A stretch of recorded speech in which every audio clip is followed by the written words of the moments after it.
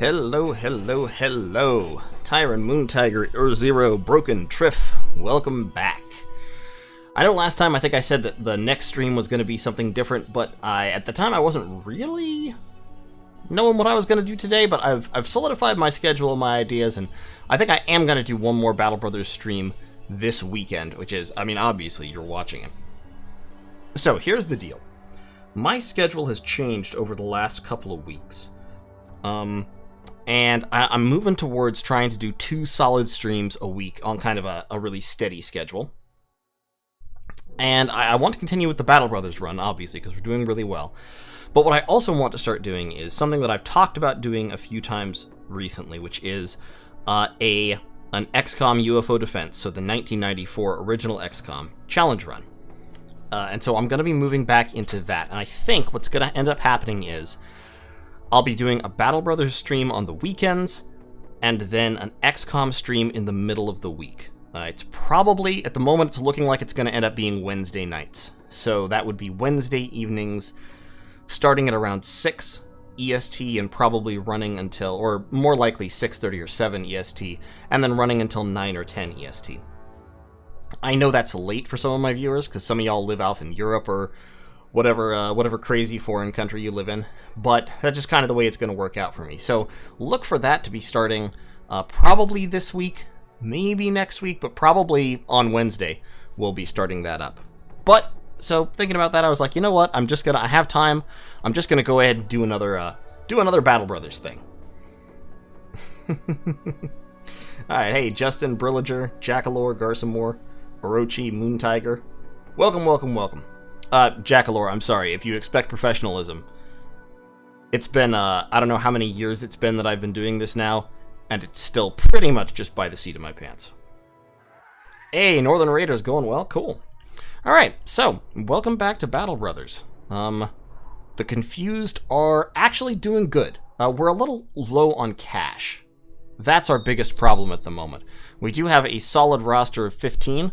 We've got poor old Trump down here with his busted kidney, ribs, heart, brain, ear, and foot.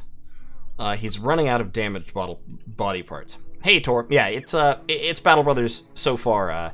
It is actually Battle Brothers for today, but don't worry, it'll be something else coming up. You just missed the discussion. The surprise reveal. We've got good old Gedgy up front with his decayed coat of scales that he is constantly repairing.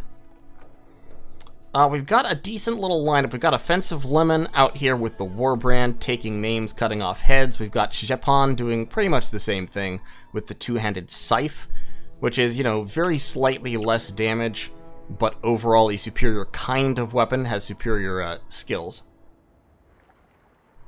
Yeah, Zach, I saw your comment about giving people nimble. I would consider it. Now, it's worth noting, nobody has actually gotten up to the level where they can take nimble yet. Taking nimble requires that you be at least level, I guess technically, Zeppon could have taken it, but like you have to get to level 6 at least before you can take nimble. So, you know, it hasn't really come up yet. But it will, as we start moving up into that level, it will. So, yeah, it's definitely something worth looking at in the future. Yeah, Zeppon's taking Battleforged. That's what he's doing. All of my big, heavy, two-handed bros are gonna go into Battleforged. Okay, so. I don't think Zedorf... Actually, Zedorf did have a job for us. Zedorf had a barbarian job, for which they're prepared to pay 1,500 crowns. I mean, that's a pretty decent price. Barbarians vary hugely in how dangerous they are. Barbarian thralls and barbarian reavers, not very dangerous. Barbarian Chosen, immensely, inordinately dangerous. This mission can allow us to recruit a barbarian. Okay, I'm thinking about taking it, so I'm gonna... First of all, I'm gonna buy nets, because nets are really, really good against Barbarian Chosen. I'm also going to... Is there anything else here I want to buy? I have some bandages. I could probably use more. I'm going to sell that. I'm going to go ahead and sell off a lot of this goblin stuff. Like, the boondock bows really are not necessary. The goblin skewer is not necessary. The notched blades, to be honest, don't really need them. So I'm going to sell a couple of those. I'll keep a couple of them just, like, for fun. The spiked bolas, likewise. They take up less fatigue to use than javelins, but they also do a lot less damage. So I'm just going to go ahead and sell them, sell my extra quivers. Okay, and I'm going to sell the skirmisher shields as well. Okay. And yeah, we can always, of course, run away. I'll buy a couple more bandages while we're here, just so that we can make sure that a lot of our frontliners have bandages. Don't need necessarily all of them to have bandages, but having a lot of them with bandages would be useful. You can also have a knife. And then we can have a few bandages spread among our backliners as well. Like that. And yes, the three-headed flail is actually pretty good against barbarians. So what I might do here is I might give... Yeah, I'm gonna upgrade Moon Tiger to the three-headed flail. Broken's got a flail. And then we're gonna give Sir Dong Knight a flail. And we're just gonna go headhunting with our various flail bros. Hey, Miss Grell, how's it going? No buying below 1,000 gold unless absolutely desperate. That's probably wise. Okay, let's go take this job, shall we? Yeah, we'll accept this contract. We're gonna go drive off barbarians at the Tribal Vanguard. We want a new goal. This one obviously is like this just is play the game more. That is take on contracts in the south. That's fine. Arenas and trading. Trading. This is probably the one that takes the most. You have to go most out of your way to do. This one is the easiest of these objectives, just because, like I said, it means you just play the game until your renown goes up to 1,000, which we should hit very quickly. So I'm just gonna grab that for right now. And our objective is the Tribal Vanguard down there. So, repairing all my equipment will take 31 hours for some fucking reason. I do need to buy some more food, so let's grab a little bit more food. Their food is kind of expensive, but it's not that bad. And then I'm just gonna go down this way into the mountains, and I'm gonna wait. I'm gonna camp and make sure that all my stuff is repaired. Okay, so they've got some thralls, some reavers, and a drummer. That's not bad.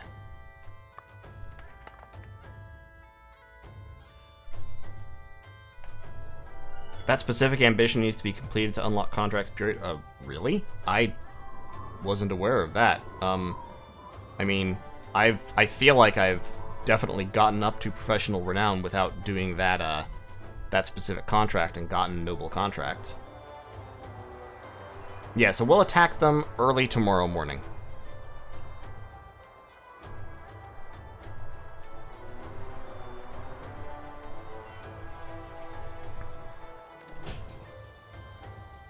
Alright, come on. What still remains to be repaired? A little bit of Gedji's armor. Gedji also already has this, still has this pierced chest, so his fatigue is a little bit lower. That's manageable. Sir Dong Knight is wearing 65-point armor, which isn't great. So,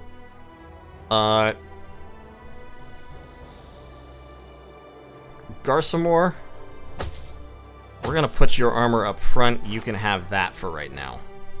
That's fine.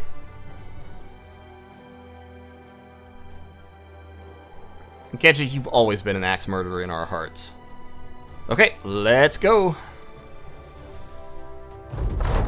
Hey, Herdalas. Okay, Village of Savages. Aside from the flayed corpse hanging upside down, it looks like any other place with ordinary folks. Okay, there's a guy chopping a corpse's legs off and feeding them to pigs, but you'll see that just about anywhere. Oh god. I'm sorry, Sir Dong Knight, what was that you said? Your face is your shield? Yeah, that sounds about right. Hey, Comet.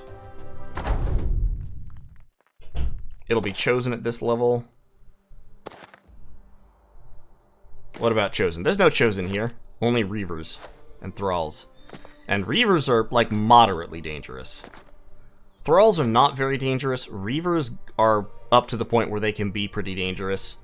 And then, of course, Chosen are hellaciously, horrifically dangerous.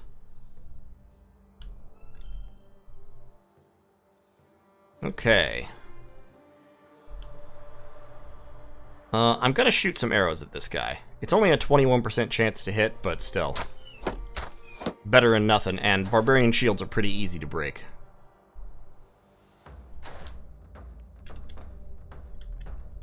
Yeah, that guy is a reasonable target.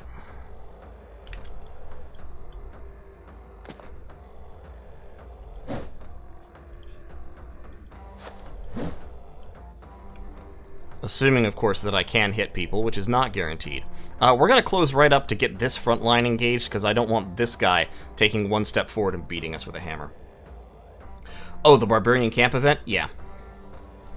I don't actually see the drummer. 1, 2, 3, 4, 5, 6, 7, 8, 9, 10. Yeah, the drummer has stayed back.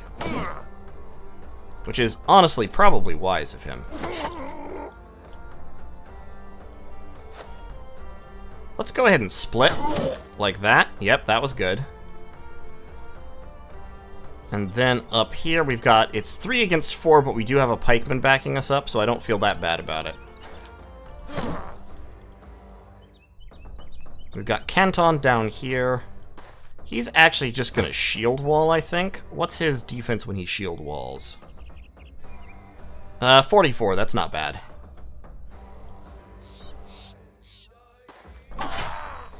Okay, excellent. Split hand. I am going to pop Adrenaline so I can kill that guy immediately.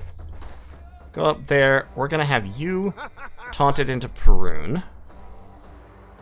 Moon Tigre. You come up here to take the center. And Trunk. Throw a javelin. Okay, there's the drummer. Helping all the barbarians' morale. And we're going to get this pikeman right up there. Actually, stand right there so you're a little bit harder to flank. And we'll get Herlos right up there so we can step to either side as required. And go ahead and rally just for fun. Alright, Geji, 2 misses. That wasn't great. So, the drummer in the back will basically just keep these guys inspired. They're not going to rout very much as long as the drummer is there.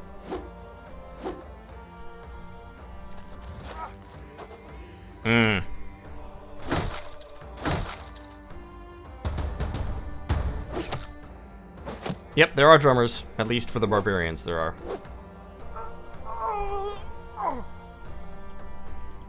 Okay, so there's the drummer, right there.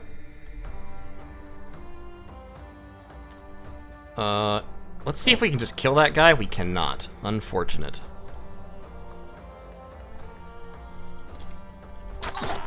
Okay, get an arrow into him. Hit him. Kill him.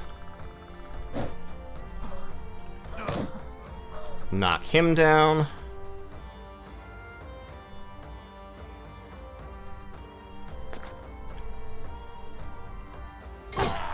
Get the pike stab. He's stunned, that's fine. I mean, it's not fine, but these things do happen. We're gonna Adrenaline with Moon Tiger. We're gonna stab and taunt.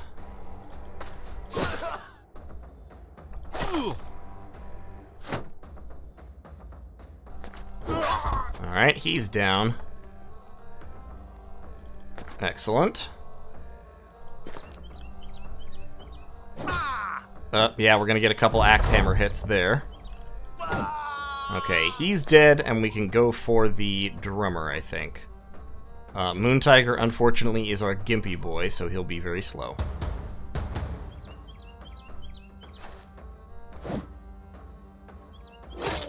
Up. Yep, Tor once again getting beaten up like he always is.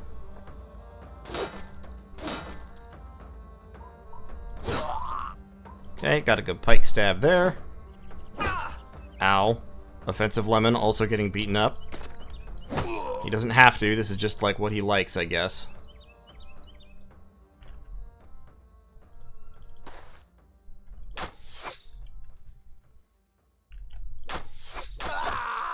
Good shot.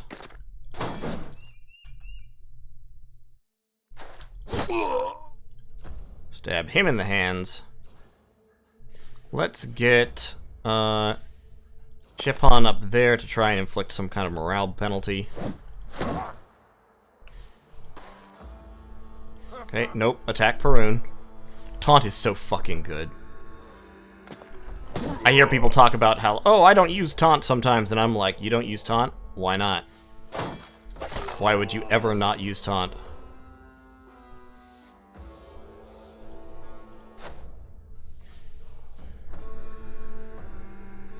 As if barbs need fatigue reduction. Yeah, no, barbarians are very, very cheaty. It's rough. Okay, he's dead. Perfect. He's dead. Perfect. And the drummer is running. Fucking coward.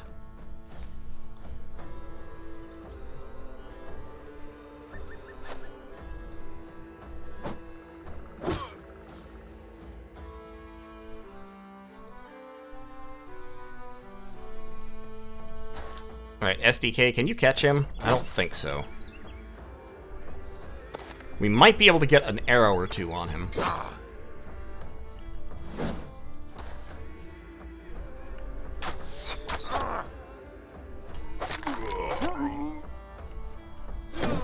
Alright, he's dead. Tor's gonna live. He'll be fine. Yeah, Moon Tiger's too slow to pursue. We might be able to get Nejin over here and shoot him a couple times, because he'll be several layers down. And that increases the effective range of people shooting arrows at you. Nope, run him down. He might get away. I think he's going to get away clean, which is a shame. But we'll be able to kill that guy at least. See, yeah, I can actually hit him, but the odds of hitting him are very low. I'll take a shot. It's worth spending one arrow. Alright. There we go. It's over. Okay. Perun leveled. Cat Neko leveled. Nice. We did get a crude metal helmet, which actually isn't bad. Other Barbarian Armor. Barbarian Armor is mostly trash. And most Barbarian one-handed weapons are pretty trash. Axe hammers are not terrible, but they're not fantastic. Heavy throwing axes are actually pretty good, just because they deal a monstrous amount of damage. They have one less ammo than most throwing weapons, but they deal more damage than regular, like, javelins. Like, if you like, javelins are 30 to 45, heavy throwing axes are 30 to 50, and they ignore armor less, but they do a lot more damage to armor. So they're actually pretty handy. I prefer ham axe. Blunt cleavers are also not great. 30 to 40 damage, you know, compared to the Skrammas axe's 30 to 45. They ignore armor more. And it's kind of weird that heavy throwing axes actually ignore armor less than javelins, because the normal balance with barbarian weapons is they do overall less damage, but they pierce armor more. So, for example, the Axe Hammer has 60% armor-piercing damage, which is huge. The Blunt Cleaver has 35% armor-piercing damage, which is much more than the comparable, the Skrammas axe, which is the comparable normal weapon. Similarly, the Hand Axe is the comparable axe. It has half as much armor-piercing damage. And the Military Pick, even, has 10% less armor-piercing damage. They have 5 ammo? No, they have 4. Heavy throwing axes have 4 ammo. And we did get the Crude Metal Helmet, and the Crude Metal Helmet is actually pretty decent. It's 145 for 11 fatigue, and it blocks only 1 vision. So, it's a little bit better than these 140 helmets. It does cost more fatigue. But we can give that to somebody who's wearing a 105 helmet or a 110. Like, SDK can have a Crude metal helmet.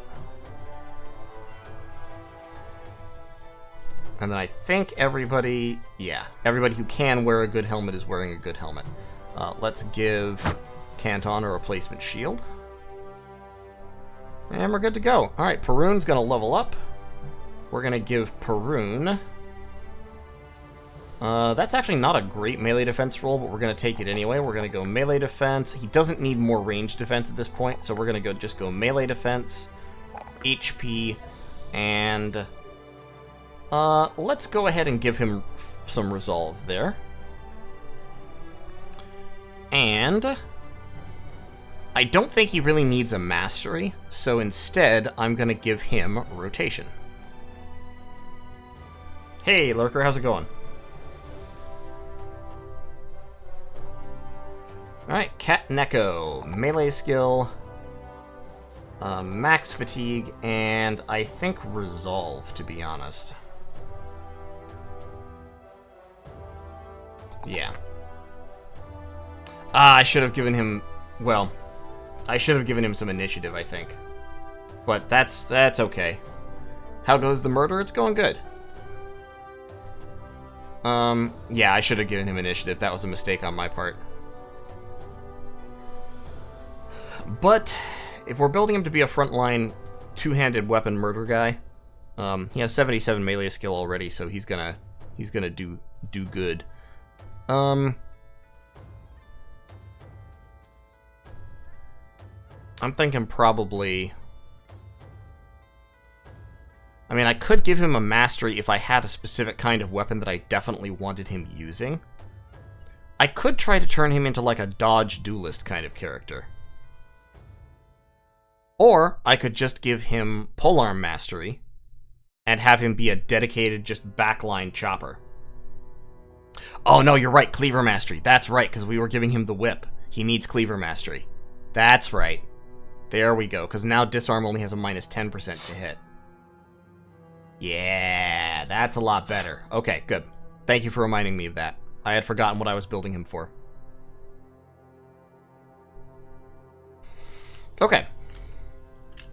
Back to Xenorf, let's get our $1,000. We got a whole bunch of food from that as well. We did take a lot of tool damage once again. A man stands out of your path. Oh, interesting. I wasn't aware of this.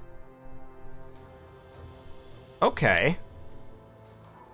So, you have that fight, which is pretty easy, and then you have to fight like a straight-up warband. Oh, shit. Okay, well, it's not actually that bad still. This is fine.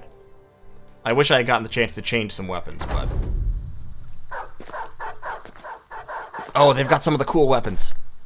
See, they've got some of the cool... They've got a skull mace and a skull hammer.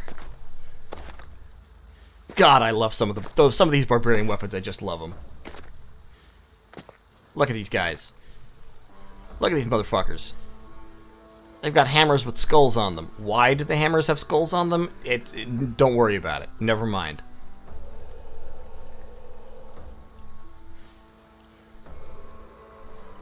These weapons, once again, these weapons do less damage than the comparable, like, southern weapons, but they have greater armor piercing.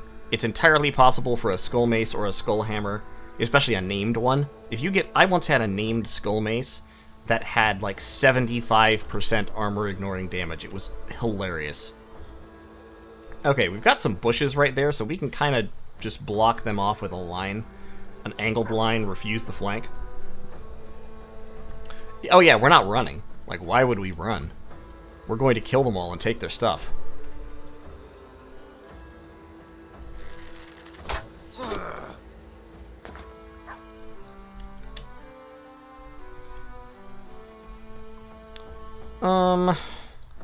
We definitely want to take this hill. So what we want is...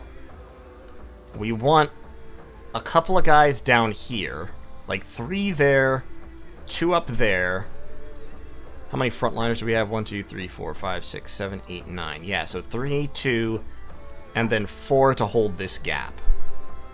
That should be fine. And the Reavers are on the flank. The center is just thralls and dogs, so that shouldn't be a problem. Honestly, the maces scare you. I understand that, but Tor is really the only person who's in danger. We just need to kind of keep him back and give him plenty of support. The maces do definitely inflict a lot of damage, though.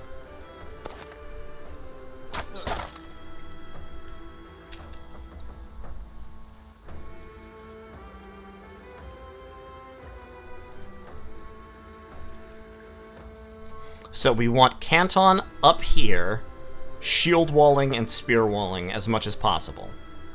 We want Sir Dong Knight and Zeppon.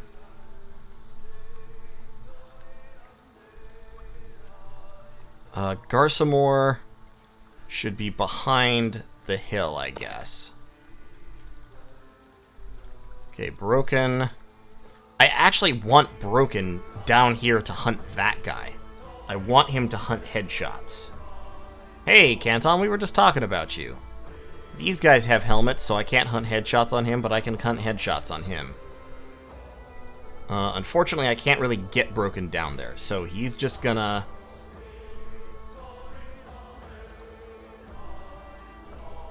He's just gonna have to kind of hold the middle. Now, Broken, of course, is our dodge tank. So he could, if he just moves forward and shield walls, he'll have a melee defense of 55 at the moment. And he could potentially suck up a lot of damage. But he won't be able to attack. I'm just gonna attack with him. Now, Zeppon, come forward and kill dogs. Sir Dong Knight, stand there and shield wall for the moment. Canton, stand up there and shield wall. Offensive Lemon is actually pretty hurt. Don't really want him too exposed to javelins. So we want to lock that javelin guy down quick if we can.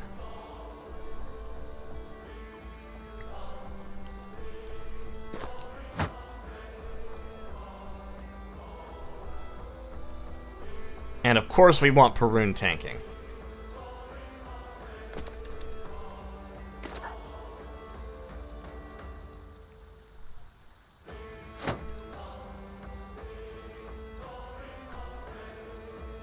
Ooh, do I step forward? He has a melee defense of 62. But he could get absolutely thrashed.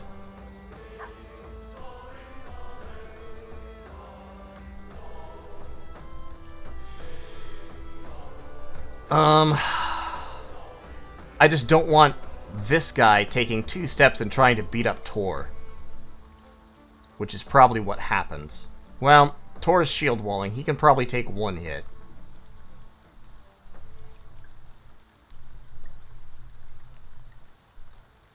Yeah, he just stays, I think. And then Moon Tiger. Moon Tiger should break south.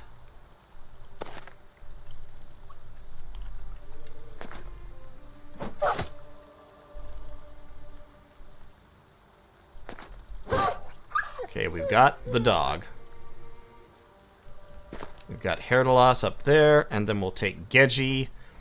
Geji does not want to get hit by more than one of these guys, so I'm actually deliberately exposing Herdalos a little bit, because I want one of these guys to rush into this spot and try to hit Herdalos, and then get shanked by like 4 people at once.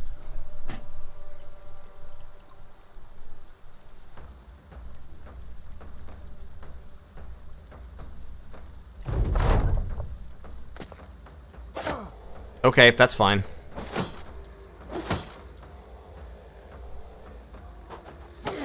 Ow. Fucking throwing axes.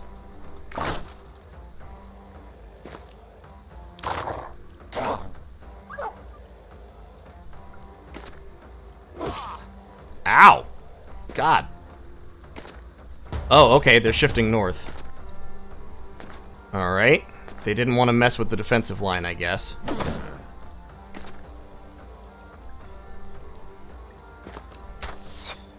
Chaotic, please. Okay. Archer's doing some work. Hey, he's dead.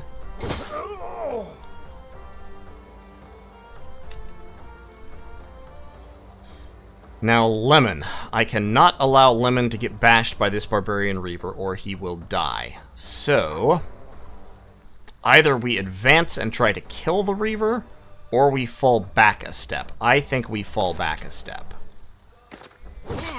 Yes.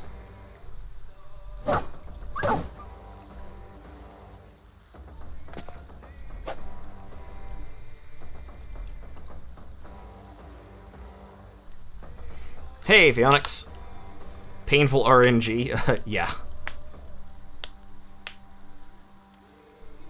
Take a step back. Barbarian Reaver. Being a pain in my ass. I could try to knock him back. It's 90%.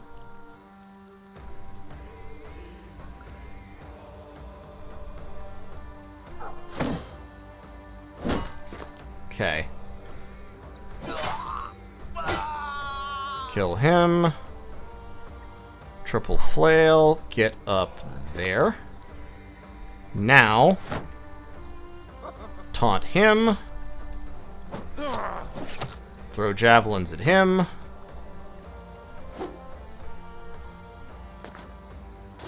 That's it. Go on, attack the tank. You know you want to.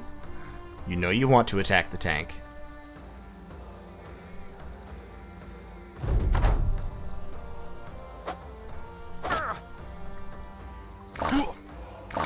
Yeah, this is fine. We are taking a bunch of damage, but it's not like it's fine. He says, knowing that the moment you say something like that, you guarantee something will go terribly wrong. Man, why didn't you just step forward? Step forward, fight Moon Tiger, get headshot. It's really simple. That's all I wanted of you.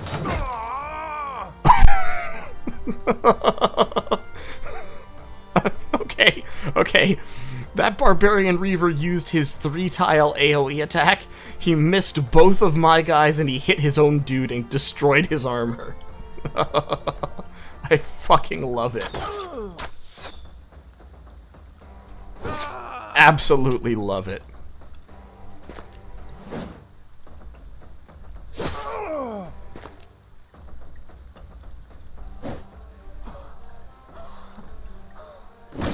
Oh, bad. That was not the right direction.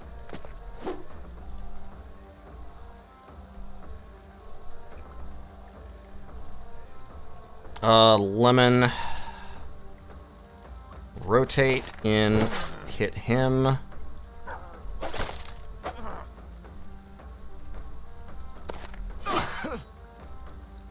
Okay.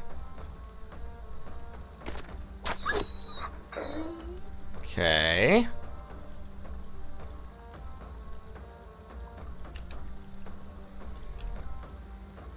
Alright, so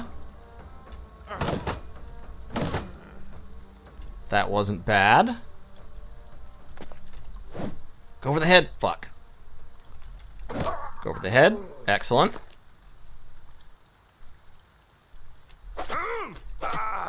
Excellent. I cannot throw javelins because I am next to this guy, but I can haul out a polearm and go for hits.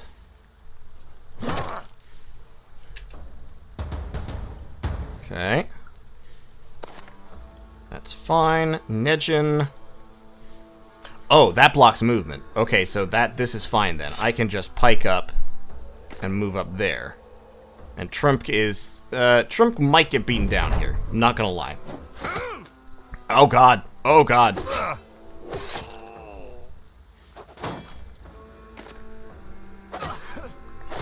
Whoop! Offensive Lemon, no! No, Lemon! Not like this!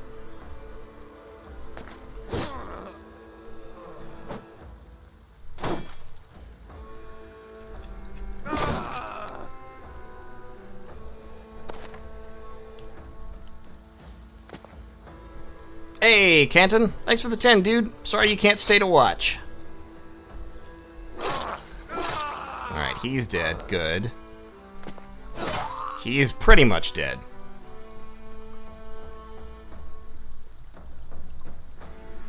It's fine. Everything's fine. Don't worry. It's fine. It's not a problem. It's fine. Lemon, run away.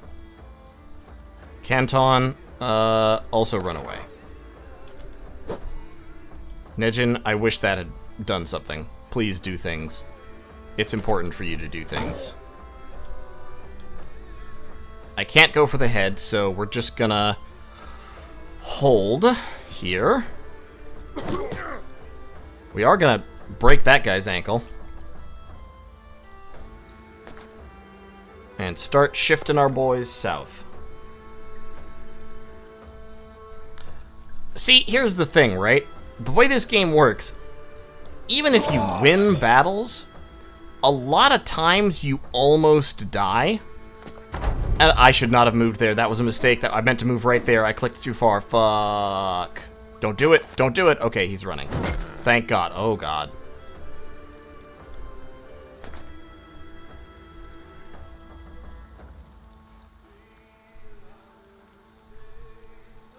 Lemon, perform a calm, tactical retreat. Yes, definitely do that. Get the fuck out.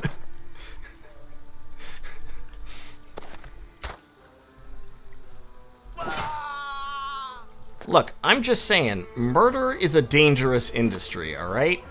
Sometimes when you're a professional murderer, sometimes the murder means people are getting murdered. And sometimes some of those people are you. You know what I mean? You feel me? You picking up what I'm putting down? I really desperately need to kill this person. It's important. It's vitally important that we kill him. SDK, can you shield bash? Are you capable of shield bashing? 74%. Do it. Oh, thank God.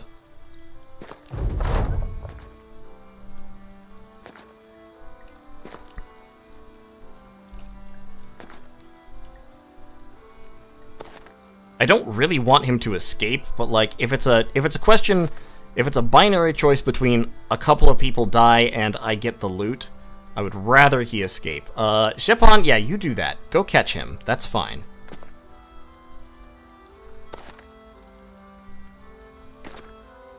And we'll get broken up there. And Moon Tiger will very slowly limp after him. Hey, Chaotic, how's it going? We have bandages for the bleeding. Nobody's about to bleed to death. It's fine. All the bleeding has stopped. Yeah, nobody is actively bleeding right now.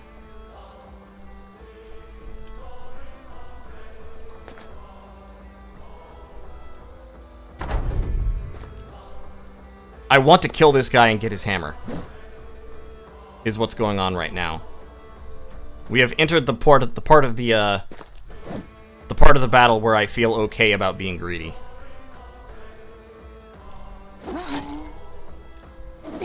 And off with his head. There we go. Okay. It's over. Do I normally put bandages on my banner and shield dudes? I mean, if I have them, sure. When bleeding is a severe threat, it might be worth it. Okay, what'd I get? I did get a two-handed spiked mace. 60% ignores armor. 115% effective against armor. At lower base damage than the major two-handed maces, but higher armor-ignoring damage. And a two-handed skull hammer. Two-handed skull hammers I don't like as much just because their base damage is so low. But it can be worthwhile. Alright. Savages are driven from Zeedorf.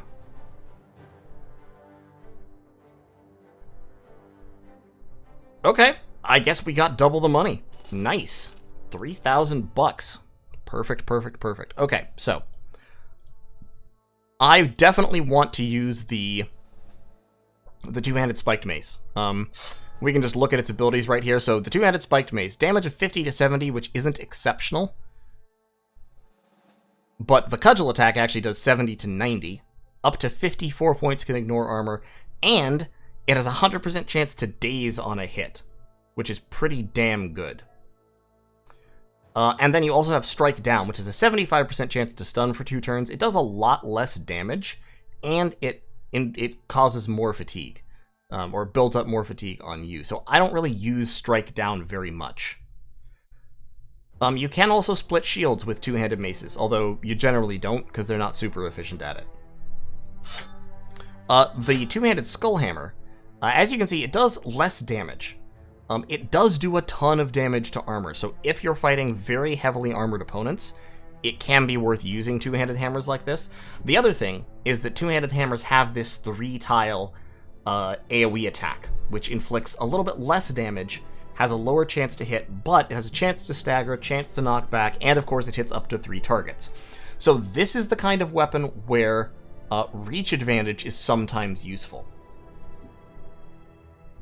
If you look at Hammer Mastery, so Hammer Mastery gives Shatter plus 5% to hit, which isn't super great. And it makes it inflict more damage against armor. Now, this weapon actually doesn't have either of the hammer attacks that specifically damage armor. To look at those, we can get one of our... We had some military picks, didn't we? Did we accidentally sell those off? What happened? I had 2 military picks. Oh, there they are. Alright, so Destroy Armor inflicts even more extra damage to armor. So Destroy Armor is better with Hammer Mastery, but Hammer Mastery isn't very good, so I generally don't use it. With Mace Mastery, however, Mace Mastery basically just lets you build up less fatigue for macing people in the skull. I still think it's very worthwhile, because I think maces are very worthwhile, and so the skills that make them better are super worthwhile for that reason.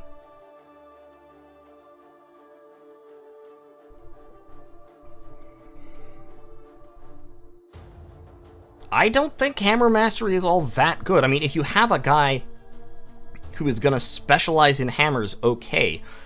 But the thing is, you don't want to use hammers in every battle. Like, there's a lot of enemies in the game that you just don't care about using hammers on, like goblins. Who the fuck cares about using a hammer on a goblin? You want to hit them, their armor is pretty light. Hammers are very, very good against orcs. And they're also good against hedge knights. But against any fast target that relies on light armor, hammers are actually worse than worthless, because they take, like, their HP damage is low.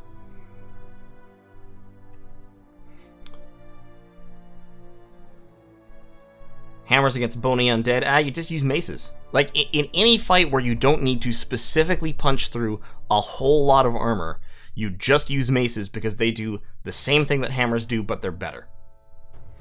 Bonuses for Flail Mastery, less fatigue, and then your headshots ignore the defense bonus of shields, and Thresh gains 5% to hit. Thresh is the round swing for 2-handed flails. So 2-handed flails aren't very good, it's not that great. 2-handed hammer is 60 to 90 damage with 50% ignoring armor. Yeah, you know what else is that same amount of damage?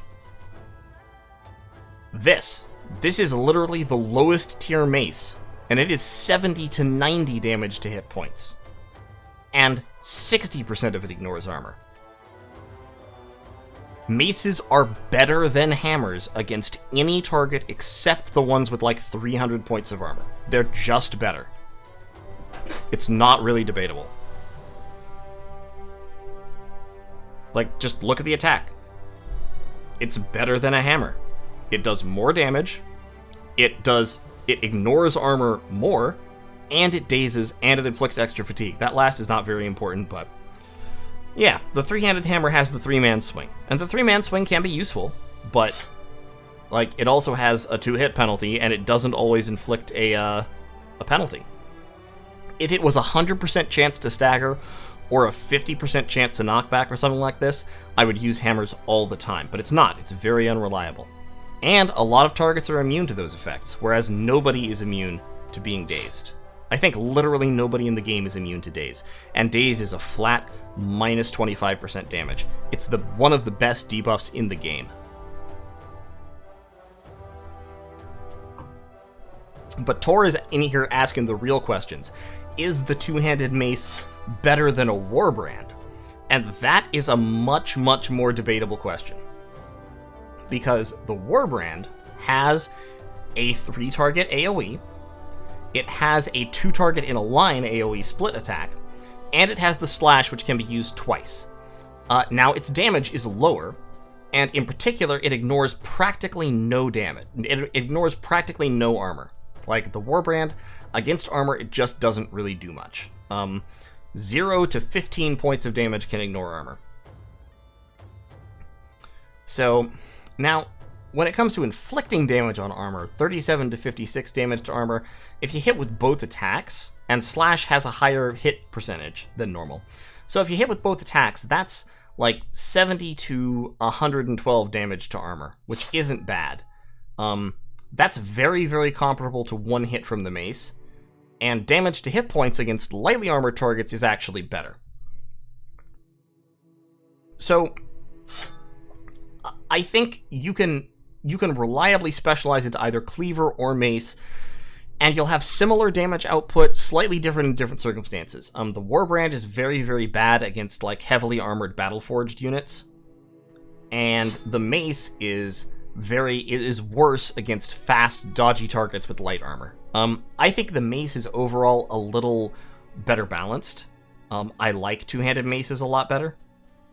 But the Warbrand, having Warbrands floating around, or similar weapons, two-handed cleavers, is really good. Once you get the two-handed scimitar is better than most two-handed weapons. It's one of the best two-handed weapons in the game. So people with Cleaver Mastery want to upgrade to the two-handed scimitar eventually. It's just the same thing as a Warbrand or two-handed scythe, but strictly superior. I'm actually going to give, I think, Zeppon the two-handed spiked mace. 55 to 77 versus 77 to 99. 50 to 70, hold on. So that is 50 to 75. 50 to 70.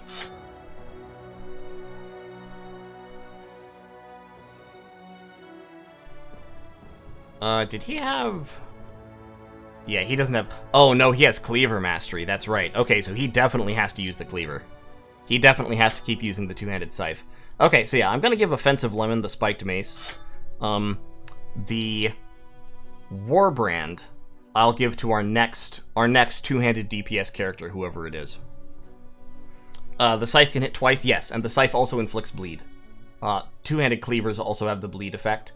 So, I would say that the cleave on the scythe is better. The Warbrand, notably, does not have the bleed effect. The Warbrand is technically a sword, not a cleaver.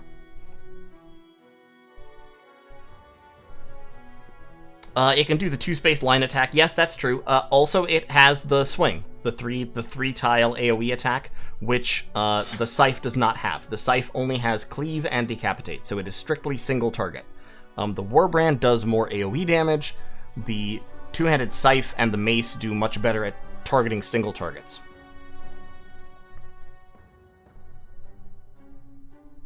Mace great for low stamina builds. Yes, maces are great for low stam builds. Maces are also great for builds that have Dagger Mastery. I've talked about this before, but you can build a character that has Mace Mastery and Dagger Mastery, or even just Dagger Mastery. You hit somebody with the mace, you swap to a Catal Dagger using Quick Hands, and you stab them with the Death Blow skill that Catal Daggers have. And Death Blow does a crazy amount of extra damage to people who are dazed. So that could be very, very effective. Okay, but anyway, I've spent too long talking about weapons. Let's level up Nejin. We're gonna go ranged skill. Melee skill is probably okay for right now.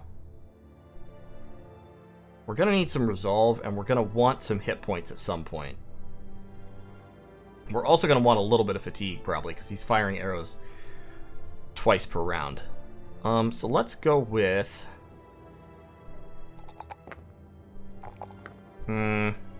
that's a good HP roll. I'm going to take that HP roll, I'm going to take the ranged skill, and then I think I might take the fatigue. I think I'll take the fatigue. Death Blow damages armor, though? Yes, it does, but consider, you're dropping the Death Blow immediately after cudgeling somebody with the two-handed mace, so their armor is damaged. it's pretty good. It can be pretty good. Let's give Nejin... Could give him Bow Mastery. Could go ahead and give him Gifted, which he hasn't had yet. Could give him Pathfinder. Or... Bullseye. All of those would be decent. Do I think any of my bros would make good Overwhelm? I don't like Overwhelm. There's only one kind of character that I like Overwhelm on, and it is a dedicated archer. Dedicated archers tend to be wearing light armor, so they go early, they have pretty high initiative, and they can fire twice. So if you have an archer with Overwhelm, you can pretty much apply minus 20% melee skill to anybody that you want, just by shooting at them twice and missing. Especially against very heavy enemies. So that's pretty much the only time I like Overwhelm. There is one other build that could potentially use Overwhelm, and that would be a Dagger Duelist. So that would be a very high initiative, very high melee defense character with dodge, relentless, nimble, and Duelist, who is single wielding like a Katal dagger, and wearing light armor. That character could run in and has dagger mastery. So that character could dagger somebody 3 times in a single round and apply minus 30% to their melee skill. That could potentially be useful. I guess I could see that, but that seems like a very particular build that would require a very high tier bro to do. But basically, Overwhelm is only very useful if you can apply it to the same target multiple times. So archers who can fire twice with quick shot are decent for it. And like I said, potentially dagger people. Would Overwhelm proc if you throw out a fire pot? No. Fire pots are not attacks, they alter terrain. I'm gonna go ahead and give Nejin Gifted, because I haven't done that yet. And we're gonna take that Gifted, we're gonna give him some ranged skill, some melee defense, and some more resolve.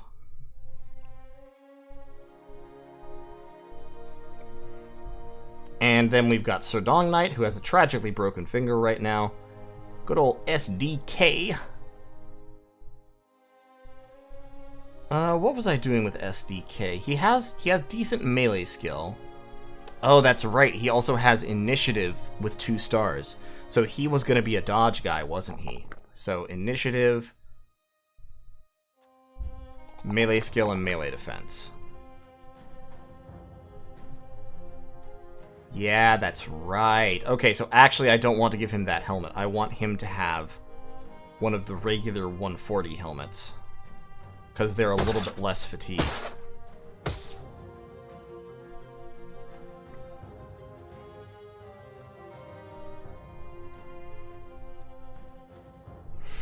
That's fine. Okay, so now he's got dodge. So that will help him out. So he's a dodge tank. Similarly, Broken is I should mark here, note specifically that he's a dodge tank. Perun is just a stand there and don't get hit tank. He's pretty fucking metal that way. Okay, hey, Zdorf, do you have any, you got any of them, tools and supplies? Hey, Stefan. Yep, I'm trying to do more, to be honest. I need medical supplies. Oh god, medical supplies are cheap. Give me all of them, please. Give me your amber shards. Buy my fur. I shouldn't have sold that here, actually. That would have sold better down south. Take all these antlers off my hands and all these shitty shields. Have this bear claw. I think the more expensive stuff I'm gonna hold on to till we get to a city where I should be able to sell them for more. Have these bear hats. That animal hide. And a padded surcoat. And a buckler. Great.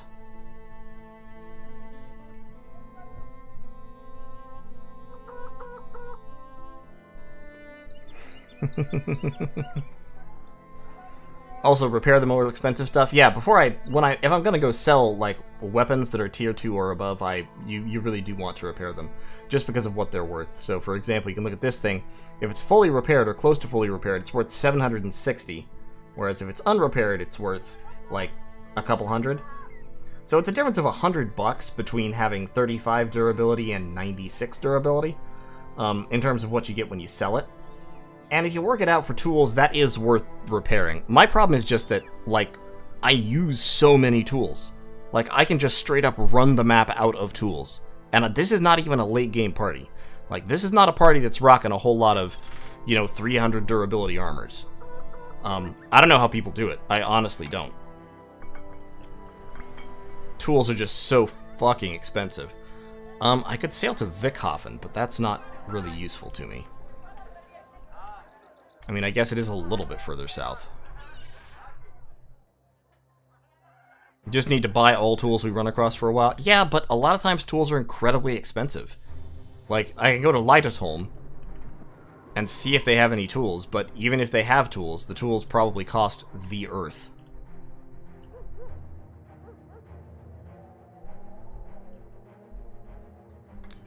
Let's head over that way.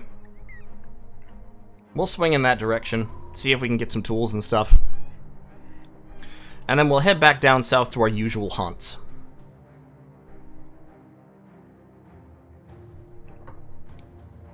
But hey, at least we got medicine cheap. Cheap medical supplies are good. Hey, Leitersholm, you do have a contract. Bramingstead. Okay. I'm heading west, alright. I'm heading west anyway. We'll go to Bramingstead. Oh, I've been tricked. Bramingstead is way up north. Okay, well we'll go up north to Bramingstead. That's fine. I'm just gonna wait for dawn, so they open the market here. I'm gonna buy those tools because I need them. Anything else I could buy here? Not really. Yeah, I'm not too worried about it.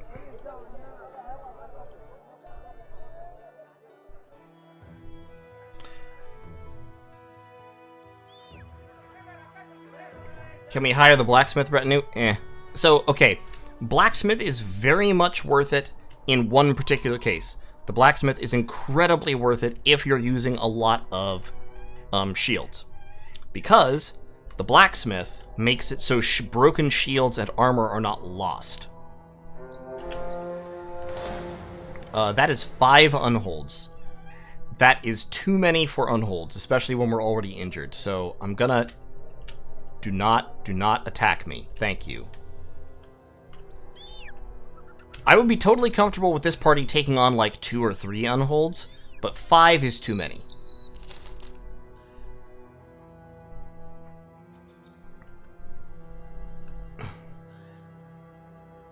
Or rather, I should be a little bit more specific. I would be totally comfortable with this party taking on 3, maybe even 4 unholds, if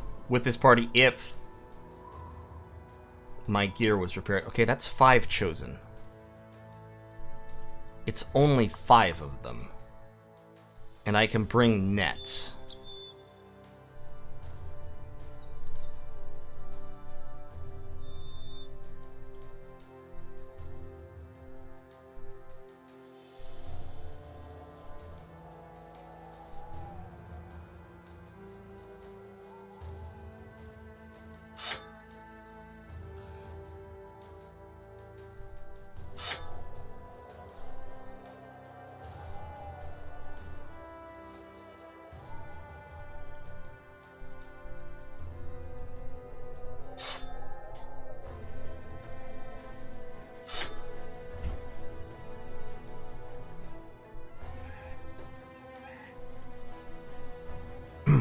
Hey, Stefan, thanks for the $5, dude.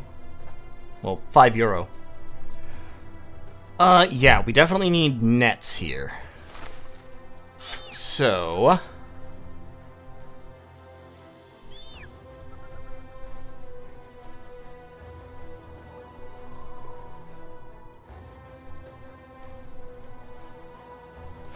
you hold a net. You hold a net, Tor. Broken, you hold a net. And also change your weapon to a Morning Star. Because Chosen almost always wear hats. Alright, Jackalore, take it easy. And Cat, you pull out the whip to start with. Oh, yeah, you can have a net. Okay, here, Broken, you hold your shield. Cat can have a net. Okay, so I think I can take him.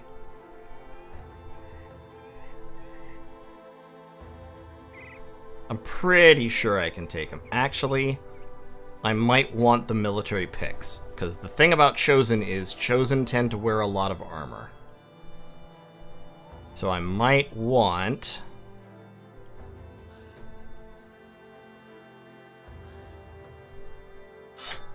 You'd have a military pick.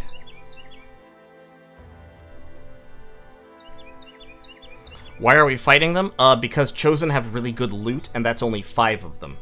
So, if we can kill 5 Chosen when they're, like, isolated from the rest of the huge party that they tend to have, then that would be really, really good. Perun, yeah, Perun doesn't really need to be carrying a spear here, even though he's never really gonna attack. So we can go ahead and carry some anti-armor weapons.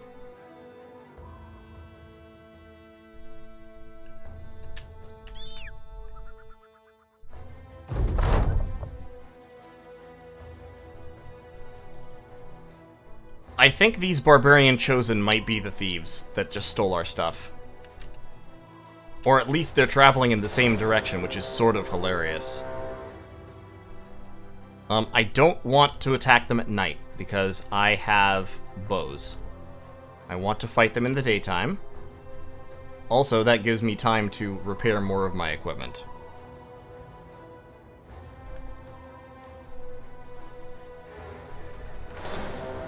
Okay, that's where the brigands are who just stole our stuff.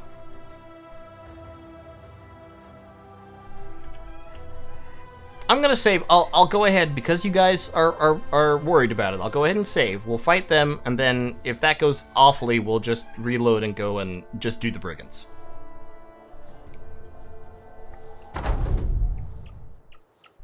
Okay. So, here's the Barbarian Chosen. There's 5 of them. They've got a 2-handed cleaver, a couple 2-handed axes, a couple skull maces.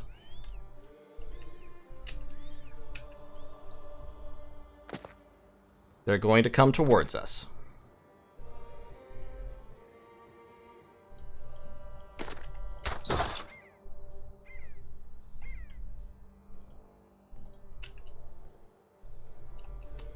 We're mostly gonna wait.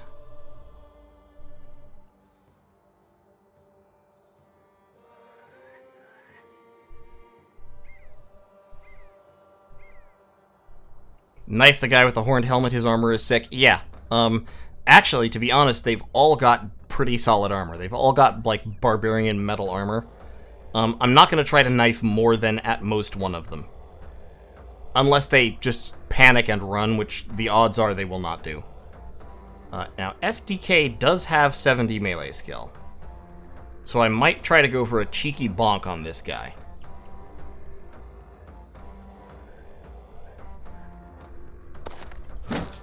The bonk did not work.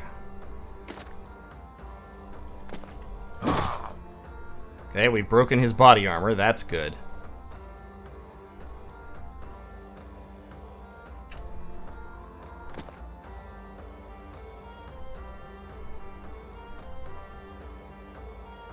That guy's going to take at least one more turn to get into combat range, so we're just going to wait up on this flank.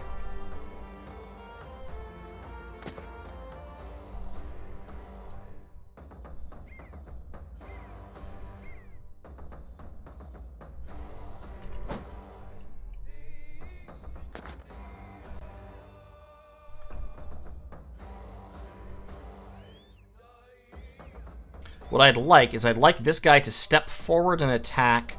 Well, but I have to block him off from Garsamore, so he's going to be engaged by Moon Tiger and Zeppon. Those are not great anti-armor weapons, but they're going to fill those 2 spots. We have Offensive Lemon, who has Rotate. So what I want is, I want them to engage and fight, I want them to take the initial hit, and then I want Offensive Lemon to rotate in behind them and hit him with the mace.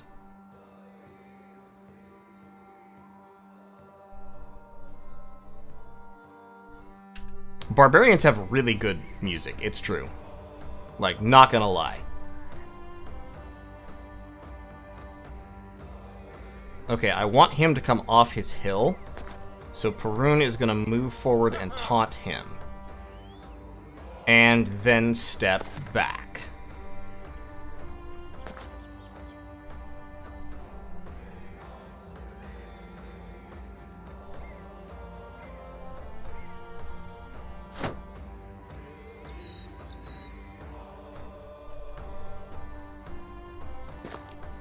Okay.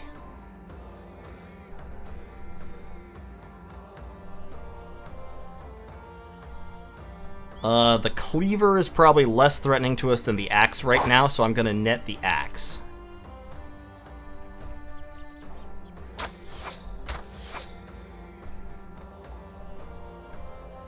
And Cat is going to stay up there.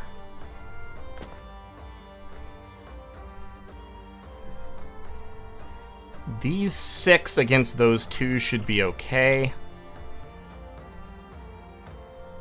Let's get Broken down there. Move the Cleaver up and miss. Okay. Alright, there comes the flank.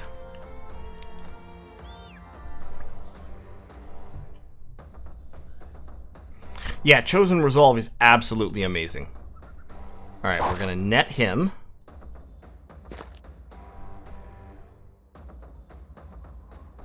You wait. Okay, Cleaver missed twice. That's really good.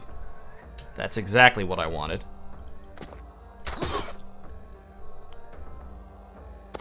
He moves in to engage Perun and doesn't get to attack. Perfect. We're gonna try to stab him. Okay, we've actually weakened his morale. That's really good. And not super common. I really wish I could hit this guy. Thank you. Thank you, Jeebus.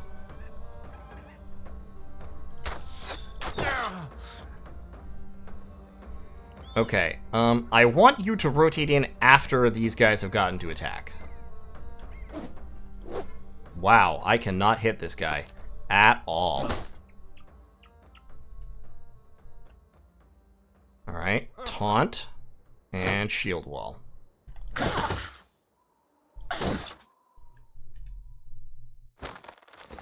He's still netted, that's really good. We're gonna throw some javelins. Now, can you please disarm? You cannot disarm, but you can net. Perfect. Okay, he's going first next round. Yeah, Adrenaline, so you go first. Now, you can rotate in place of Mr. Three-Headed Flail. And bonk! Oh my god, I rotated in place of Three-Headed Flail right before I hit him in the head.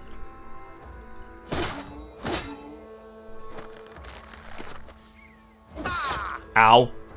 Pain, suffering.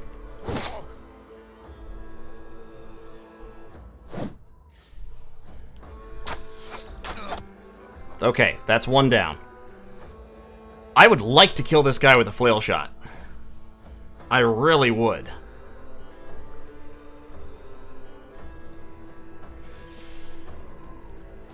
But I would also like to just kill him if I can. How much? He moves 13 turns. Okay, I can afford to... I can have all these guys move in on him and kill him. So that's fine. So we're just going to wait with Broken.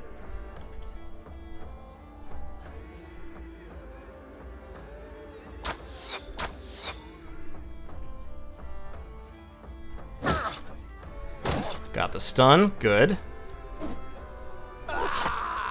Excellent. Killed him. That's 2 down out of the 5.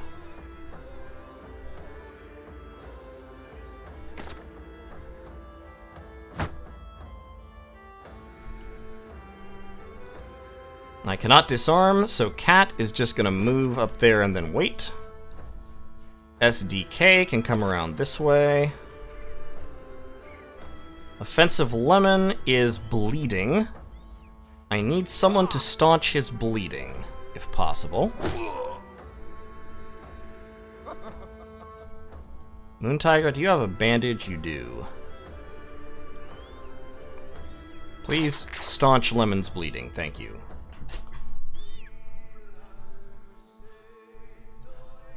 Yeah, no, numbers are a big deal. It's true. Numbers are just really important. And nets. Nets are also really important. Nets are a huge force multiplier.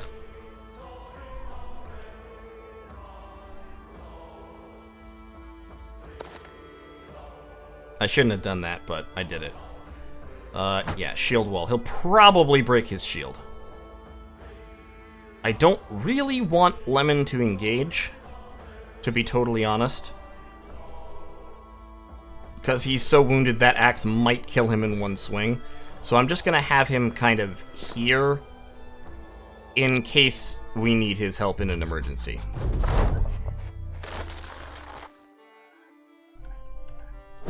I'm really trying to kill that guy before he wakes up and becomes a problem.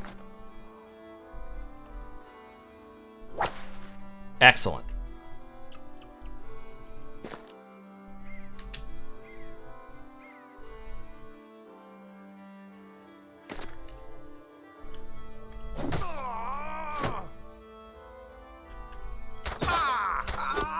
Good. Oh, God. Oh, broken. Oh, that was not good. Please do not let that happen again.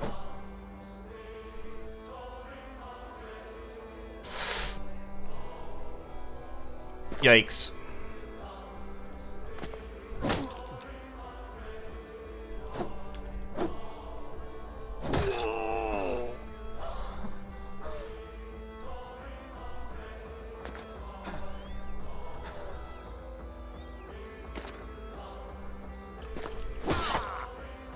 Okay, he's bleeding. That's good.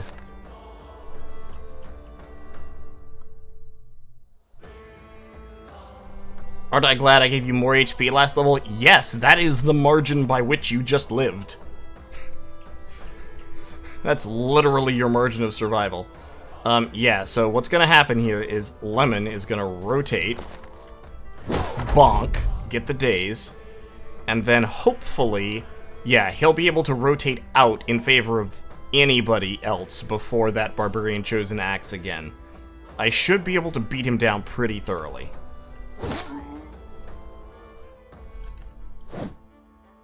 Assuming I can hit.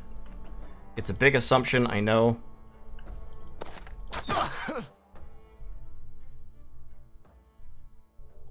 Yeah, so rotate. No, I need... Well, shit, this isn't gonna work just timing-wise. Okay. Because Zeppon doesn't have rotation and neither does Canton. But I've got the 3 flails. Okay, we're gonna rotate in there. And just try to... Okay, didn't quite manage to snipe him. And he's down. Good. Fantastic. I love it.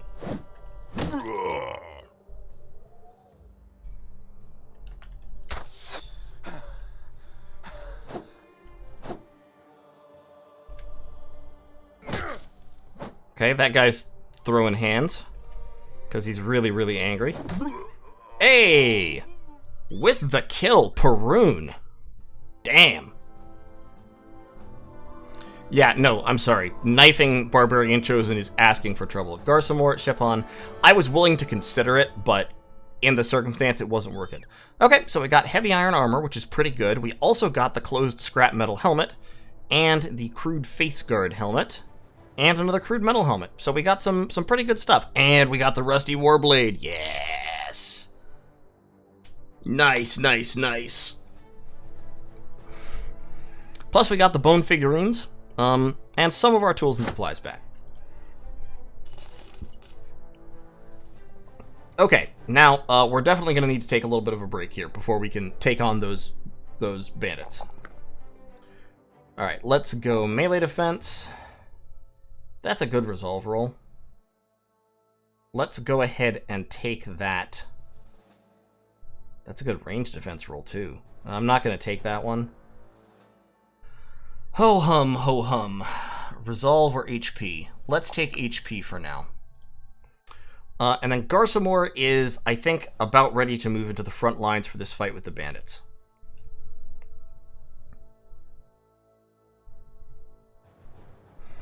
So I might give him Brawny.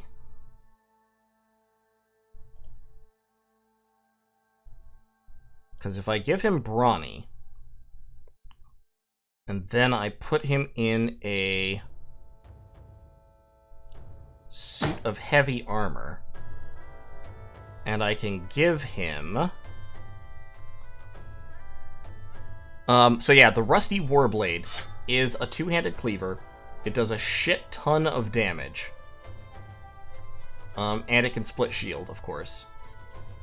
And it does 35% armor pen, which is pretty good. We also have the Heavy Rusty Axe, which we're giving a Heavy Rusty Axe to Geji, because it gives him access to the Split Man attack. And Split Man is, I think, the most damaging attack in the game.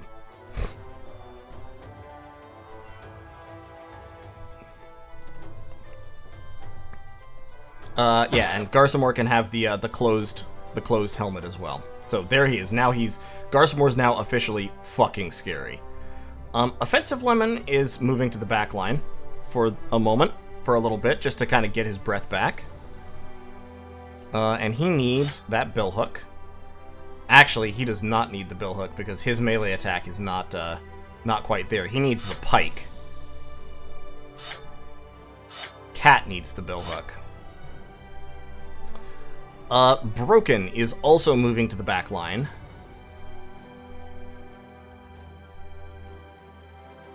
And who shall we put up front? I think it has to be Herdalos. So, Herdalos, we're gonna take...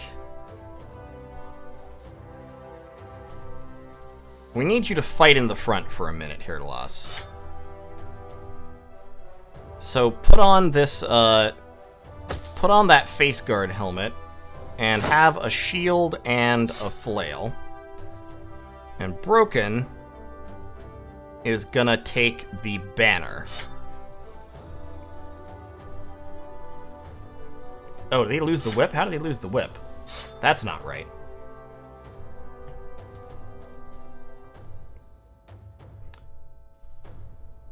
I don't think it's actually worth swapping the backline armor, because this is 95 out of 95, this is currently 47 out of 110, and I don't think we have the tools to really repair it before we go in on these guys. Zeppon is gonna... That's a terrible melee skill roll. That sucks. We're gonna take melee. That's also actually a bad melee defense roll, considering he has 3 stars. For Zeppon, let's take the melee defense. He doesn't need any more resolve. Let's take...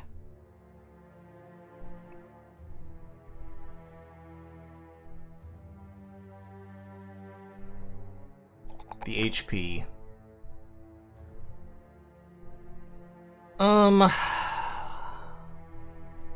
He kinda needs every point of melee skill right now. So I think I'm gonna bite my tongue and go ahead and take the +1.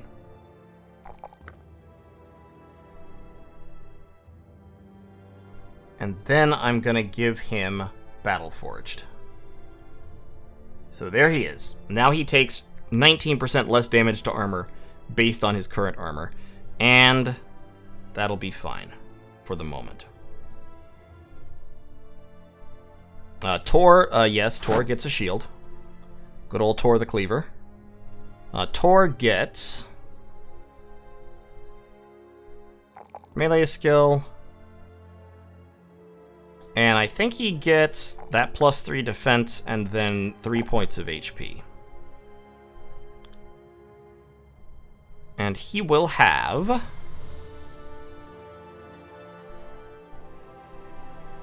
with 67 melee attack.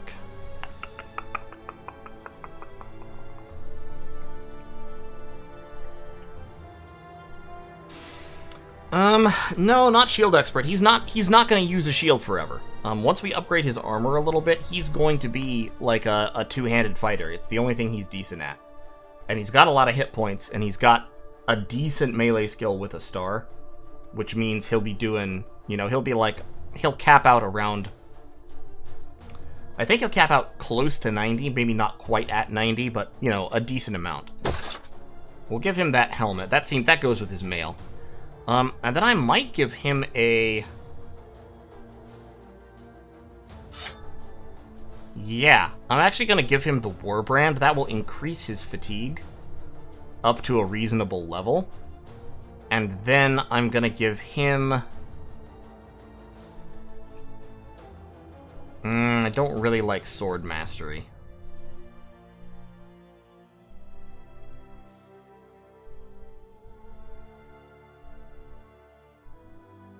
He does have 0 range defense, that's true.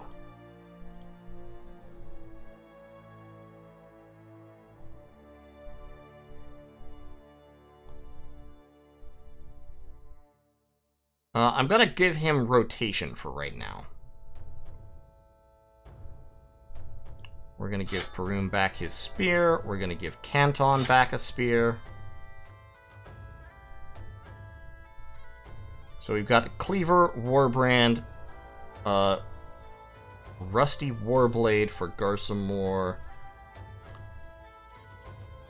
Actually, no, we're gonna stick with the two-handed spiked mace for Garsamore for right now. And then Geji, of course, has the heavy rusty axe because he is our local axe murderer.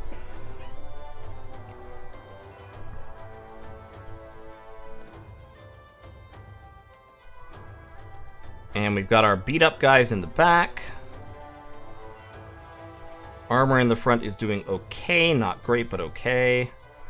Really, the Garsamore is taking the most armor damage, but as long as we've got everybody kind of up there. Actually, Tor, I'm going to swap you out for a helmet that's already in good repair. Garsamore, if we're going into combat right now, likewise. I'm going to swap you out for that 130 helmet at the moment. Okay. And then that's many Brigand Raiders, so they don't have any sharpshooters or anything. The only people that I'm actually kind of worried about are Broken and Offensive Lemon. My concern there is that they might cop a random, shot and get instantly destroyed. So we're going to wait to repair as much as we can, and then we're going to go in on the Brigands.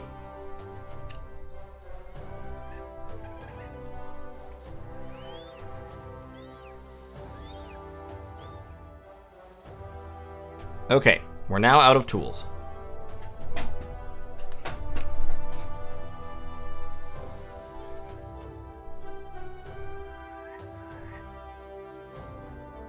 We have such a bad reputation for this late in the game. Is it because we're peasants? It's partially because we're peasants, and it's partially because we have run away on a couple of different occasions. Broken, I need you to wear a better hat. 66 armor there, that's fine.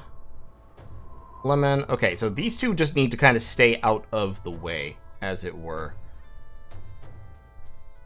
But yeah, we're doing pretty damn decent. Who has Cleaver Mastery again? Zeppon. Let's give you the Rusty Warblade, I guess, because that is a step up in terms of damage over the two-handed scythe. 55 to 77 versus 66 to 88. Yeah, that's a step in the right direction. And then, yeah. Okay, doing good. And Herdalos still has his 105 resolve, so he can still rally the troops. The resolve bonus has from the battle standard drops because Broken is carrying it instead of Herdalos, but still, it's still decent. And the battle standard is still a decent rear line weapon.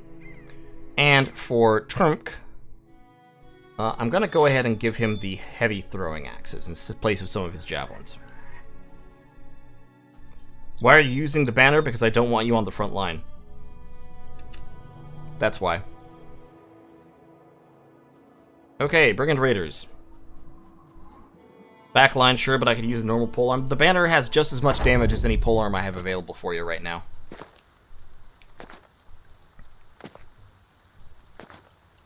Okay, so some of these guys are volunteering to be headshot, which is great.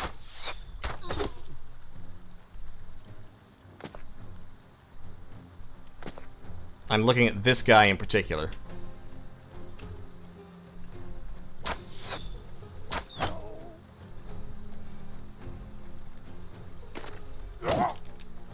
Aw, I didn't stun him, man.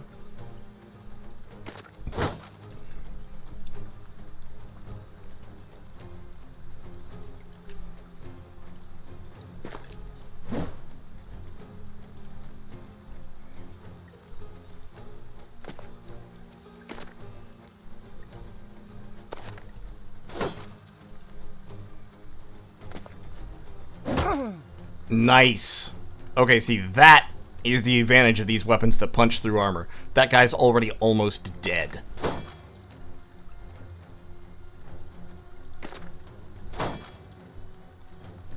And... hop. Aw, man.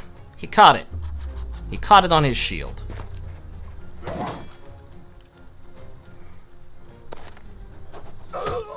Excellent.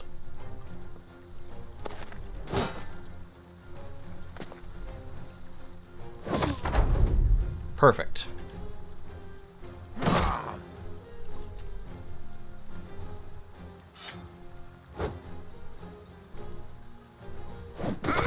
Oh god. That's what I didn't want.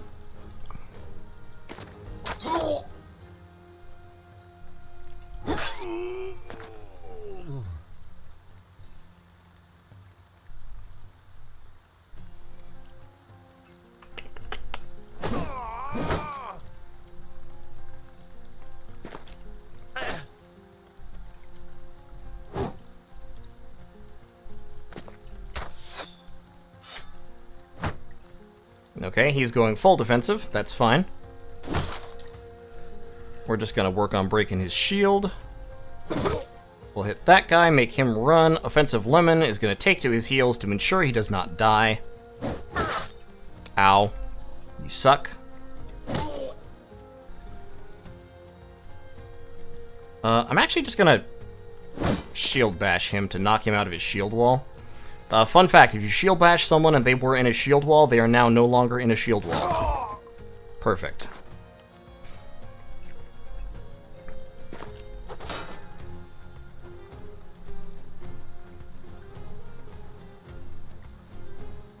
Cracked his skull, which is arguably better than stun. Yeah. Yeah, well, that's why I've closed in now, so I'm in melee with everybody, because I really did not want anyone throwing any more weapons at me. But once you're in melee, you are no longer allowed to throw weapons. Alright, and I don't really care about looting any of these guys' stuff, so, yeah, we're just gonna kind of kill them all, and, God will know his own.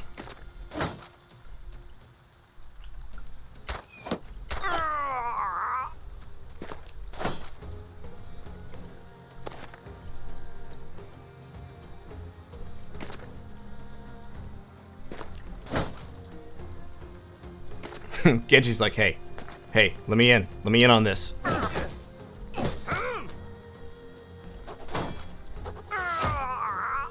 Excellent. Perfect. Canton leveled up. We got, something we get a little shirt, got some salt, some money. Hey, an arming sword. That's not bad. Cool.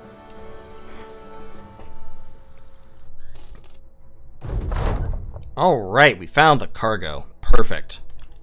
Now we need to go to Bremingstead. Let's go.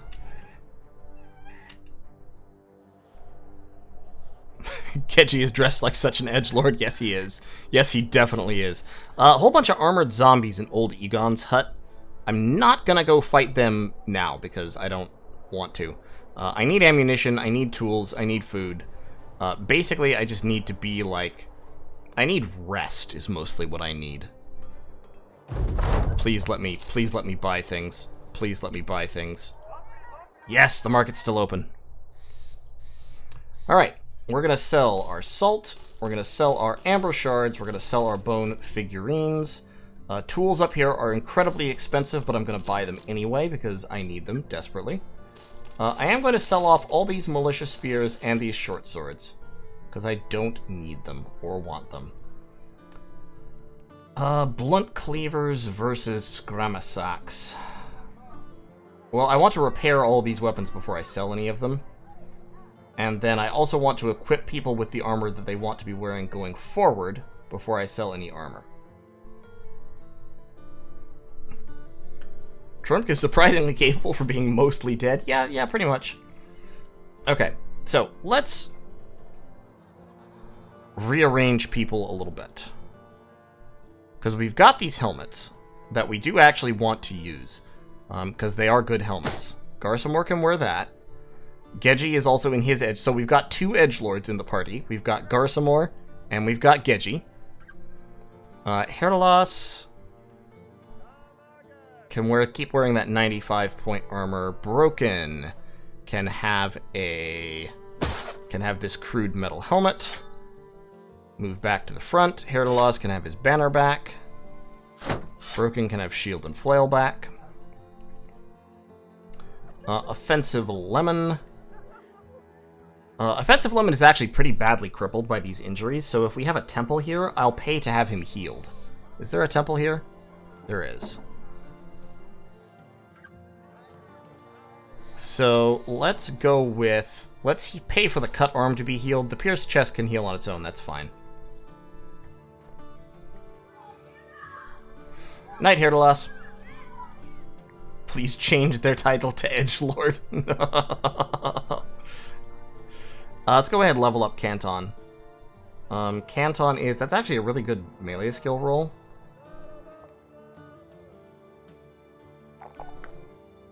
I don't really need any range defense, so I'm going to go ahead and take that melee skill, because it is so good. And then we're going to put in 3 points of HP. That's also a pretty good roll. And we'll give Canton Shield Expert. Okay, where was I? Because Offensive Lemon is not a backliner. Who was the backliner? It was Garsamore, wasn't it? Well, Garsamore's a frontliner now, I mean. The man can hit. I guess I could keep him in the back for another level or two. Till he's like level 6. Because most of my front line is level 5 or higher. Except SDK. Let's actually put SDK in the back.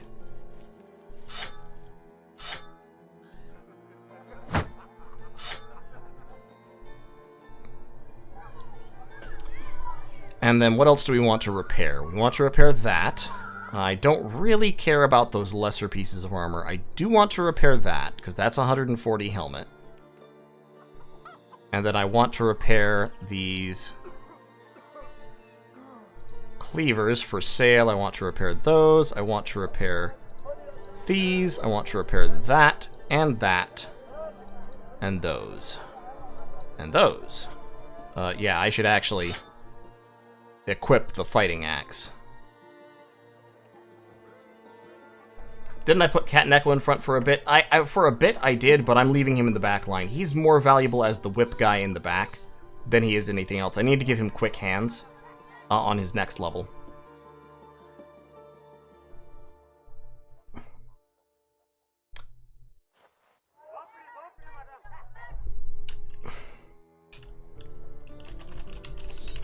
Alright, there we go. That'll let me know what he does.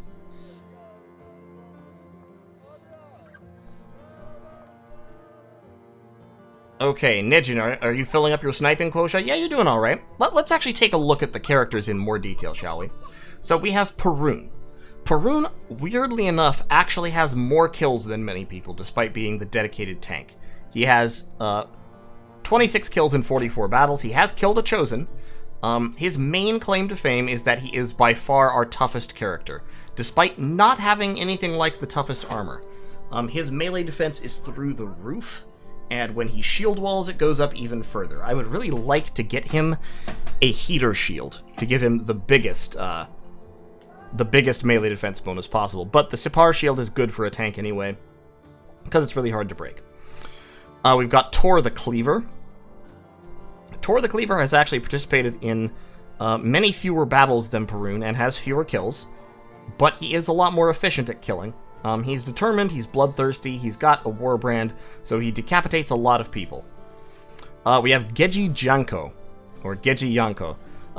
Geji is our murder machine. He has 30 kills, which is more than either of those other two so far. His main claim to fame is that he's a horrific axe murderer with the heaviest armor in the company and a giant axe that does 1,000,000 damage when he hits someone with it.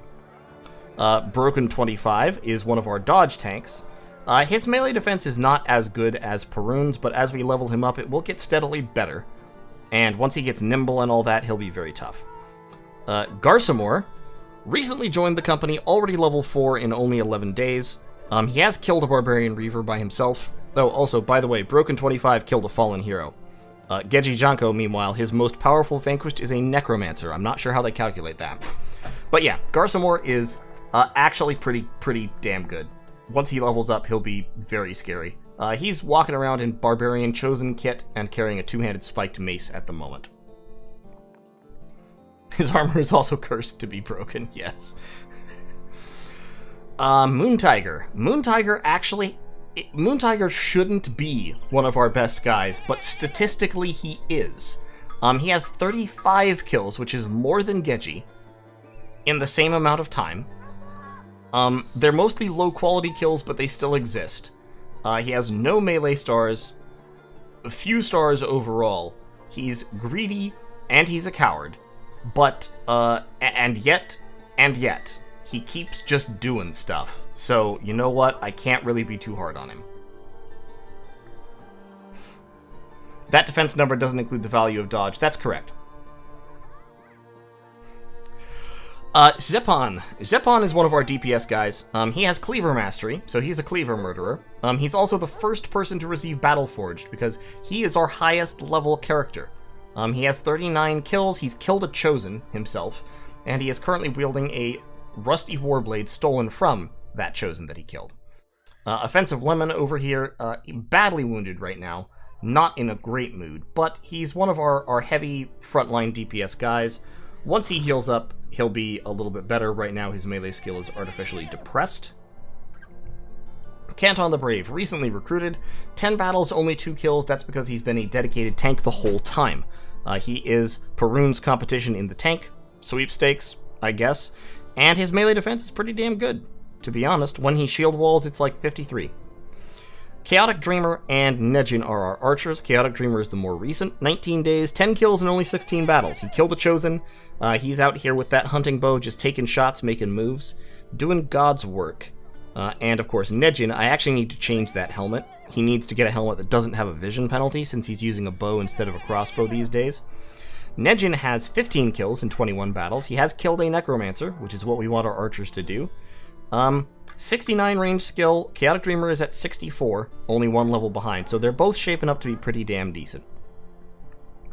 Cat Neko, of course, is our whip expert / billhook guy. Highest melee skill in the party. 19 battles, 19 kills. 1-to-1 ratio. Very, very solid. He is loyal. He is dexterous. He's good. He's really pretty damn good. But he's a dedicated backliner. I'm never going to put him in the front line, probably. Herdalas is our sergeant.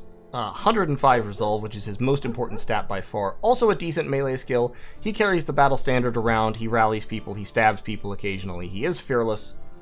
He's a good bean. Kills, 29 in 43 battles. Not bad. And Trump the Undying.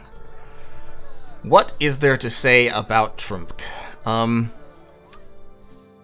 Trump is a man who has suffered everything a man can suffer, practically, and we keep dragging him into battle along with us, no matter how much he screams that he wants to go home. We all know what a jokester Trump is. We just pay him no mind. He's only paid $10 a day, which is a little low by the standards of most. I guess Garsamor's only paid $6 a day, so okay. But yeah, he's underpaid, he's underappreciated, he's missing several body parts. He still has a pretty decent stat spread, except for his HP and his resolve, which are both absolutely awful. And, yeah, he's here. He throws axes. He's pretty good at that. That's his main contribution. And finally, Sir Dong Knight. Sir Dong Knight is actually technically supposed to be a frontliner, a dodge tank. But I put him in the back line because I had needed somebody to carry that last pike, and he was a pretty good choice. Decent melee skill, decent initiative, overall solid, nothing too terribly exceptional. Our most recent recruit, only been in 5 battles, has 2 kills, but he has killed a Barbarian Chosen, which is a decent baptism of blood. Okay, so, having discussed all of that, we do now have more powerful two-handed weapons than we actually have people to carry them, which is an interesting change of pace. I'm going to give Canton this arming sword, because it will enable him to do reasonable amounts of damage to people whose armor has been stripped when he's not face-tanking with his shield up. He will, of course, get taunt soon, and then I might actually even go ahead and give him sword mastery at some point. We'll see. We'll just see what we decide to do it. Why don't you have a shield? Yes, because throwing weapons get a damage buff from double grip. So see how this says 30 to 50? But when you're throwing with the double grip... Actually, do they not anymore? Has that been removed? That might have been removed.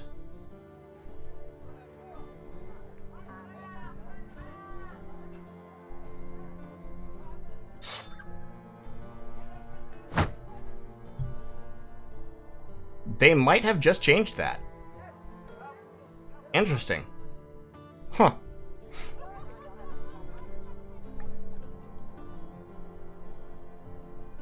I mean, once you get Duelist, you'll still get the additional damage. But okay, fair enough. I thought that the double grip was going to boost him, but we'll give you a shield, no worries. The other reason you weren't carrying a shield is because you have a hooked blade as your backup weapon, so you can swap to it and help out with the polearms. But if you're going to be carrying a shield, then I'm actually going to give you a Morning Star instead.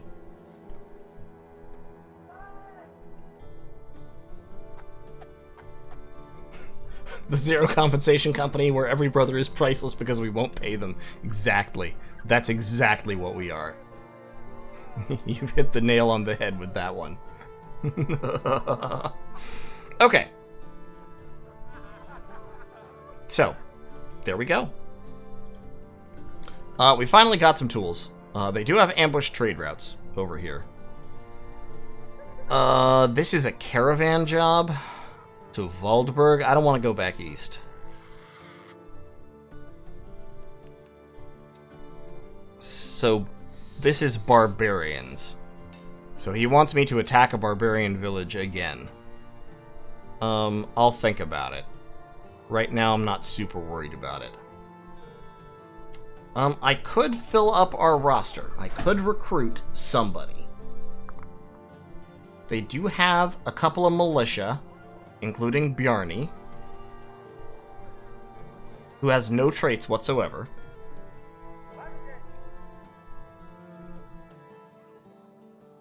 $300 for Barbarian Village. Won't even pay for the armor damage. Yeah, probably won't. And there are zombies to beat up in the south. Or we could try this Ulrich the Pig, who is a fat man. None of these guys are fantastic, honestly. I mean, Dietmar is athletic. That's a good trait.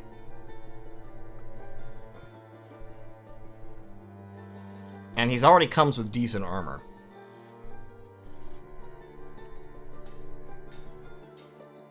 I'm gonna go ahead and hire this guy, and who was the first one to ask for a name? The first one was Cold Second.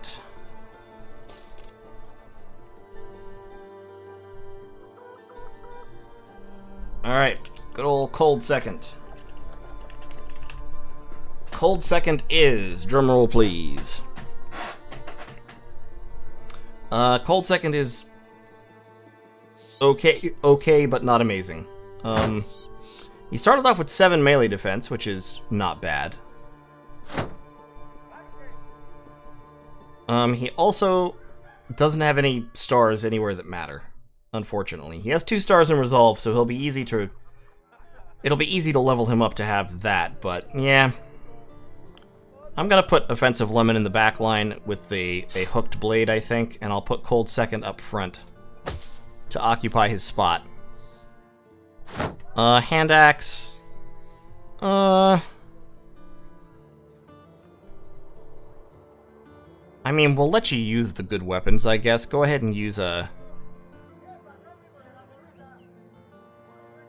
Go ahead and use a flail for right now. Yeah, he's not great. He's not terrible. I'm not gonna... I'll be totally honest. I'm not gonna spend a whole lot of effort keeping him alive. I'll use him probably to keep people alive that I actually want. But... yeah, he's not great. Okay, but... so we've got some tools. Repairing all my equipment is going to take more tools than I have, unfortunately. So what can I go without repairing? Don't need to repair that right now. Don't need to repair that or that or that right now. Hey, Cold Second, thanks for the $5, dude. Appreciate ya. I don't really need to repair that right now. I do want to repair those. I'm gonna go ahead and sell off a little bit more stuff, I think. I'm gonna get rid of the crude javelins, one of those regular javelins. I'm gonna go ahead and sell a couple of axe hammers, because axe hammers are not honestly that great. I'm gonna sell the blunt cleavers. I think I'm repairing to sell.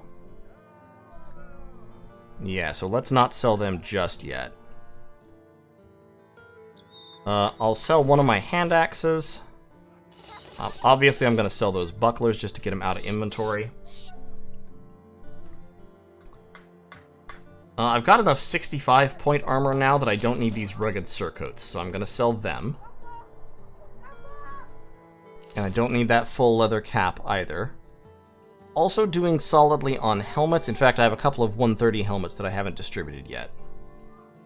So who has a helmet that's worth less than 130? You do.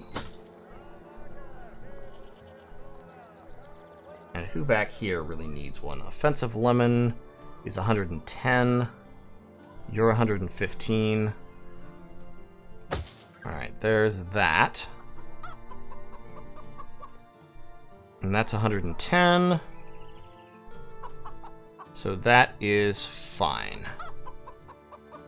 I actually still need to swap Nedjin's helmet out for something that doesn't have a vision penalty. But I don't want to go all the way down to a full Akaton cap. That's asking for trouble. They have an armorer here? They do. Surgeon would be great. Yeah, Surgeon would be pretty good. We do get injured a fair amount. Ooh, they have a heater shield. That might be a decent investment. I'm only at 2,300 right now, so I don't want to spend a ton of money. They also have a full helm, which is like a late endgame helmet. 300 points of durability, minus 20 fatigue. I don't really want to buy any of this stuff. Trump, please get me a surgeon. Oh, Trump, such a kidder. Listen to him going on about it. I'm going to sell that scimitar that I've been carrying around forever. I don't need it. I don't feel the need. And yeah, I think that's going to be it for right now. Do we want to save for a tier 3 bow? I mean, yeah, ideally, eventually. They do have a training hall where I can upgrade people's experience rate, but I'm not super worried about that either. Do they have any food? Can I buy food from you? Yes? Thank you. I will buy your food. And let's go drive off these barbarians. Shouldn't be too hard.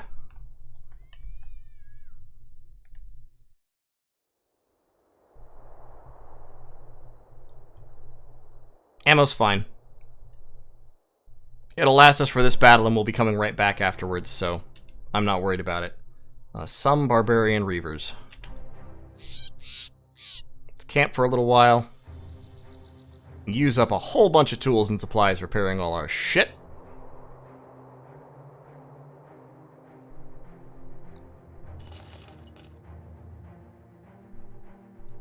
Alright, and in we go. Hey, friends. Savages are in the midst of some religious ritual. Okay, yep, let's go.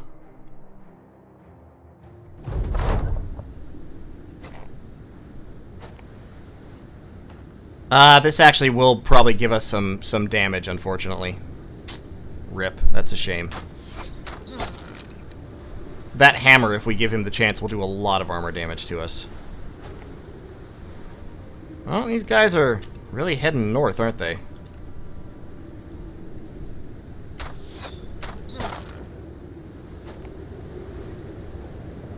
Okay, so what we want here is the headshot on him. Decent. Then we want...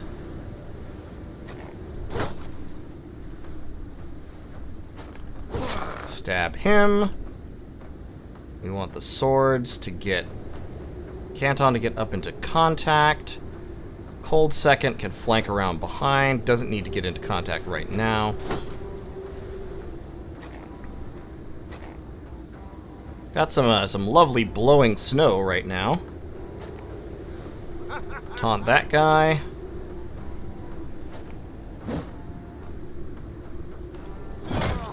Okay, good. Dead. Adrenaline. Your turn is done. He's got shield. Let's rotate in with Moon Tiger. Hit around the shield. We'll get attacked on the way back like before. Yeah, we probably will. Ooh, nice axe throw. Doing some damage. Ah, man, we missed him. Ooh, he got a hit on Perun. Rude. Very rude.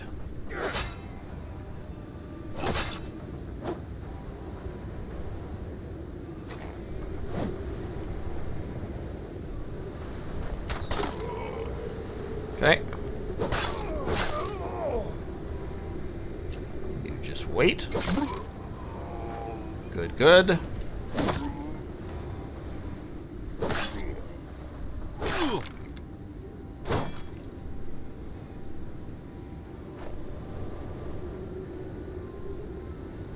I can't rotate with Zeppon, but I can go over there, I guess. Yeah, go over there. This guy's badly injured. Rune can shield wall. Crushed windpipe and exhausted and near death. Poor guy. He's having a rough time of it. Go for the head. Got him. And he's been axed a very pointed question. Good. Perfect.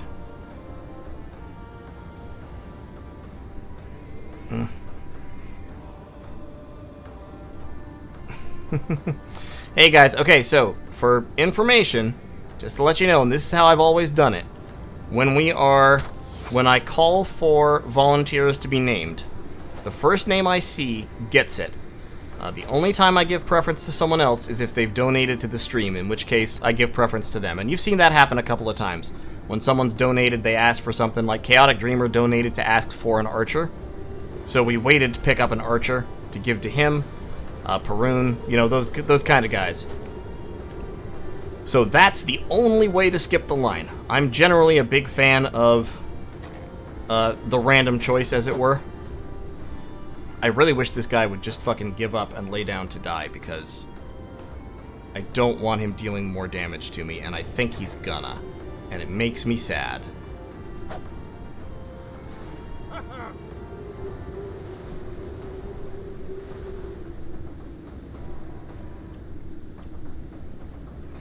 GC follows the time-honored tradition of accepting bribery? Absolutely. I ain't even shy about it. Ow. Oh god.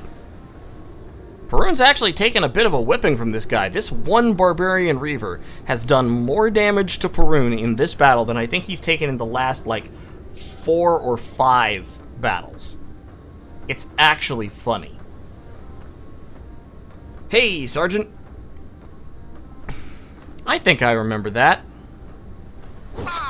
Though to be fair, orcs do horrible damage. Oh god, I stabbed him in the eye. That's so painful. I'm sorry, dude. Let me put you out of your misery real quick.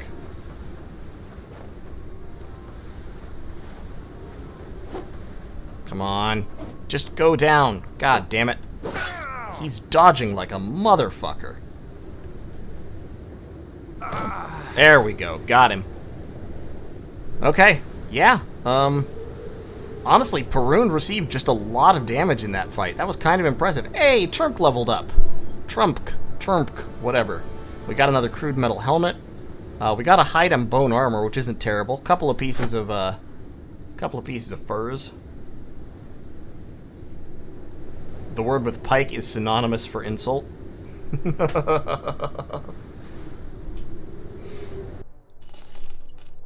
Did Trump get 9 lives yet? No, but he's about to. Alright, we got the ranged attack. Is it worth trying to give him some hit points? I'd like him to hit 40, so I'm gonna go ahead and spend that on hit points. I'm also gonna give him ranged defense. Hey, he hit 40. Perfect. Let's give him 9 lives. Okay, now Perun. Perun, we need to talk to you about your tendency to get hit and fucking owned constantly. I'd like you to stop. Only 60 armor in that piece.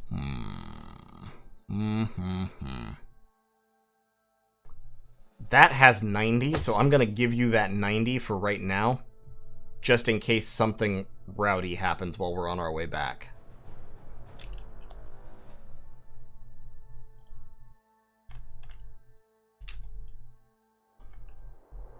Because I think Broken's right, and we're gonna get ambushed on our way back.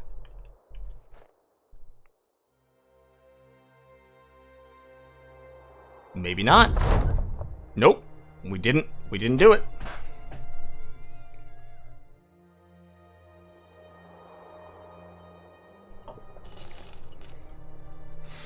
That's fine by me.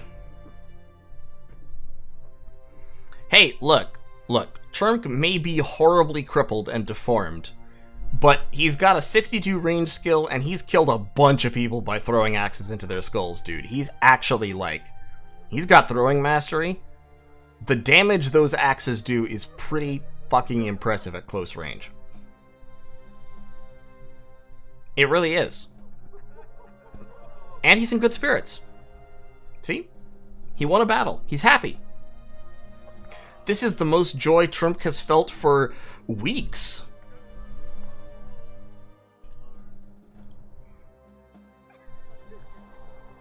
You know, he's just really feeling good about himself. And I, for one, am glad for it. I am, unfortunately, out of ammo, so... Where does that caravan want to go again? Waldberg? Where's Waldberg? Because there's you pretty much have to go east from here unless you want to venture out into the wild. And I'm gonna be real. I don't want to venture out into the wild right now.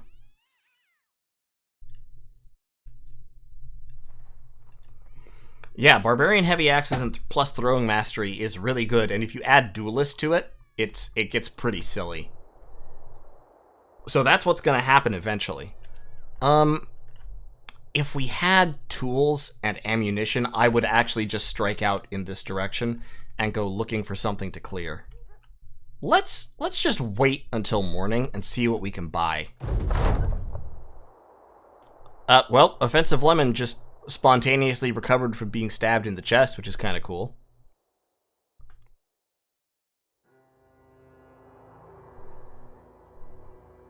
Okay. Let's see what we got. They definitely don't want my furs. Which is, you know, understandable. I am gonna sell them all these blunt cleavers. And one of my hand axes. And I'm gonna sell the bear head piece. And I'm gonna... reinforced animal hide. I'm gonna get rid of that because I just don't need it. I don't need to be carrying it around. Same with that full Akaton cap. Same with that shitty old shield. They don't have any supplies. They do have some ammo. Okay. Then let's take a look and see if there's anything that we're wearing that we need to have fixed. I need to have that worn mail shirt fixed. Other gear looks to be in decent shape. Have that mail hauberk fixed. Let's do that.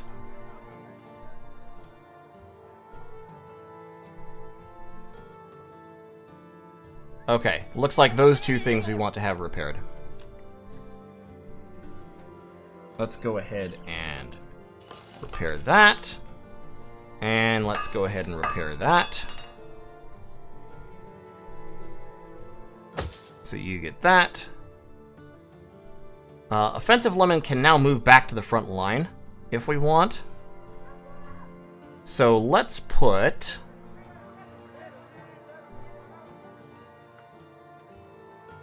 do we want to put Garsamore back in the rear? No, we can leave Garsamore up front. We're going to take Offensive Lemon, though. We're going to make him kind of a flanker, as it were. We're going to give him a two-handed mace.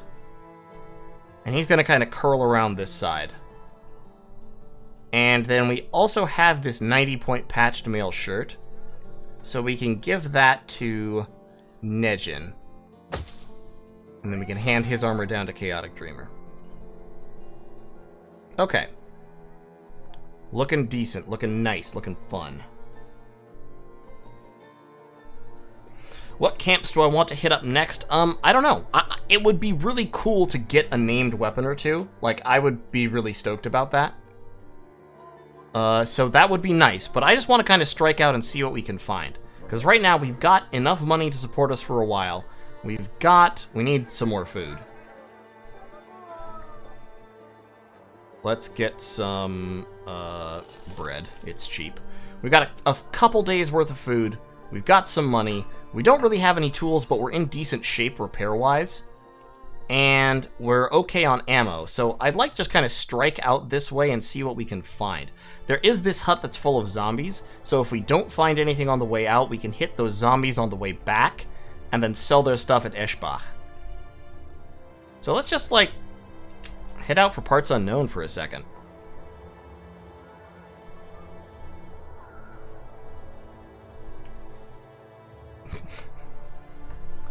Close to death is an everyday occurrence. Yeah, pretty much.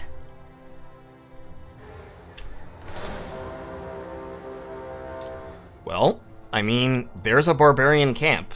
All it's got is thralls and a drummer. So that's a good place to hit for sure. Let's hit it.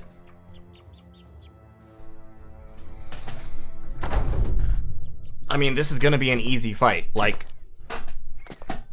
they don't have us outnumbered. They have us by... It's 1-to-1. And our 1 is better than their 1.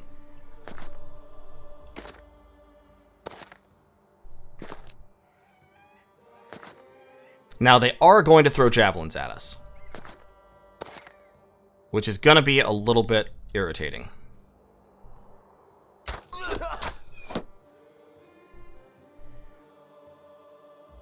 So we're going to have to close.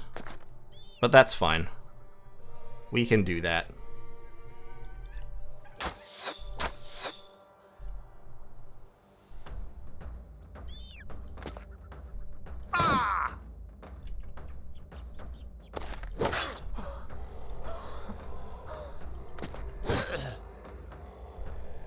Good. What's your melee defense again? 35. Okay, I'm gonna set Canton to riposte.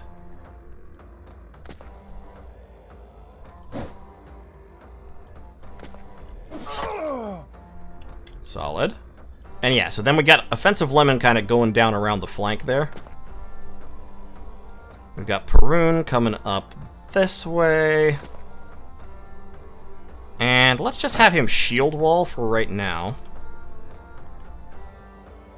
Unfortunately, Garsamore is not going to be able to swing.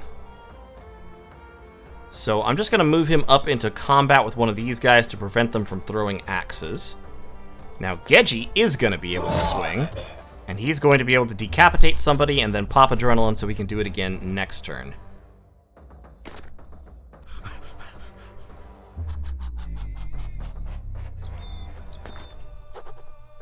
Aw, I missed. Shameful display.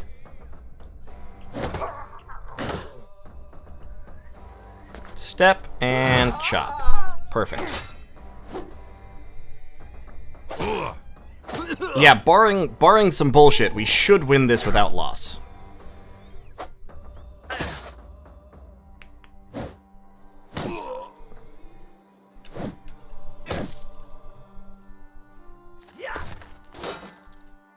See, okay, so that right there, what you're seeing there, is a really classic barbarian tactic. They tend very strongly to rotate a lot, so they can get more attacks on you by rotating people in and out.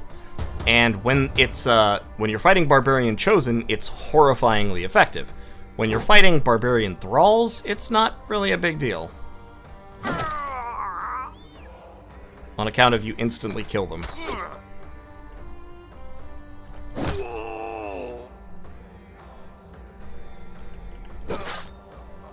Dead.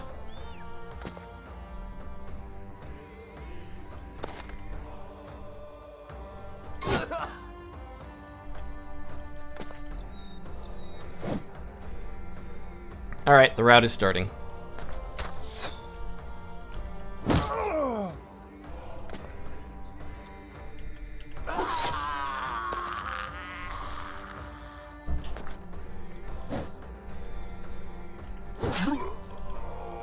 Okay.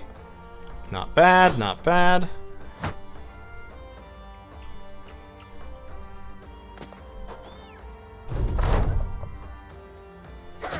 I'm actually surprised that that guy hasn't started to run. We are taking some armor damage.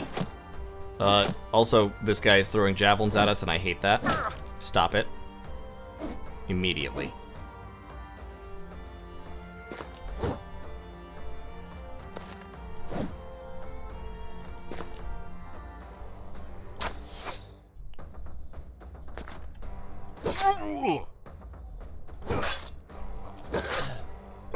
Oh my god! Tor just fucking decapitates 2 people in a single round.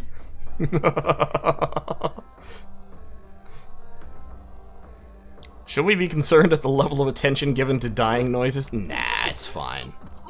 Don't worry about it.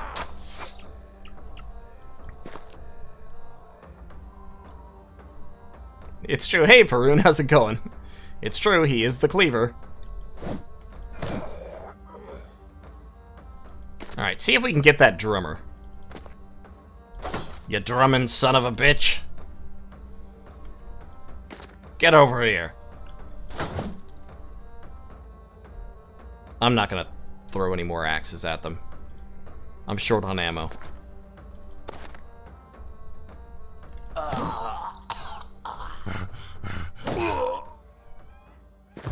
Nope, the drummer is outie.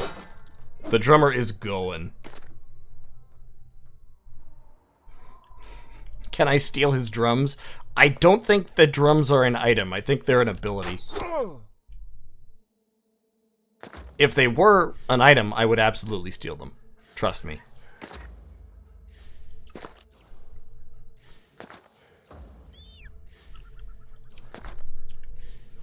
Yeah, the drummer's gonna get away. It's a shame. Off with his head as well. Thank you. No heads. No heads allowed. Heads are illegal.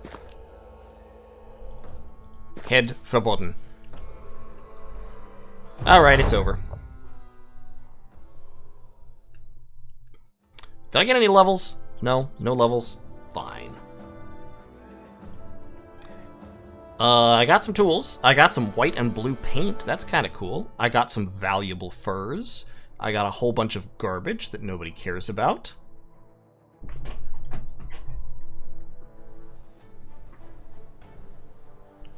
General is blind. What am I blind about? What'd I miss? Oh, Chaotic. Did somebody level? Who leveled up? Oh, Chaotic leveled up. Cool. Look, if you didn't already know that I can't see, I hate to tell you this. I hate that this is the way you have to learn, but I'm super blind. Alright, range skill. That's actually a good melee skill roll. So I'm going to go ahead and take that. And then I'm also going to give him some hit points. Just in case. Fast adaptation would be a good one. Bow mastery would also be a good one. Bow mastery would make him into our long-range sniper character, because that would give him a max range of 8.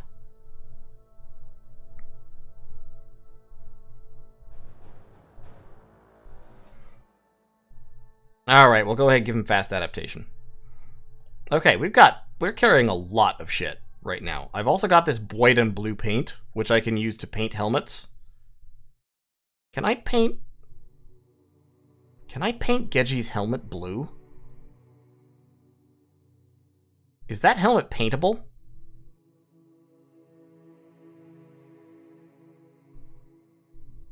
This helmet is not paintable. Damn it! Is this helmet paintable? Damn it! Is this helmet paintable? Damn it! Well, what helmet is paintable? Okay, that helmet's paintable. Okay, fair enough. That's pretty sweet.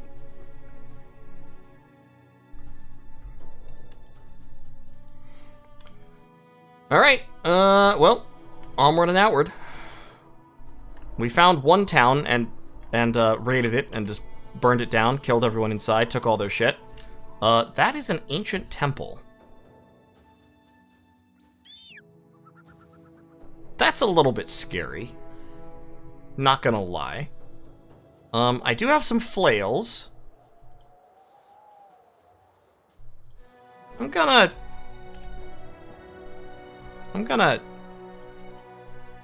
Hold on a second. What time of day is it? It's almost nighttime. I'm just gonna camp for a little bit. And we'll go see what the ancient temple's all about in the morning.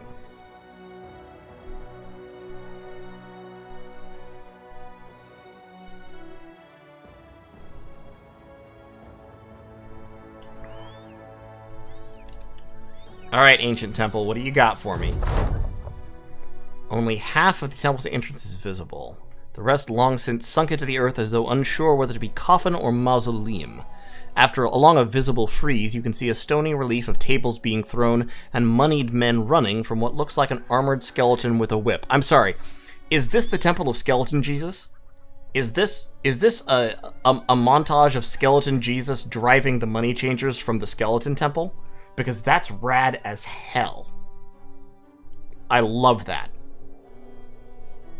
A few of the mercenaries seem uncomfortable with the idea of going in, but you've the notion that others have felt that way as well and have thus left the place unmolested. I fucking love Skeleton Jesus. You take out a torch and enter with a sellsword spirit and robber's resolve. After gathering supplies, you crouch and enter the temple by slinging your legs over the earth and jumping into the steps below. The clap of your boots snickers into the marbled halls, and you wave the torch before you as if to watch the echoes go. Looking back, the light between the shelf of the earth and the temple top silhouetting your company as though they were a throng of sextons satisfied at their work. Herdalas shakes his head and says he's coming with. The rest of the company mutually agrees to keep watch. Did his skeleton die and come back 3 days later? Oh god. Alright, we'll go in. The sides of the halls are blanketed in military mosaics so large they're more fit to a whole campaign than any single battle. One parcel in particular stretches seemingly forever down the hall, a scene of armored men running roughshod over what looks like a barbarian horde so thick in number they lose humanity and begin to look indiscernible from bugs. Your torch bulbs and dims in the dark, the light bringing an artist's battlefield to an orangish life, and in the corners you find depictions of righteous torture and outrage. Between the lockstep forces and the disassembled mob, it looks like order and chaos have come to clash, and while order is surely set to win, it is chaos itself which is driving the way to victory. Herdalas whistles. You look to see his torch flaring in the distance like an ignis fatuus. You run over to find him holding a vial with a strange liquid inside. The sellsword swings his torch to an alcove in the wall. A marbled post holds the center, and there's a throng of skeletons at its base. I found the vial on the pedestal there, and I see two more like it yonder, but they're behind gates. You ask the sellsword why he didn't tell you about the bodies. He shrugs. They ain't breathing. I ain't caring. You want to make a try for the other 2 flasks, or no? Okay, let's do it. You find the next vial set behind a chest-high gate. The flask itself is grasped by the stone claw of a wingless gargoyle hanging down from the ceiling. There are a few glyphs on a slab in front of the gate, but the words are ancient, and even if they weren't, you're not sure how well you'd be able to read them anyway. Suddenly, a voice booms overhead. A flock of birds are in a field when a hunter comes along. The hunter draws an arrow and yells out as though in pain. A few birds fly up, the hunter kills them. More birds fly up, the hunter kills them just as well, and he begins to cry as he collects their bodies. More birds fly at the sound of him. The hunter's crying and killing. He can hardly knock arrows fast enough, and he has to pause to wipe his eyes. One bird turns to his friends and says he should go console the man. What does the bird's friend say in return? I mean, I'm inclined to say that the answer is never mind his tears, watch his hands.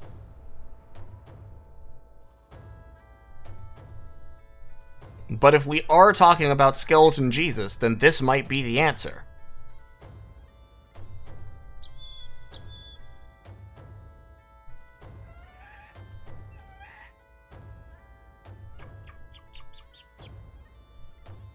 Just what?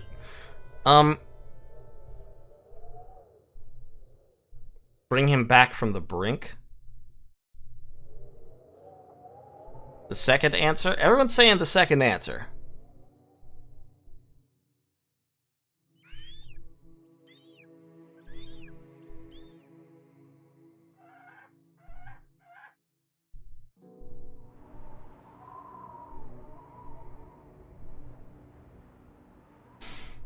I don't know. Yeah, no spoilers. You can give me the correct answer after I pick, but no spoilers right now, please.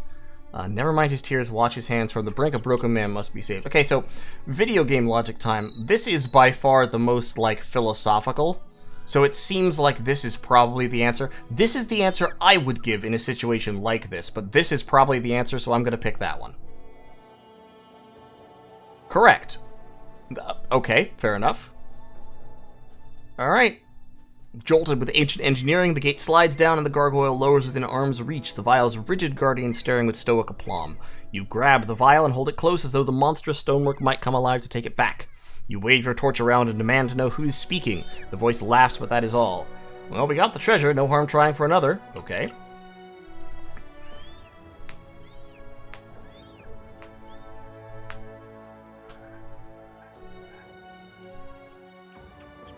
So do you want what actually is the case? I don't know. I don't know why that was the answer, but it just felt like it probably was. Okay, last file's behind another gate, an unsettling one to look at just by an architectural standpoint. These are not mere stone bars, but twisted iron spires scarred with scoria and slag, and the gate is not at chest level, but at your shins. The vial itself is on a further rise, meaning you'd have to reach under the wall, and then up again to get it. The voice returns. From me all comes to being, from me all shall be in the end. When man crosses the earth, I follow in his footsteps. I mean, that's a very simple riddle, and the answer is clearly dust. So, okay, dust. As soon as the word leaves your lips, the gate jolts up. You pensively stare at the remaining gap. Herdalas crouches down and slings his arm under the gateway's top to get up at the vial. His fingers scrape its glass while the gate spires rattle in their catches like a bear, reluctantly letting someone brush its teeth. What an image that is. Oh my god. The man finally pinches the vial between two fingers and scissor flips it into the safe embrace of his palm. He stands up and hands it over. Simple enough, eh? Funny thing, the first puzzle actually has no wrong choice. Huh. Interesting. This one actually has consequences. Dust is religious? We can sling insults at the evil magic spirit. You nod, but then turn around with your torch and yell out, demanding to know who was talking. There is no answer. A brief search in the darkness turns up no hidey holes or dugouts, but you do find scraps and notes with drawings on them. The pages seem to indicate the vials are capable of killing Vitagongers with but a single touch of the liquid within each flask. There is also a sticky paper with a crudely drawn woman on it. Whoever was here, you don't care. You take the vials back out and return to the confused. They draw swords at the sound of you, then sheepishly sheathe them once they see your face. Say sheepishly sheathe 5 times fast. Sorry, Captain, thought you a mite dead, and walking. A walking dead man. Okay, well, we got vials.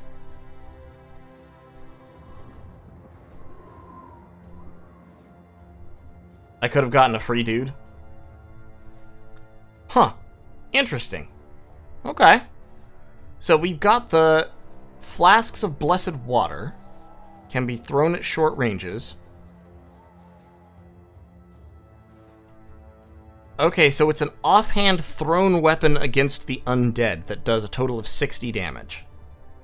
Interesting. Okay, I mean, fair enough. That's kind of cool. That seems useful. A free dude would have been better, but that's fine. Okay, cool. I mean, free stuff. Why not?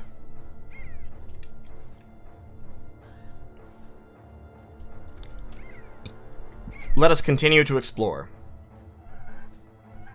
It auto-hits Geists. Yeah, that's probably the most valuable part of it.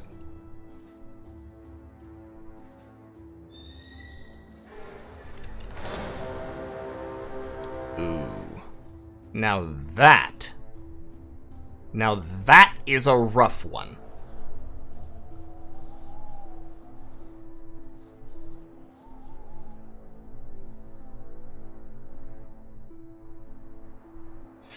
Yeah, we're not, I mean, so let me just say right now, we're not attacking it. We're not doing that.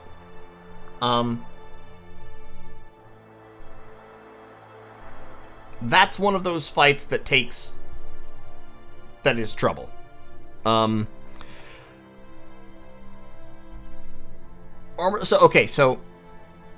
So to explain, barbarians use unholds as war animals. And barbarian unholds do have armor, which makes them incredibly dangerous. Now, barbarian unholds are controlled by beastmasters. If you kill the beastmasters, the unholds go crazy and they start attacking the barbarians, which can, if you do it right, actually mean the unholds end up helping you a lot. But we don't have the levels and the gear that we would need to snipe out the beastmasters quickly, so we're not going into that. And yeah, so what they have there is it says they have a few, so that means basically 2, probably. Either 1 or 2. It looks like hill unholds and then snow unholds. The snow unholds are actually slightly bigger and more dangerous, but in either case, we're not going into that. That's not what we're doing today. Also, we are running short of food, so we need to head south towards Newfound.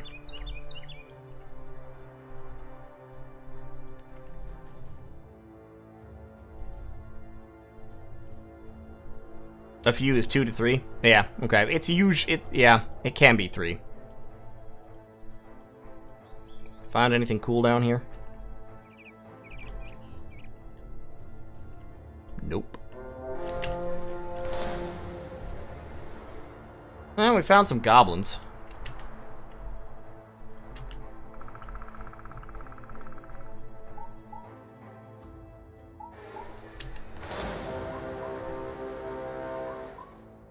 I found a Goblin Fortress.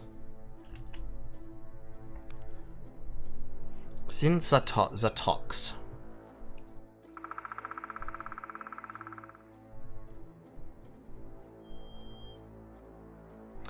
That's actually not a bad fight, to be honest, because there's no shaman,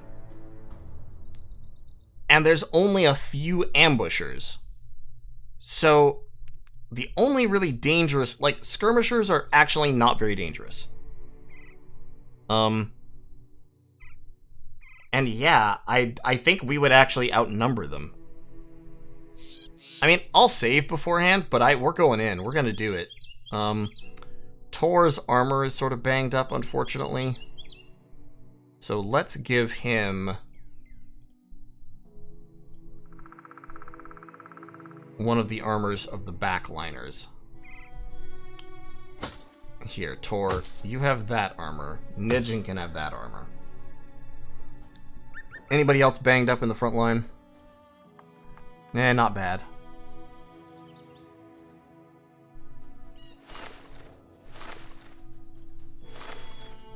Nope. There you go. Okay. Oh no, Goblin Shamans are the worst. Goblin Shamans are absolutely horrific. Alright, let's go see about Sin's attacks. Who knows, maybe we'll get a famed item here. Alright, 13 goblins. Oh, nice, a spiked head. Lovely.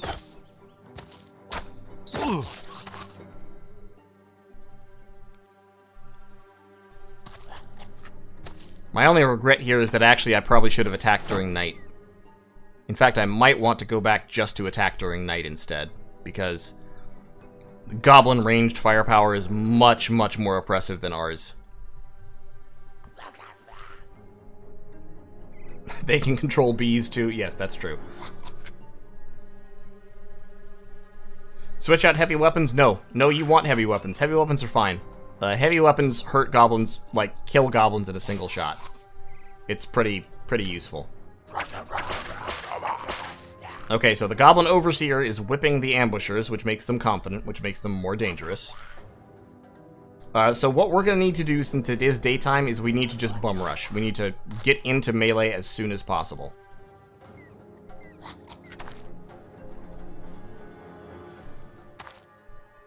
Because, once we're in melee, we have much better odds of not dying.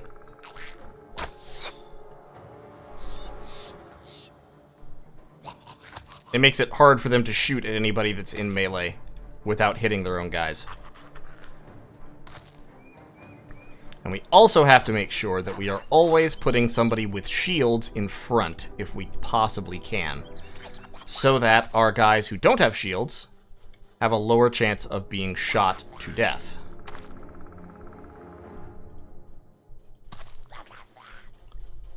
So that's the Goblin Overseer right there. He's the one with the giant crossbow. He's also the only one with reasonably heavy armor. Crossbow's lower range than regular heavy crossbows, but hits like a truck. It's basically just a heavy crossbow. That's pretty much what it is. Let me put Gedgy up there, where he's out of shooting line. Moon Tiger, of course, is going to be moving at a cripplingly slow pace, so we're going to Adrenaline him just so we can get into combat faster. Yep, we got a net. That's fine. Bolas, that's not great, but it's okay.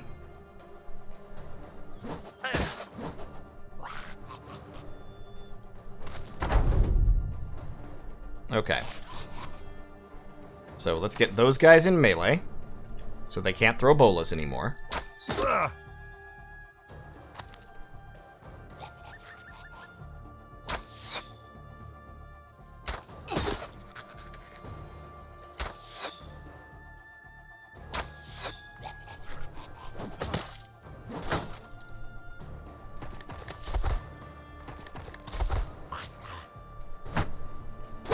Goblins love to use footwork.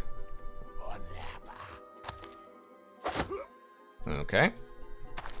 Alright, that's fine. They really hate Gedgy.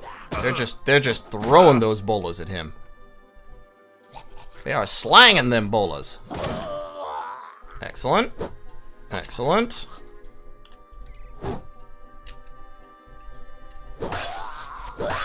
Alright. Death, good. 27% chance to hit.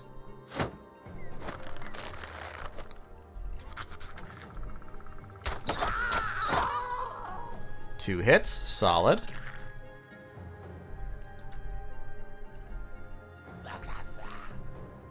Ah, yeah, I'm running into, so the helmet is actually being a real problem right now because I'm running into a range limitation. Let's get Offensive Limon. Right there. You go right there, Perun. You, sir, stand. So your turn is done. So Garsamore, you stand there. Mr. Cleaverman can advance. Gedji can advance. You break out, please. Thank you. Nice throw.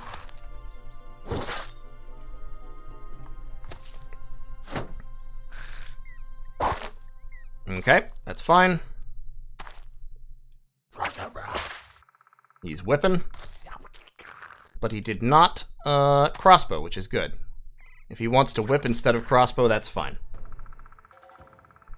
Broken doesn't like being in a net. No, so he doesn't have a whip weapon. He has a skill called Lash or something, which increases the morale of goblins. It's the same. It's basically the same thing that you do to, in the Manhunter playthrough, that you do to the Indebted. Alright, and the ambushers are starting to fall back. That's good.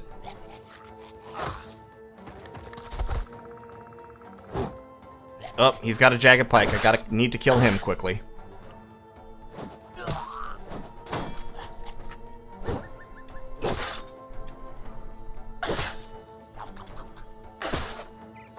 Okay, Perun needs to shield wall up. Oh, that's a tree. Fuck. Oh, there goes the crossbow.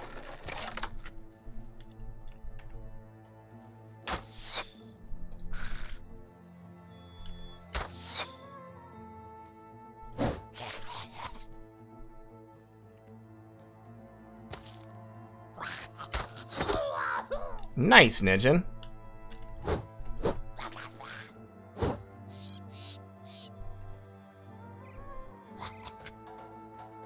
That's also...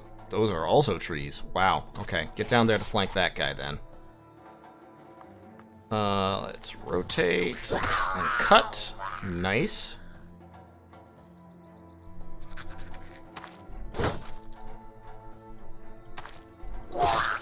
Perfect. Good stuff, good stuff.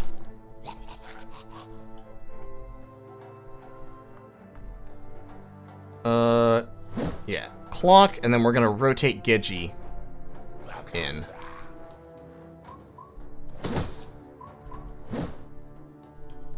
Oh, Gedji does not have rotate. Gedji has adrenaline. I fucked up. Okay. Gedji goes over there. Throw an axe at him. Nope. Let's shield wall. And then...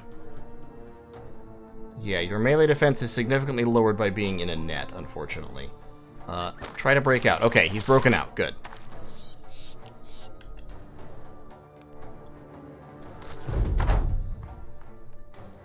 Okay, Garsamore's in danger. Okay, they're not targeting him, which is good. Ow. Ow. Ow.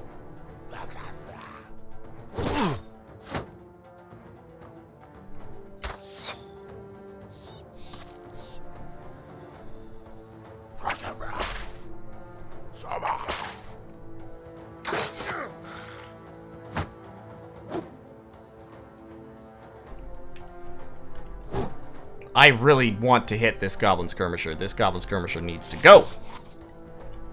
Gots to go.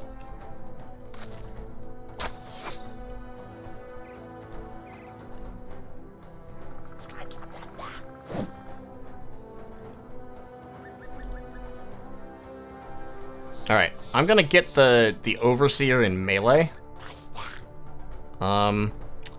Offensive Lemon is in a bad spot. And I really need these guys to stop attacking him.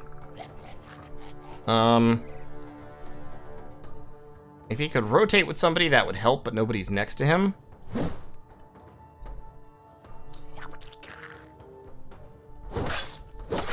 And this guy is just being a huge pain in the ass. Get Zeppon down there.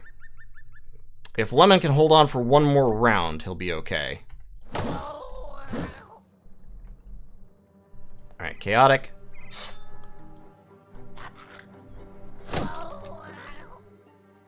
That did not stun, which is really unfortunate. Okay, there's a kill. Good. Break the shield. Get Moon Tiger through there. He's routing. Don't really have any good axe throw targets up here. Perun cannot shield wall again, which is really unfortunate.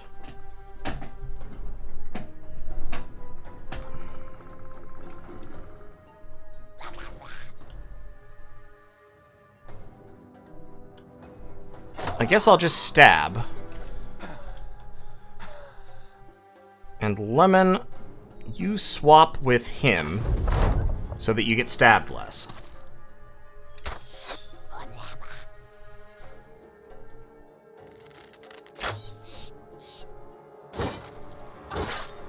Okay.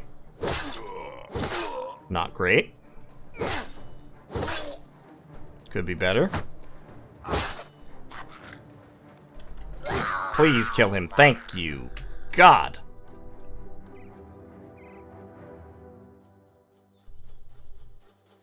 At least people's morale is generally pretty good. Let's rally Moon Tiger.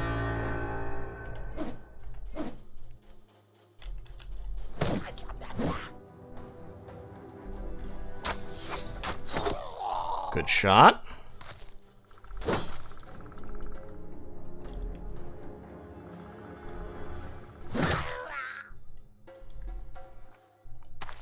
Okay, we've got 2 guys on the Overseer. That's good. Is he bleeding? Is Perun bleeding? No? Okay. So, Perun is actually going to rotate himself backwards and get Tor in to fight this Goblin Skirmisher. Is what's going to happen here.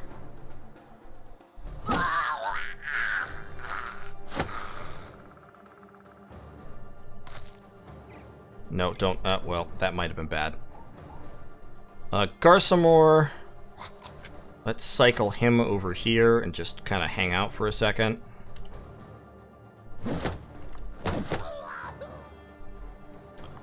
Offensive Lemon is gonna retreat. Excellent.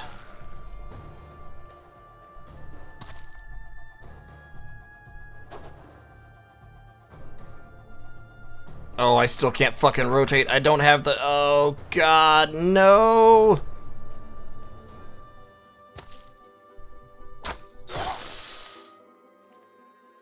Ow. Alright, Tor. Just walk right up there. Thank you. Whoop. Perun's holding it together.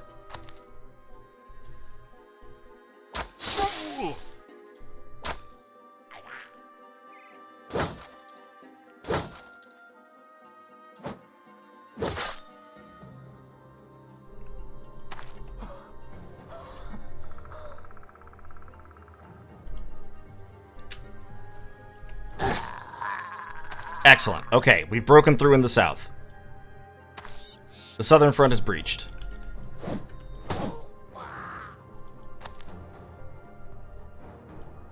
We should see them start to flee from our wrath.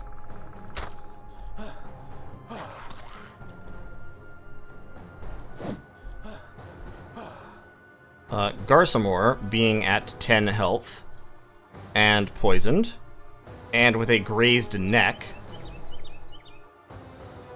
is going to use bandages on himself.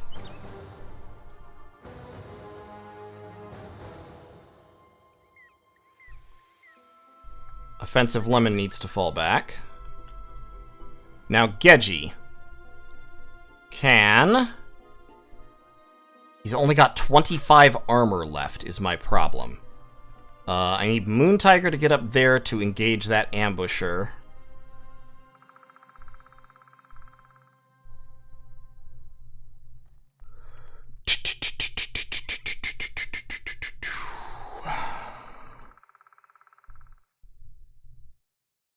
I could get him into base contact with the Overseer, but...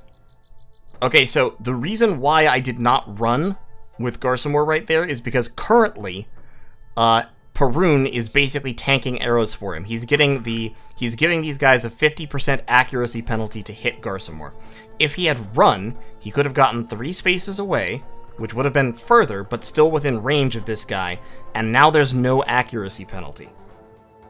So he would have been shot and killed. It's entirely possible that he'll be shot and killed here, but his odds are, I think, better. Because he had the grazed neck injury, so I might as well use a bandage to stop the bleeding, in case this battle runs long. I just had to kind of make a guess onto what was going to be more deadly to him, and I figured that running was actually going to expose him to archery. So, Geji...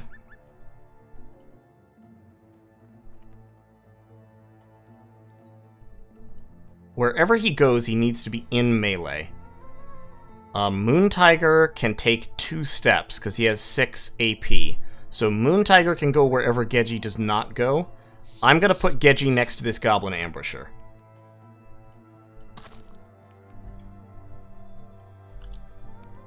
Tor is also in some trouble, but if we can just get rid of this Skirmisher, he'll be okay. Now Perun...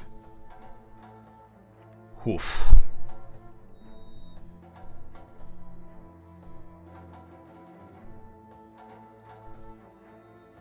This is kind of a scary situation.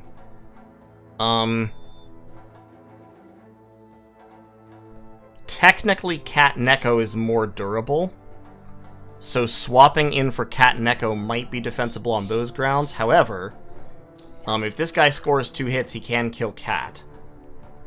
Or, of course, I can Shield Wall. And if I Shield Wall, then I have 66 melee defense. So I'm just going to Shield Wall for right now.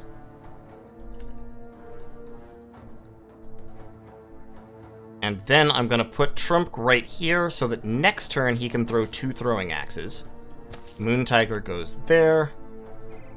Herdalos steps up here so we can focus fire on that Skirmisher. Actually, no. Herdalos steps down here. Okay. Okay. Oh, that was... Yeah, that... This is the problem. Goblin Ambushers really... Oh god. Oh god. Oh god.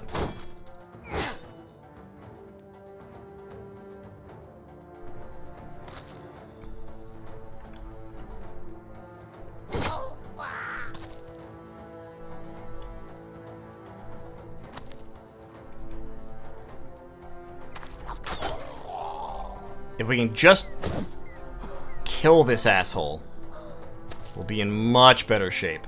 Tor, yeah, you just gotta go in on him.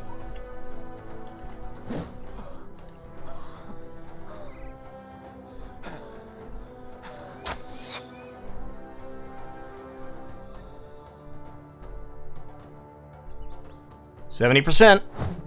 Ah, fuck.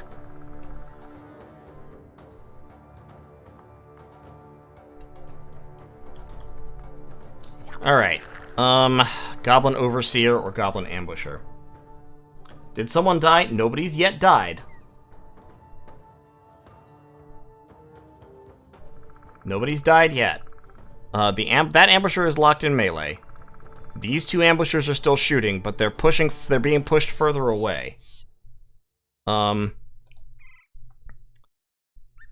So what I'm gonna do here is I'm actually gonna move Trump into melee. And Perun is... odds of being fucked fairly high. Hail Mary Stab did not work. Garsamore... boy. A little bit rough. He's got 92 armor, and the swords don't penetrate armor very well.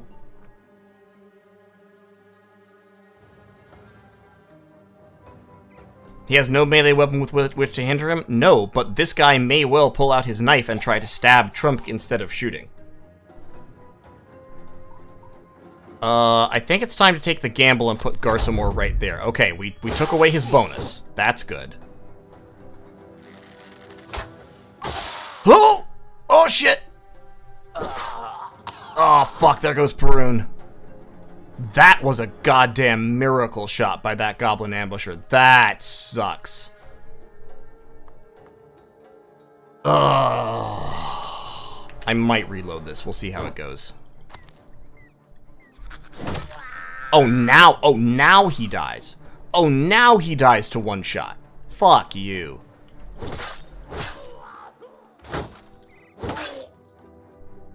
Oh, the turn after that shit happens, he goes down to one shot, right? Yeah, that's how that... Oh, that's how that goes. Yeah, that's the Battle Brothers I know and love. Fuck you, you piece of shit.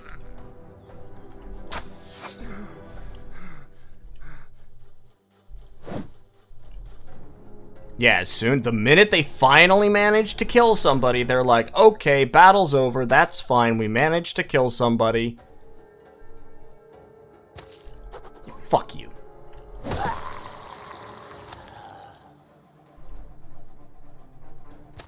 Absolute garbage. Absolute garbage. The worst. Hey, Perun's back. I guess they shot him in the ear.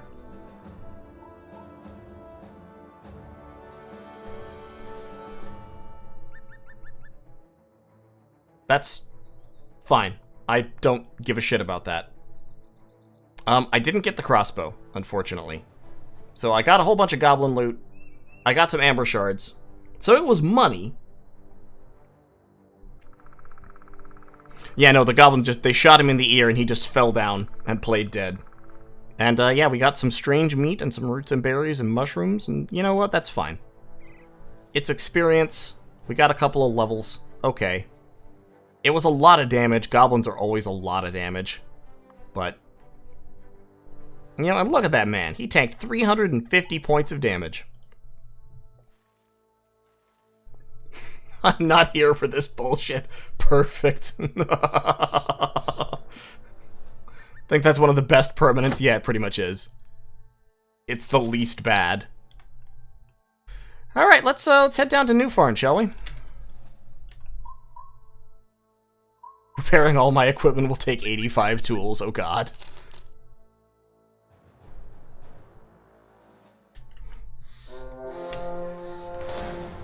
No. Go away, goblins. Fuck off. I don't want to talk to you. I don't want to see you. But yeah, it is worth noting, I made one major mistake, and that was I attacked a goblin camp during the daytime. You should always attack goblins during night. Never attack goblins during the daytime. Because they shoot you, and it sucks. Because they're horrifyingly good at shooting people. Yeah, these are a little bit better than knives, so we're going to swap out knives for notched blades where we can. It's very arguable with daggers. Notched blade versus dagger is like, it's basically 50-50.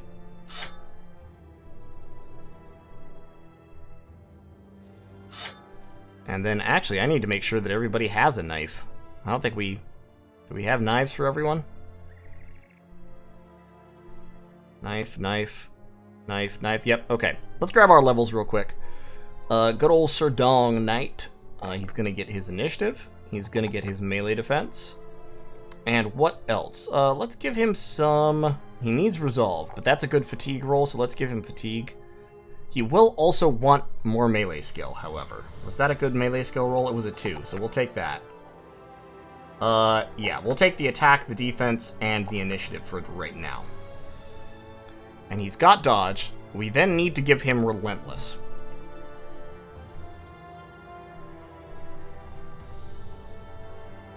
Notched blade is a bit heavier. Yes, it is, very slightly. Notched blade is very slightly heavier. Actually, he doesn't have gifted yet. We'll take... Or student. And he's level 4. Yeah, let's go ahead and take Student, I guess. He'll want it. It'll speed him up. Cold Second. Cold Second. 2 melee skill. That's fine. And we'll give him Colossus. And Herdalas. More resolve. More melee attack. And let's get some fatigue on him. And we will give him... what shall we give him?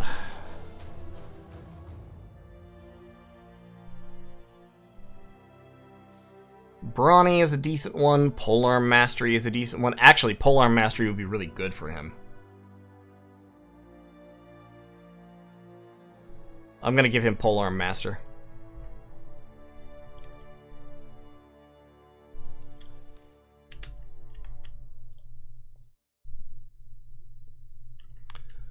Alright, hey, Newfarn, how's it going? How you doing? Friends? Yeah, fuck off, brigands. I don't want to talk to you. You do have some tools. Good. You will pay good money for my furs and my amber shards. That's also good. The rest of this stuff I actually want to save to sell in the city when we get there. Because in the city it will be more valuable. Actually, I guess they've had ambush trade routes, so prices might be pretty solid here. Prices are pretty solid here. Sell the hooked blade.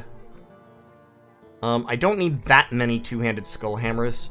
They're low grade as far as two-handed hammers go. I'm gonna sell these militia spears and goblin skewers.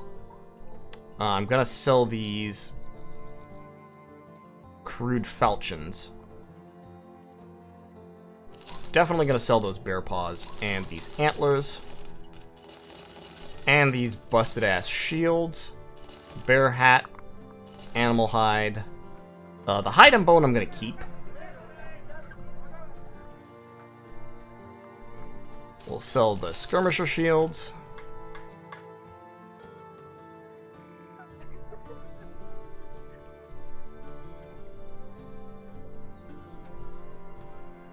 And, yeah, valuable furs. What else? Hey, Perun, thanks for the 10 bucks, dude. Appreciate you. You and all your support. We'll sell the boondock bows. I guess I'll keep the two-handed skull hammers for right now, just in case I run into a situation where I really, really want hammers on the front lines. And I'm gonna sell the bolas and a couple of the axes. I'll keep a couple of extras just kind of hovering around, just in case I run into a situation where I really, really need them. Okay. Sounds good. We're decent on ammo, we're good on food, we're just short on tools.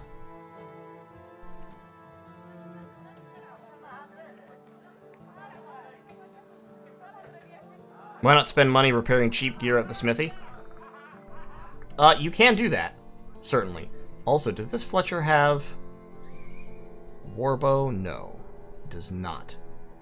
Does have a heavy crossbow, but it's actually no, he does have a warbow. Ooh. Tempting, tempting, tempting, tempting, tempting. Do you have like a chainmail coif or something? Some kind of a hat that doesn't have a... No? Okay, well. Sad face. Alright, yeah, I'm not taking jobs right now unless you have a job that takes me south to escort something. Brigands, no, I don't. I'm not doing brigands right now. Caravan guarded to Zeedorf for 2,000.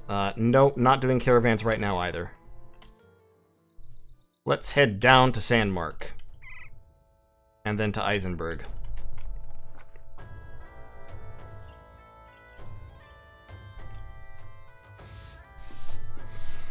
Yes, well, we do want to eventually remove that that bandit. Also, look at this. The second Eichendorf company. The second Eichendorf company is stacked. They've got a knight. They've got arbalestiers. All kinds of shit down there. But yeah, no, we need tools badly. What are your tool prices? 235. It's not terrible. It's not great. I'm going to sell a military pick. I'm going to sell one of my Scramus axes. I'm going to sell this Crude axe. Up to 5 grand. Give me your tools. I crave them. Feed me tools.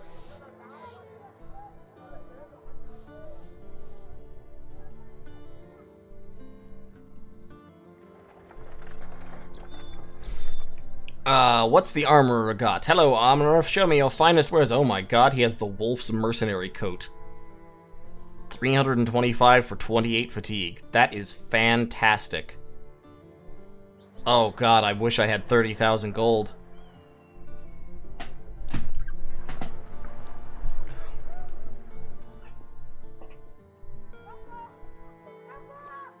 While we have the money, you think we should get a new retinue? That's defensible.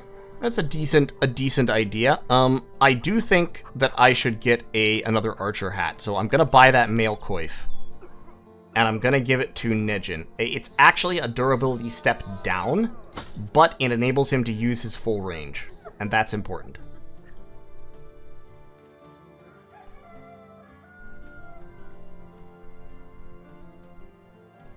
Leather neck guard's not a bad idea. Plus 10 durability for free.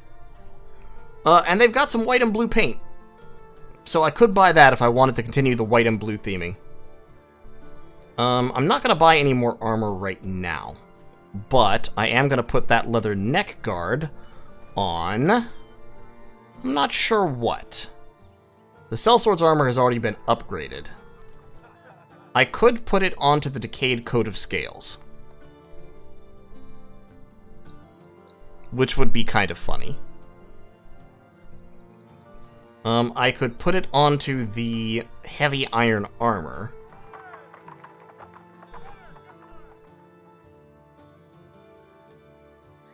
Are you certain our brothers are not in fact actually eating the tools? No, I think that's exactly what they're doing.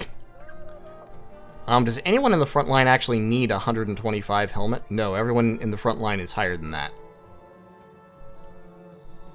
So we'll give it to Trump. But yeah, I'm going to put the leather neck guard on the decayed coat of scales. Eventually we're going to get rid of this, but for right now we're carrying on with it. And the leather neck guard, in addition to maintaining the kind of dope look, makes it slightly better.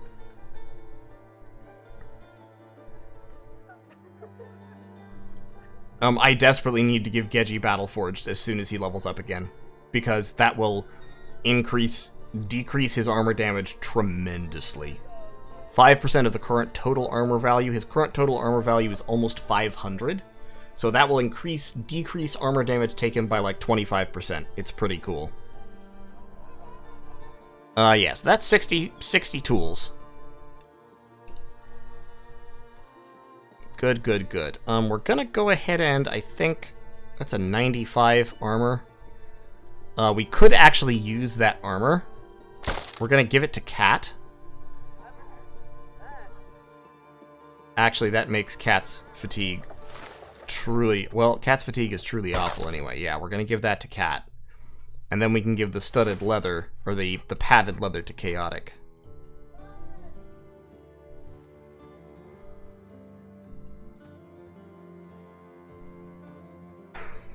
It will crumble to dust. Yeah, pretty much. That sounds about right. I kind of want another... I've got a couple of spiked maces in the party, which makes me happy because I just aesthetically enjoy them tremendously. Alright, back to the world map. We've got 60 tools, but our lust for tools is endless, so we're going to run down to Eisenberg, see if we can get some more from them.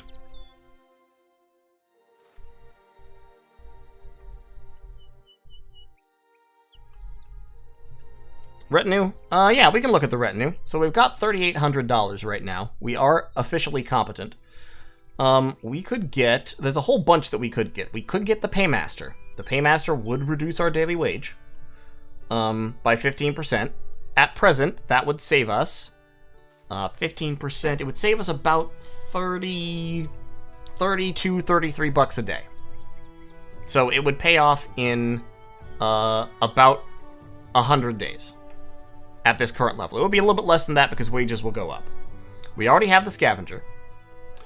We could get the quartermaster if we wanted to. I don't really care about that. We could get the drill sergeant. That would be a decent choice if we wanted to spend the money. We could get the cartographer. The cartographer can pay off pretty quickly, depending on what you're doing. We cannot get the scout, because we have not won enough battles against beasts. So he is not an option. The surgeon, likewise, is not an option yet, because we have not treated enough people at the temple yet. Although getting the surgeon would be a really good idea. I personally don't think any of these are really worth it. The lookout is actually not bad, so having a lookout would not be a terrible idea. The cartographer is potentially... he occupies a space, is pretty much the biggest problem with him. He does pay off reasonably well. The quartermaster I don't care about. The negotiator I don't care about. The recruiter I don't really care about. The recruiter can pay off in the late game when you're like churning through recruits trying to find good ones. Just rolling the dice over and over with thousands and thousands of dollars. But I don't think any of these are really worth it right now.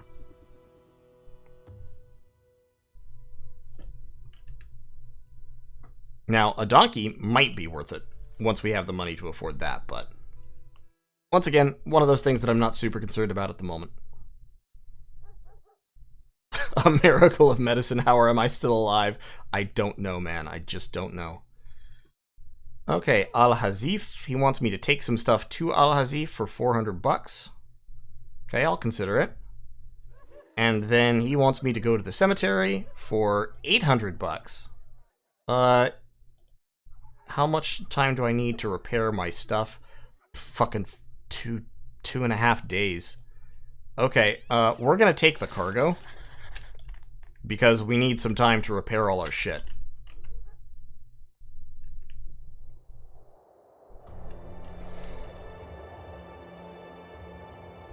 Yeah, no, that's true. Like, the Paymaster does have value. I'm not saying he doesn't.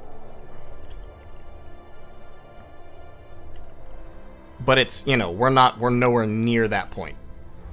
Like, that's a day 200 problem.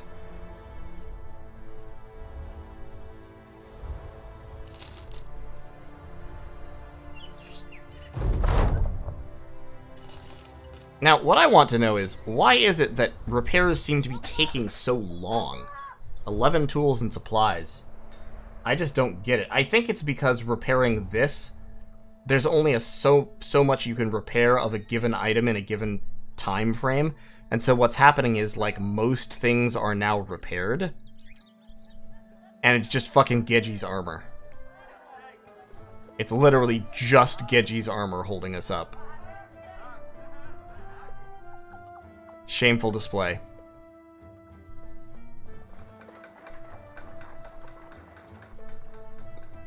Well, they have ambush trade routes, so we probably don't want to buy anything here right now. If we have anything we want to sell, of course, now is the time. But I'm not sure we really do. Don't have a whole lot we want to sell. And I'm sorry, I don't care how much we need tools. I'm not paying 369 for them. I'm not doing it. I'll buy some bread. Or, actually, I'll buy some rice. As expensive as it is. I could sell the skull hammer.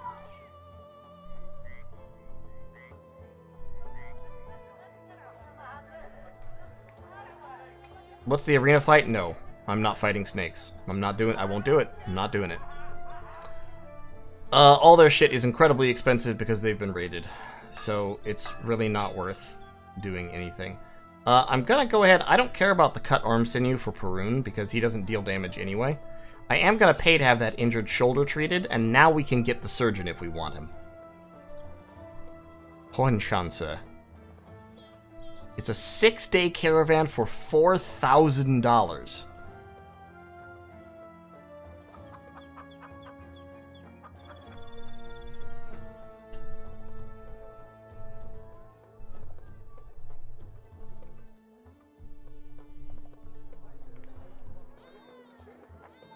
I don't know how to feel about this.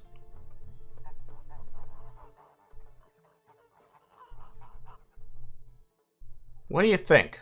Take it? It is a southern caravan, so it'll have conscripts.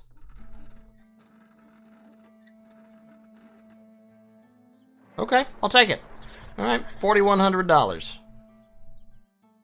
6 days, I need to have $1,200 in the bank to make payroll. Do you have anybody decent to hire? No. I mean, I've already got 16 guys. Alchemist have anything cool?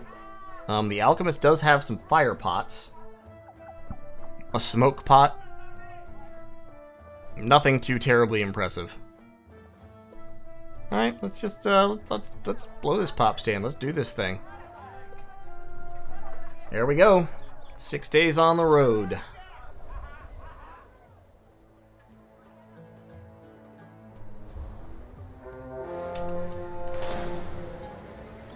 Unfortunately, this is a small caravan. It's got like 2 or 3 conscripts. And us. A lot of nomads who are following us but don't really want to fight us.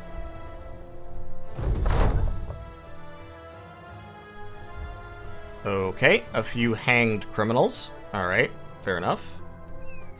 That's nice. Recruit the surgeon when we arrive. Yeah, I probably will. I mean, because he's... How much does the surgeon cost? 3,500. Yeah, I can't recruit him right now, but I will once we sign off and get our money. On the road again, going places that we've never been. Yeah, where is Hohenschanze? Hohenschanze is... Where is it? Hochdorf. Oh, it's over there. Why is that 6 days? Oh, because they're following this windy-ass road. We're gonna go by Eichendorf. Yeah, so they have to go by Eichendorf all the way down to Hohenschanze. Okay, well, we might get attacked by Eichendorf. That is 20 brigands. That's a lot of brigands, but it's actually not very dangerous ones, so I'm okay with this. Yeah, I'm okay with this. That's fine. Oh my god, they're struggling to catch us. Okay, here we go.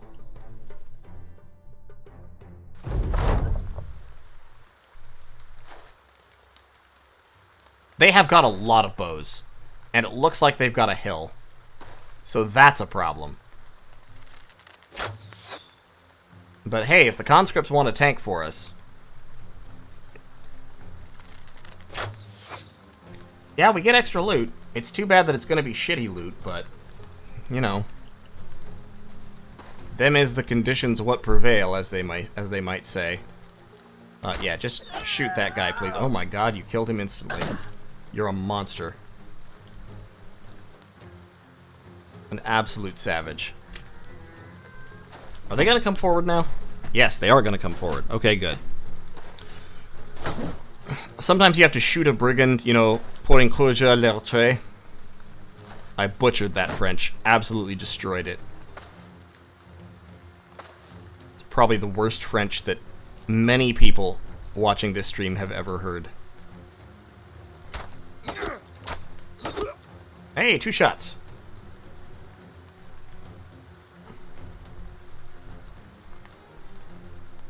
Has that guy moved? He has not. But he's got 18 turns, so yeah, we can just put Cat up there.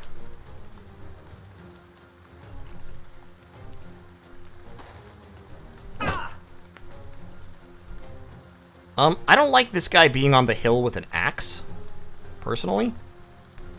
So, I'm hoping that Perun can come down here and just bonk him and knock him off.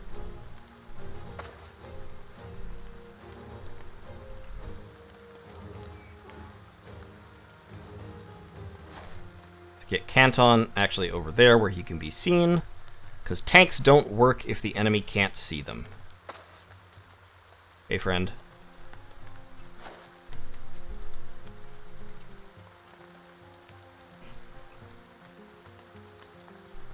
Yeah, no, this is not challenging. These are low-tier, low-level troops, and at this point, we're kind of beyond them.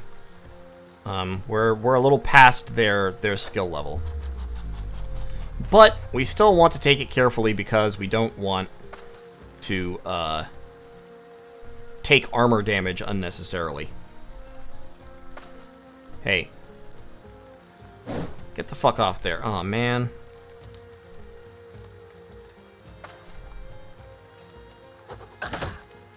Well, sorry about that, bro.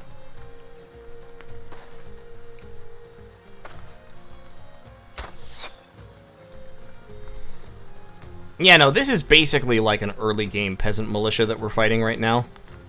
And we're going to butcher them. There's no end to this that doesn't involve wholesale peasant murder.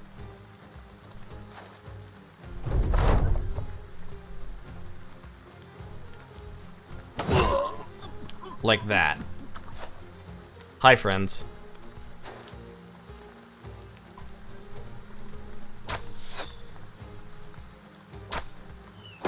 They're already, some of them are already starting to run. Oh, damn. That conscript getting work done.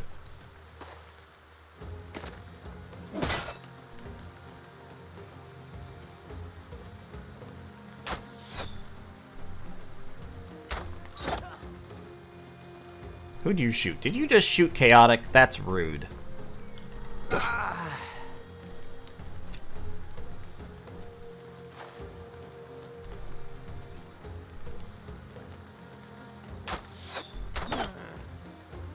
In retaliation, Chaotic will shoot you.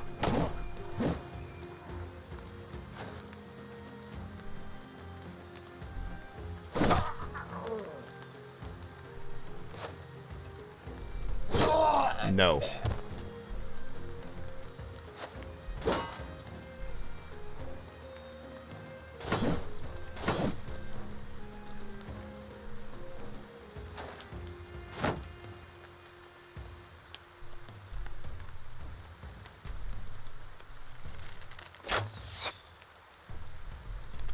Alright, let's get a clonk. And clonk. Nope. Wow, that guy's pretty good. I'm impressed.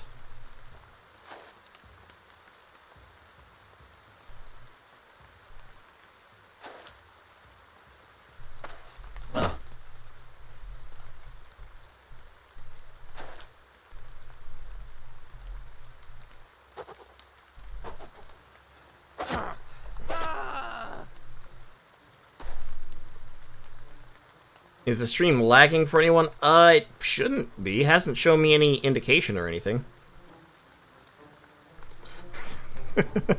As he holds a shield up in terror as someone bashes a skull into it. Yeah, basically. He's pretty good for a brigand, is what I'm trying to say. Alright, the rout is in full effect at this point. They're God damn it, stop shooting Chaotic! Just stop it! Oh my god, if I lose Chaotic to this absolute trash goblin army, I will be so mad.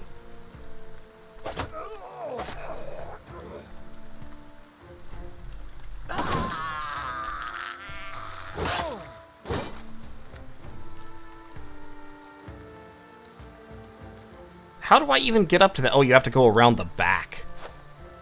That's really annoying.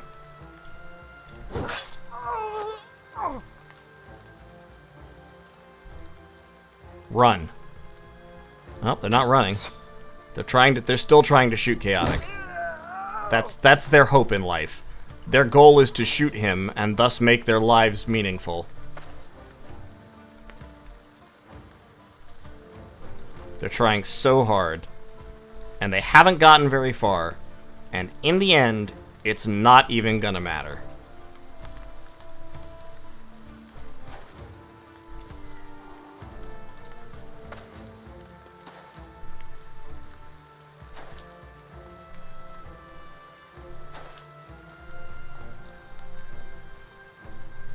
Hey, Schizoritz, doing good. Stop poking holes in my flesh. Look, that's what I'm trying to tell them, man, but they're not listening to me. Can I get around? Yeah, that's fine. Okay, and they're running. The firing squad is breaking up. We should be able to pretty much catch them as they run. Not all of them, but most of them.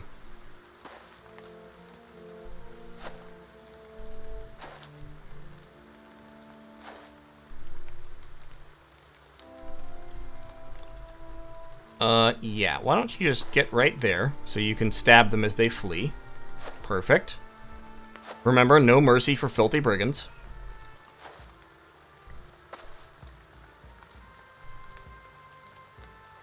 Yeah, I mean, as brigand poacher firing positions go, that wasn't the worst. It just wasn't gonna save them when they're fighting, like, professional mercenaries.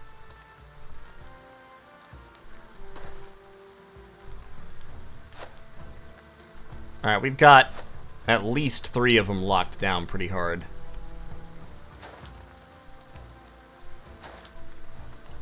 Chaotic, you just chill out back there.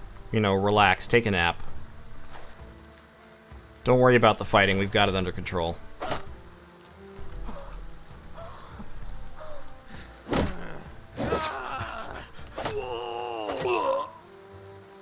Nope, run him down. No surrender, no retreat, no mercy.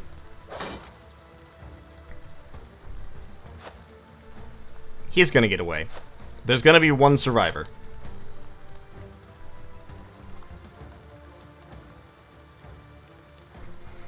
Can I name the dogs? Alas, you cannot name the dogs. The dogs have names, though.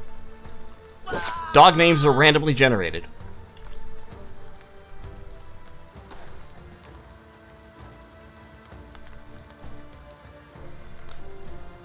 How do I decide on name roster? When I hire somebody, I will call for names, and if you are the first one to post a request, then you'll get it. And otherwise, bribes. Move you to the front. The nicer way to say that is supporters get first dibs, but really it's just that, yeah, if you donate money, I will name a guy after you. I like to be very upfront and forthright about this kind of stuff. Because I think a lot of people want to kind of, like, I don't know, hide the money side of things. And that's like, I've never seen the point.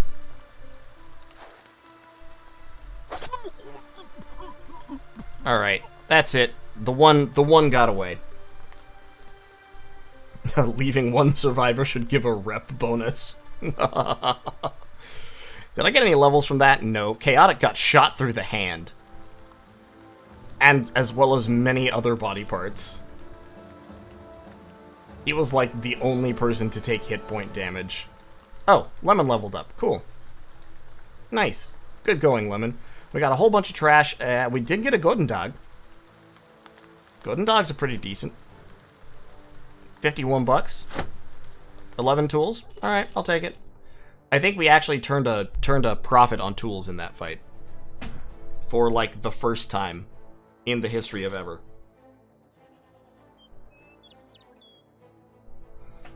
Does being a patron count as a bribe? Yes, it absolutely counts as a bribe. If you are a Patreon supporter, by all means, let me know you would like a dude, and I will give you a dude.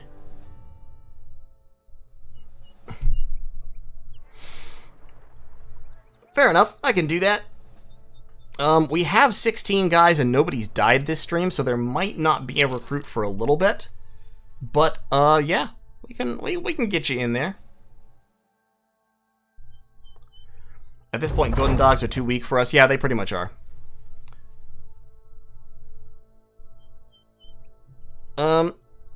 Okay, so this event, you can steal from this guy, or you can just let him, or you can help him get on the road again. I think this one gives you reputation and maybe a couple of random items, so I'm gonna go ahead and do that. Well, okay. You suck. Fuck you, guy. Bro. He smashed Gedji's hand. Jesus Christ. He drove the cart over Gedji's hand. That's what happened. It was very rude of him. Let's go into Sandmark. I can't hire anybody. Oh, they're having a witch burning.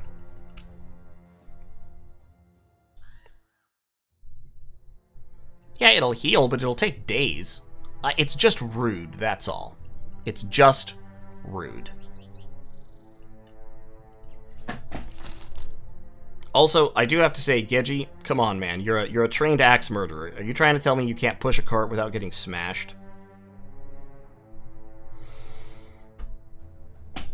Am I weird? Are you weird for keeping a couple people to sit on the bench? No, not at all.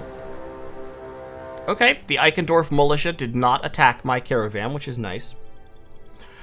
And no, not at all, Peruni. In fact, I probably do want to recruit a couple of people just to have... The problem is, that's really not something that I like to do until I've got some guys maxed out, because you have to level them. Like, you have to give those guys, those bench guys, some experience so that they're good enough to actually be worthwhile. And right now, all my experience is going to developing my actual roster.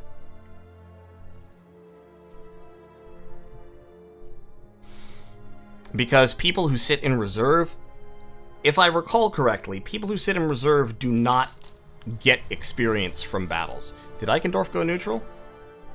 Did they? Where are they at? Eichendorff? Ah, yes, now they're merely unfriendly. I haven't murdered anyone who comes from Eichendorff for a while, you know?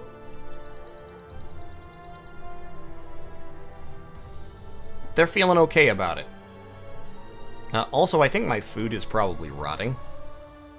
Yes, my food is indeed rotting.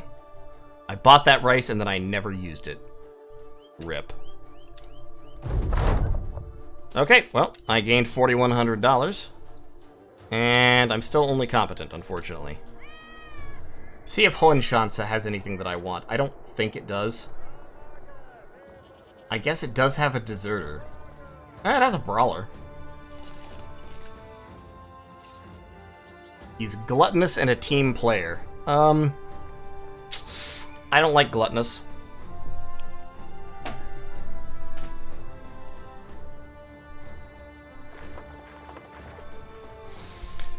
I don't think I want Ingmar. Team player doesn't really matter. It only matters for ranged characters, and not much then. And gluttonous means that he costs more to maintain effectively. And Ortwin, deserters are bad. The problem with deserters is they often have pretty good stats, but their morale is shit, and so you have to spend so many level ups patching their resolve that the fact that they have good starting stats in other places kind of goes to waste.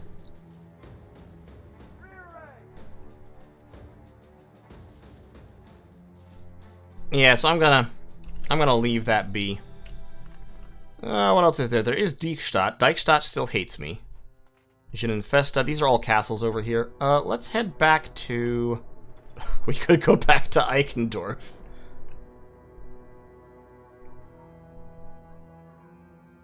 Did someone die? Nope, nobody died. Everyone is still fine. The party is actually doing really well. I do need to level up Offensive Lemon. Let's give him some fatigue, and let's get him some melee defense, because Offensive Lemon seems to get the shit kicked out of him on a regular basis, and it's really kind of, like, problematic. I think I might want to give him Mace Mastery. Because then he can stun people if he needs to. We can have him use that ability, just in case. And it will also mean that his swings will only build up 12 fatigue, so he can attack people and still slowly regain fatigue again. Okay, so Battleforged is good, but currently with that level of armor, Battleforged is not going to benefit him that much. That's 280. And that is going to be, what is that, 5%? That's going to be like 12, 13% damage reduction. Nimble, you think? Really? I don't feel like I should give him Nimble. I mean, he's got... I guess I could.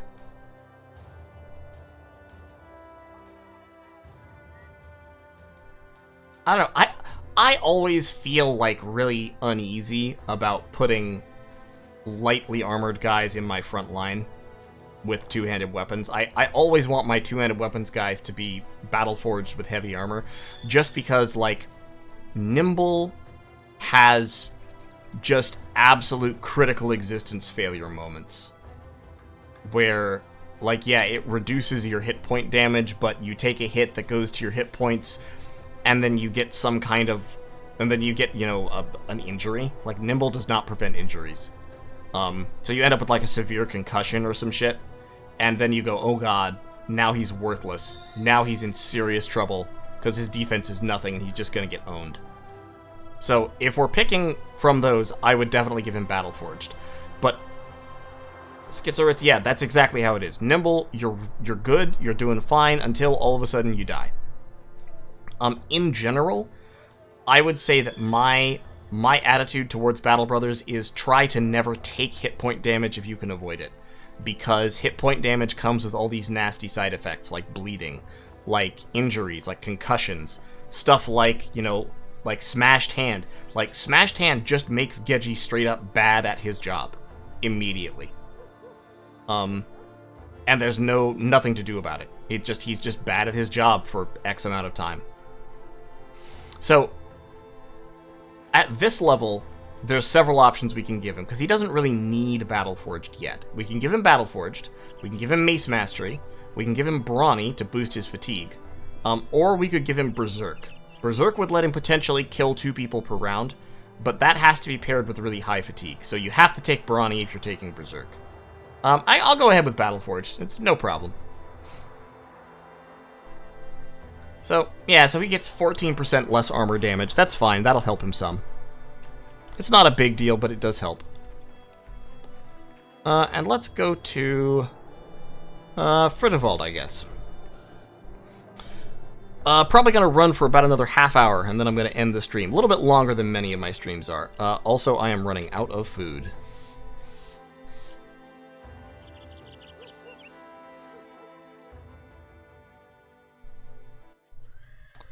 I need to buy some food. There we go, I've got some food. And I need to sell some crap.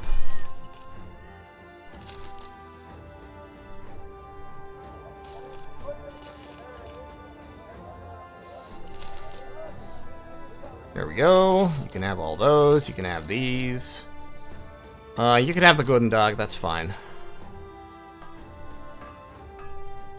You can also have a couple of knives. I don't need that many knives. They're occupying inventory space. I do have a dagger that I can give to somebody. So, who's got decent melee attack? You've got a notched blade. Here, cat, you can have a dagger instead of a knife. Oh, they do have a cheap billhook. And they've got decent prices on tools. I'm going to go ahead and buy all of those.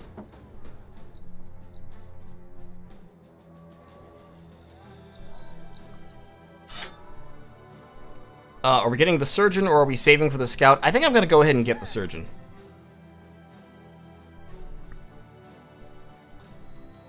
They also have... They have a weaponsmith, they have an armorer. Okay, so here's... For comparison, when we're looking at the two-handed spiked mace, this is why I say I like it, but it's not the strongest. If we look at the regular two-handed mace, it's 50 to 75, 50%, 115%. Versus 50 to 70, 60%, 115%. So basically, two-handed mace versus spiked mace, you're trading 5 damage for 10% more armor penetration. Then if you look at the two-handed flanged mace, it's just better. It just does so much more damage. Alright, Sestrar, take it easy, man.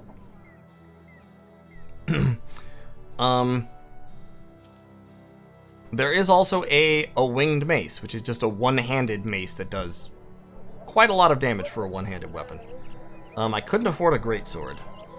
I could potentially afford a great axe, which would be a... So, heavy rusty axe versus great axe. The great axe basically just, once again, it's that trade-off. It's more raw damage, but less penetration of armor.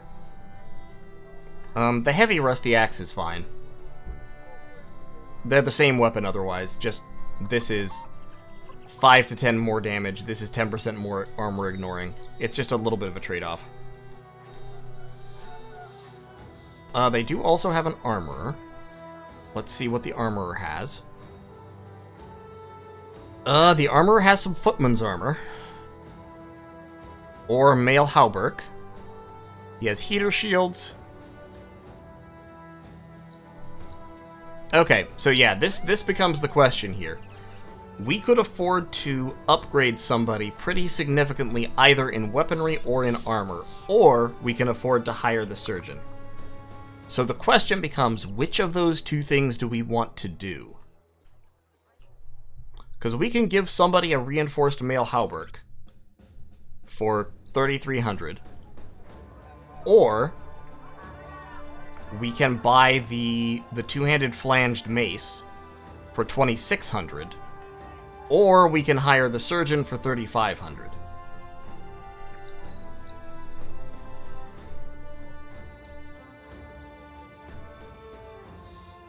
I think personally I'm inclined, as much as it hurts my soul, I think I am inclined towards the surgeon, just because the surgeon is definitely going to be useful, is definitely going to help out a lot. Weapons are great, like a two-handed flanged mace would be great, but I think surgeon first is probably the way to go. So let's bring in the surgeon. There we go. We've got him. So now injuries take a day less to heal. That's the really good part. And anyone who doesn't have a permanent injury is guaranteed to live after being murdered one time. Now, of course, that's less good than it seems, because a lot of times the injury they get cripples them anyway. But still, it's worth having.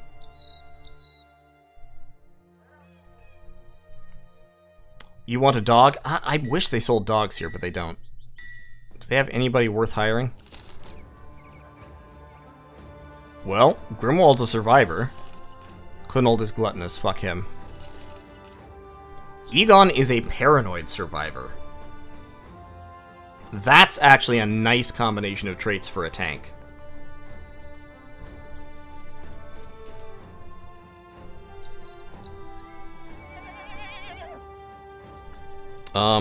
Now the question then becomes, do we actually need another tank? Because we've got two who do pretty good work. Look at Trump, he's still crippled and still kicking ass. For a given definition of ass, yes. I'm gonna repair those higher grade weapons so that we can sell them. I've also got that pike now that we can sell.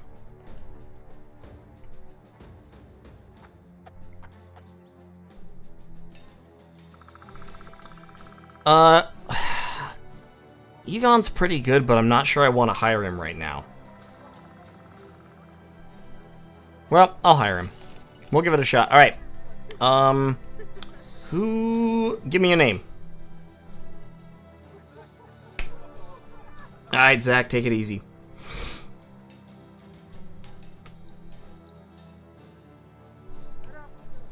Alright, it looks like Mango got there first. Unless, actually, wait, who was it? Sorry, what was the name of the guy? Schizoritz. That's right, Schizoritz, who is a Patreon supporter, wanted to go in, so we'll give it to him. Also, this is actually a surprisingly good dude. Mango, you'll be next. You'll be next, Mango, I promise. Yeah, I mean, he's 55 melee skill with 3 stars, which is pretty damn good. I mean, that's 90 melee right there. Solid starting defenses, no stars in him, but that's okay. He does have low fatigue. That's his biggest problem. He even has high starting resolve, so really, his only problem is that he has awful fatigue. And that means, basically, he has to be built to be fatigue neutral.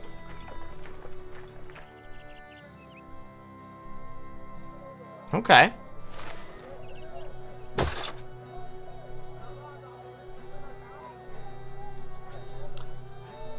Yeah, he's only ever gonna need one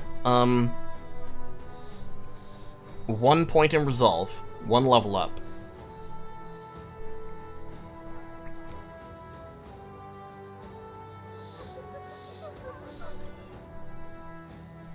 I'm gonna put Gedgy back there to rest.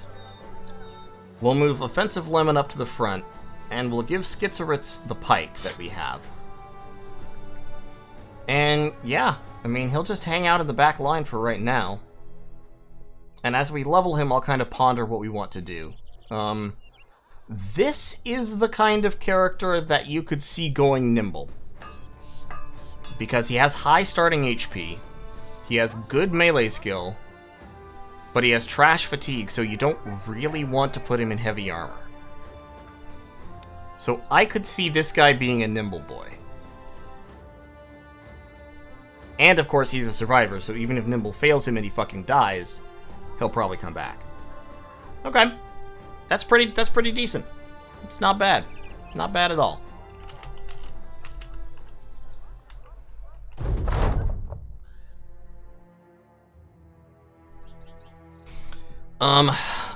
Well, this is interesting. A man tracked by buzzards found on the side of the road. Yeah, sure, join us at the campfire for tonight.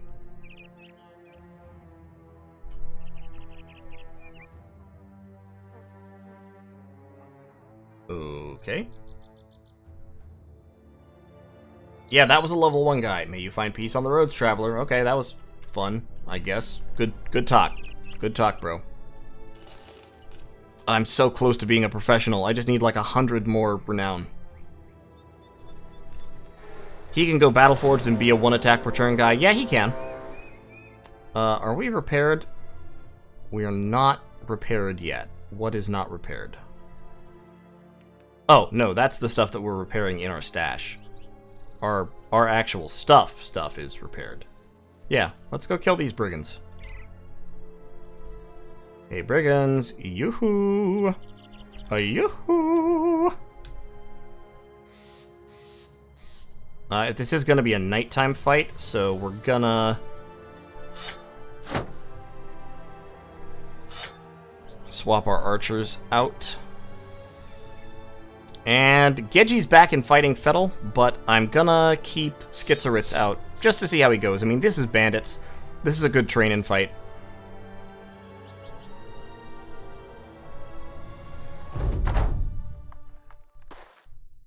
Oh, that's so sad for them. I'm so sorry for these brigand marksmen. It's not actually nighttime, though. I thought it would be nighttime by the time we attacked them, but it is not. Which means we will be closing in. Axe at 20 turns, 1 turn, okay. Yeah, they're waiting. That's fine. Alright, so we're just gonna close immediately to melee. Chaotic, unfortunately, cannot actually draw his bow because of the way I have badly geared him. So he's just gonna, like, kind of flank. Get broken up there. Nejin can draw his bow. So he'll just pop out some shots. Yeah, he missed. Tor. Surprise. Hello.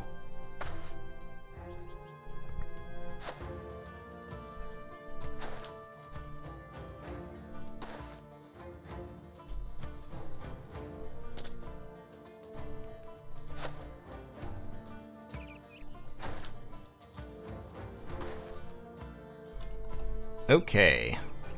There's Perun the tank down on the low ground.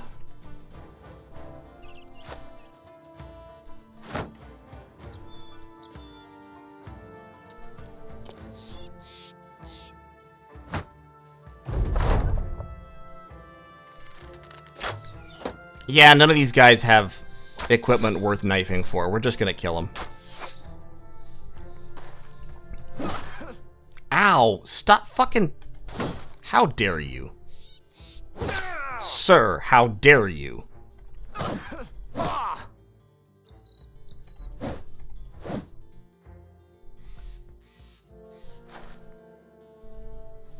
Very rude.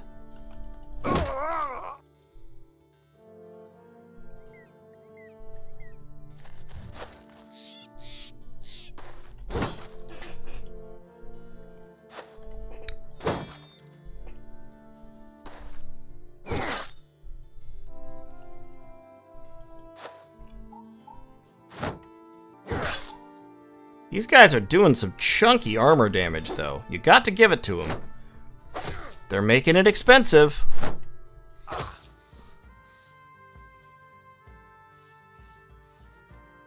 Have to use the AoE attack more. I just kind of disagree. In this situation, I might use it, but often the AoE attack just fucking fails.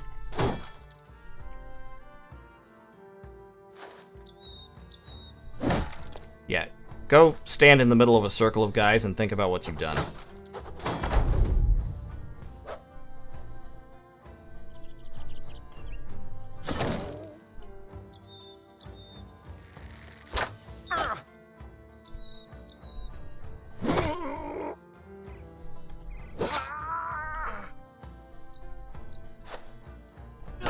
Bonk.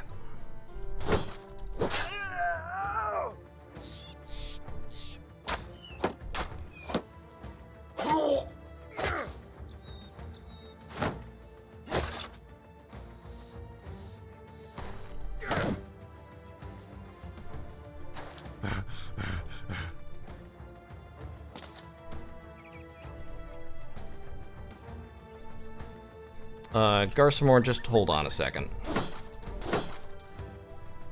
Alright, yeah. Rotate out, Tor. That's fine.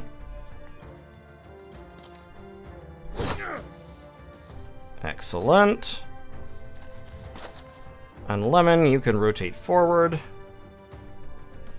Look, Tor bites it in every fucking battle. Every battle. No matter what. There are only two things guaranteed in the universe. One is death, and the other is that Tor will get wrecked but not actually die.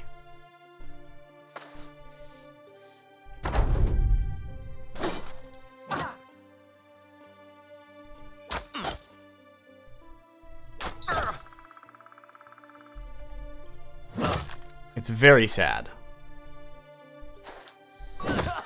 Straight up tragic, in fact. There we go.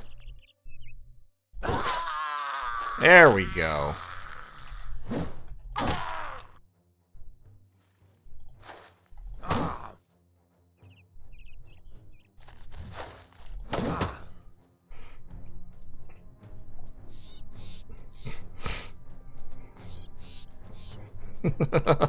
Can I still say death is certain? I mean, eventually. One of these days he'll die. It may be peacefully in his bed of old age, but it will happen.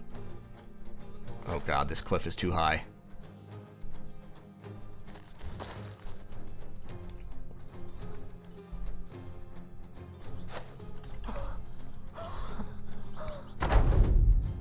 Oh, you want to run? Go ahead, run. I dare you. Never mind. Oh, Tor the Cleaver, 171 damage. Look, Offensive Lemon took 152 damage. He was fine. Tor took 171 damage and he was wrecked. Rude. Peacefully implies he isn't always suffering even outside of combat. You don't know he's suffering. He might be perfectly well resigned to his state of being. At least I got a couple of daggers. God, 34 tools. That fight cost me $200. More, actually, because I was at like 16 before. That fight just straight up cost me a couple $100. That was me spending money for experience. Who still has a knife here? Swap that out. You swap that out. Yeah, I mean, it was still overall profitable, probably. It's just annoying when it happens.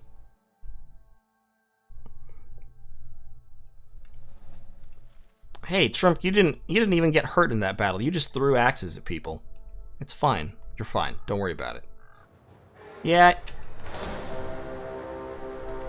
Why are there 2 brigand raiders in the middle of a swamp? Wait. Hey, come here. I want to ask you a question. Never mind. I got more important things to do.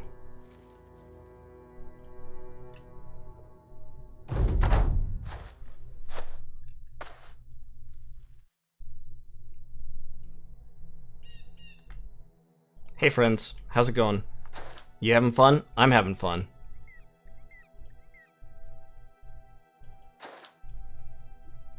Oh, Chaotic still has a melee weapon. Okay, Chaotic, just, like, stand there and look pretty.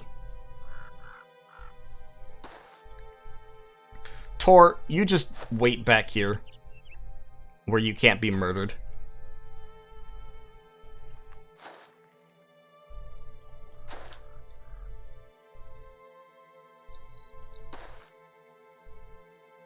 Lemon, you got a pretty nasty knock to the head. You can just go over there for a second. Garsamore. And Moon Tiger can go over that way. Schizoritz can come over here where he can potentially participate. And Perun, still working out his pierced arm muscles. Okay. A brave man. Brave man right there. Brave man here, too.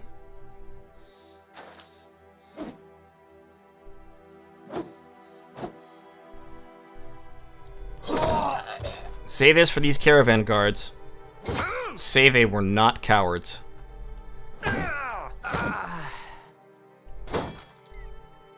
Now, smart? Don't know about that. Wow, that was a 13%. Still hit it. Nice.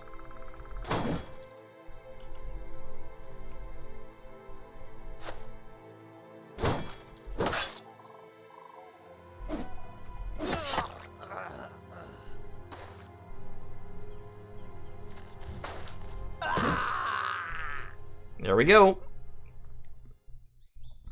You've never raided the caravan? Caravans are... It's fine, it's fine. Look, we got some copper ingots, we got 84 bucks, we got 5 tools, we got bread. It's great.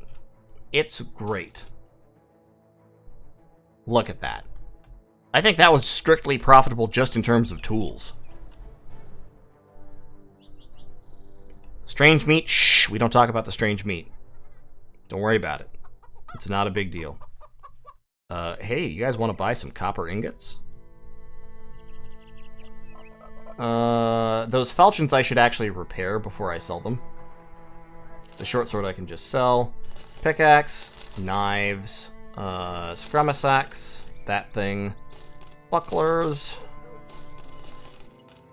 shitty pieces of armor, rusty mail coif. I've actually gotten to the point in helmets that I can sell 105 helmets. Because I have enough 110s. I'll keep that one because it's fancy. I'll sell those two.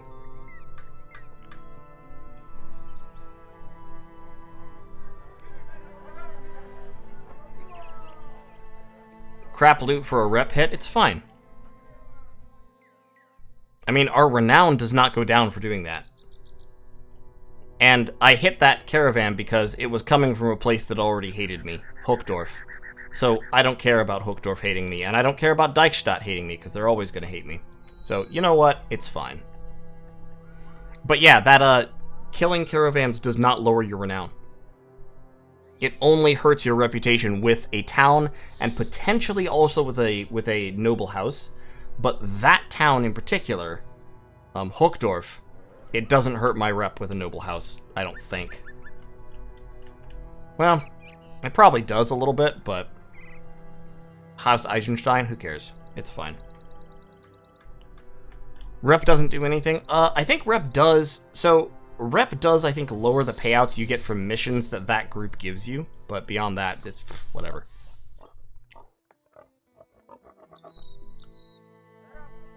Okay, they want me to obtain the blood vial of the Holy Mother at the unearthed grave mounds. Wow. Can you get more goth? And it's in the swamp. That is the most goth thing I think I've ever heard. Alright, Tor, we're gonna bring Geji out. Tor, just take it easy. There we go.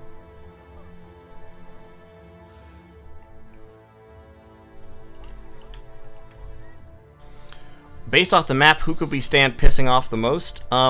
Probably them. These guys down here, they literally only have 3 locations. Everybody else is fairly big. But if we just hit them, it's like nobody cares.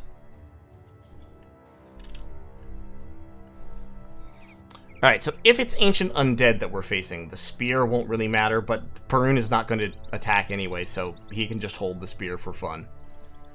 We've got some flails to go around shields. We've got some axes and two-handed maces to break shields. We've got a two-handed cleaver that does a bunch of damage. We've got Canton over here with a sword. He's actually got 63 melee skill, so I could probably give him a flail or a mace. Let's go... Or an axe, for that matter. Let's go axe. He can split shields if he's not tanking. And same for Perun. No, actually, I'm sorry, you're right. I have to leave Perun his emotional support spear.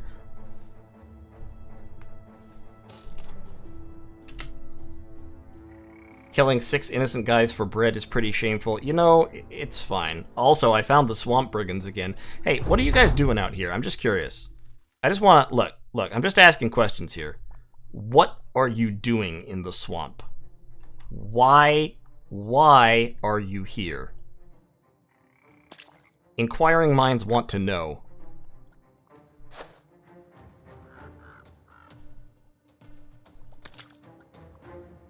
Chaotic is still...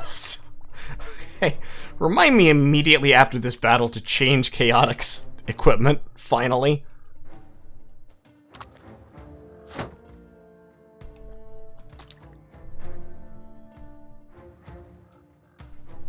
Love ain't a crime in the bog. Oh, God.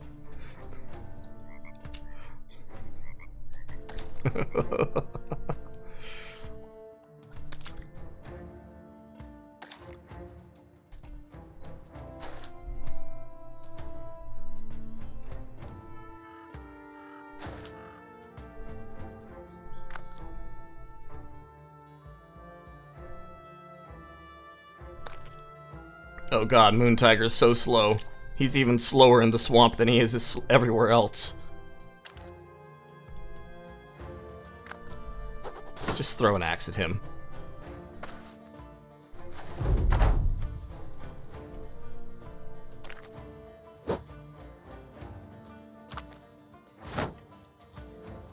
Okay, that's fine. Let me just clonk that guy over the head real quick.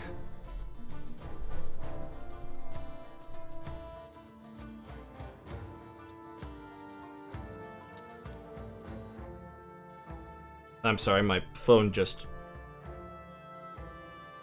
busted me up. Hey, somebody just sent me a Age of Wonders Planetfall. Thanks, Nicolin. I appreciate you.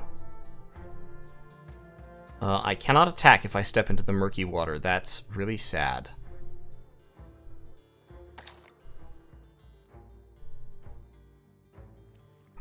Look, I'm not even going to try to loot these guys, frankly. I'm just going to beat them down. There's really no point. My goal is just to end this fight having taken no real damage. Well, I get his hat, because I killed him without losing his hat. See if I can snipe that guy's hat. That guy's head. But I'm just gonna taunt him into attacking Perun.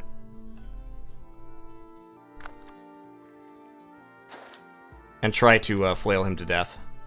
So, shield wall. Alright,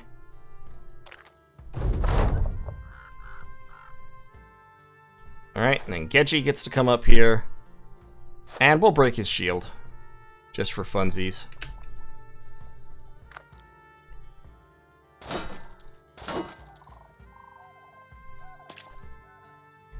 But, like, his armor is not good enough for me to care about.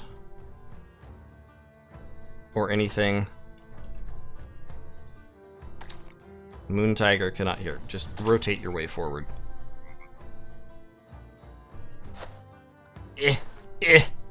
Very slowly closing in. Splashing through the swamp. With a bunch of mercenaries.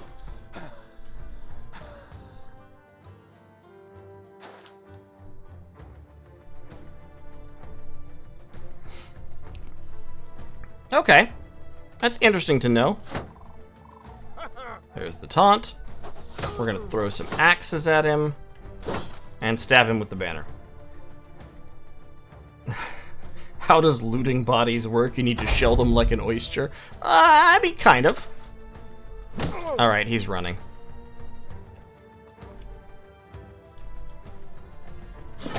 And there we go. Alright, the swamp bandits are dead. Hey, we got a couple of kite shields, $100, 10 supplies. Totally worthwhile. Very worthwhile. Alright, it's time to change Chaotix's equipment. Actually, if we're going into fighting skeletons, he really doesn't want his bow. He really wants this equipment if we're fighting skeletons. What I'm gonna do is I'm actually gonna drop the knife, so if it's not skeletons, he can swap back to the bow.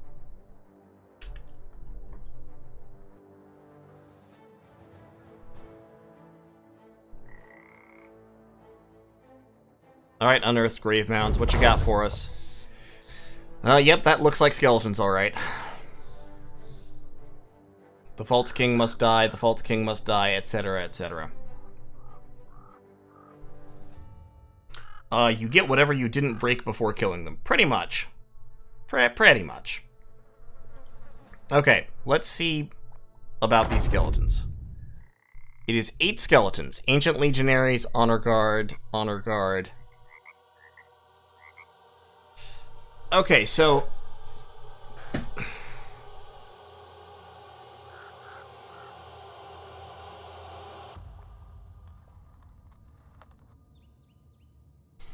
I'm thinking... Because these guys have got Crypt Cleavers, which are pretty solid. These guys have just got swords. And that one's got a broken sword, even. So I'm thinking... This is Muddy Earth. But we've got all this blocking terrain right back here. My problem is I think they have bladed pikes. I think they've got 3 bladed pike dudes behind them. So I actually want to be able to swarm them. Oh fuck, I didn't bring the vials of holy water, did I? Shit. I had 3 vials of holy water I could use to trivialize this fight. And I left them in the bag. God damn it. Okay, yeah, so we want to advance. We do want to set up... We want to use Cat and Echo to disarm. If they have bladed pikes, we definitely want to disarm the bladed pikes. And then we should be able to just kind of beat down the honor guard. Better to save the vials for vampires or ghosts? Yeah, it probably is. They have 17, 16, 15, 18, and 20. Okay, so we get to move first, just all the way around. Which means we should just close in. Yeah, so they've got 3 pikemen. So if we go there, yup. And then Chaotic is going to be one of our flankers. Hey, nice statue.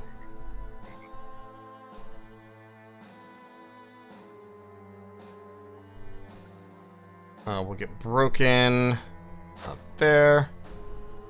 Got another pike that can kind of move upwards. Herdalos can go up there. Cold second goes in front there. Cleaver Man. Cleaver Man we actually want on the flank, I think. Along with Axeman to break shields. And then we've got Lemon. We've got Garsamore. We've got Gedgy. We got Moon Tiger, but Moon Tiger is slow. So he can't walk. Good. Problematic. Okay, Moon Tiger can go up there. Skitzerit's up there with the pike. And we got Perun on the flank. Perun is going to... I think I can taunt these guys. So if I could taunt one of the Ancient Honor Guard, that would be ideal.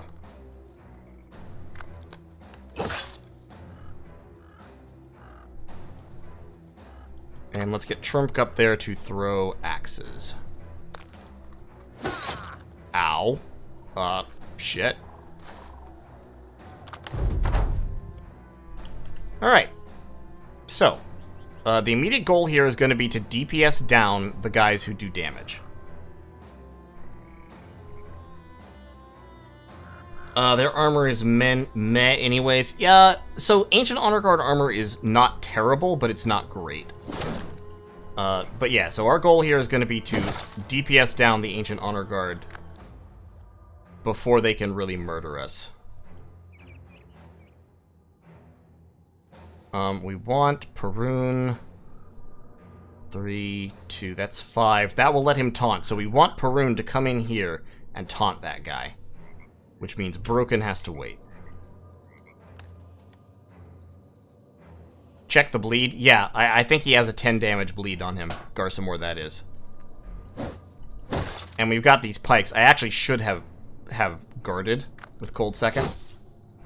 But that guy's pretty badly injured. Chaotic, do you have a bandage? You do not. Alright, Chaotic is going to flank around. Herdalos does have a bandage. So he's actually going to move up and... Can't I bandage Garsamore? To remove the bleeding status effect? Can't I do that? Why can't I do that?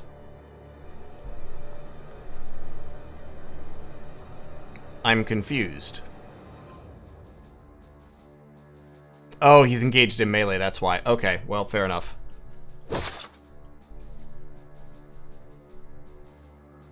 Alright. We're going to work on breaking his shield as fast as possible. Offensive Lemon.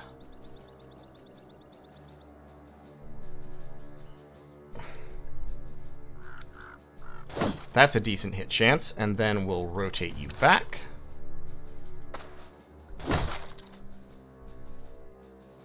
Now you, sir.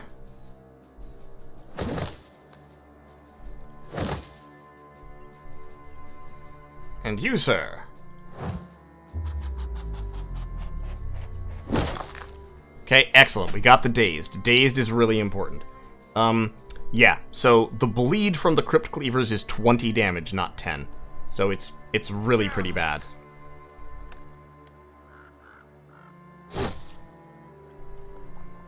Okay, now Perun comes down here and taunts.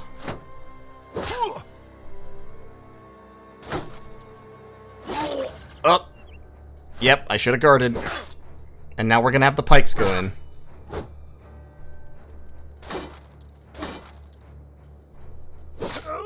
Ow. Okay. Throw an axe. Good. Ow. Okay, first honor guard down. Excellent.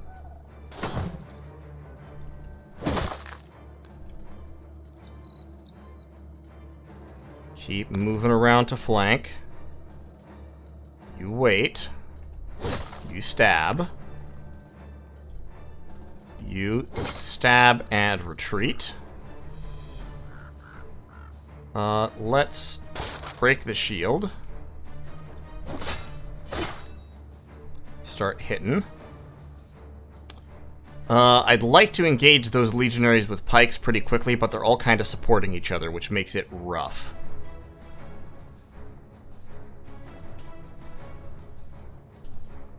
I think it's fine if Broken gets poked. He'll take some of the pressure off the others. Okay, so we're going to shield wall. And then strike. Good. Cold might go down here. It's possible. We got him. That's good. Garsamore probably should not be the one to lead the advance because he is bleeding and he only has 61 armor left. Okay, Moon Tiger is kind of suffering, so we're going to rotate in. And get the daze. That's nice. And then Perun can come down here and be like an attractive target for being stabbed with pikes, hopefully. Moon Tiger, why don't you leave? Yeah, that sounds good. Okay, Cold Second's holding on.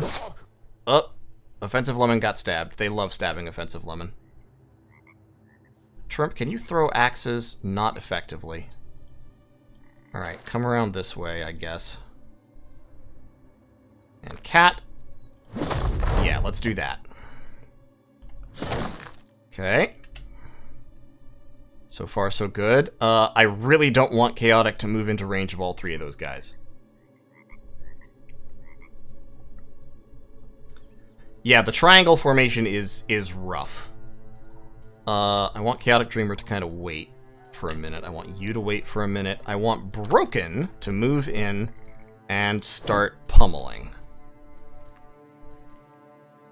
Nejin, if you stand there, can you stab someone? You can stab him. Excellent. Okay, he's down. Good. Hit him. And Cat, you're gonna stand there. You might take a hit.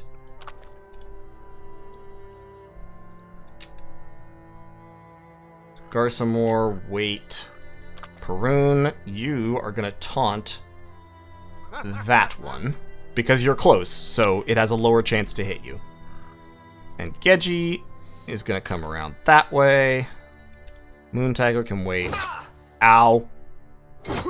Ow. Pain, suffering, trauma.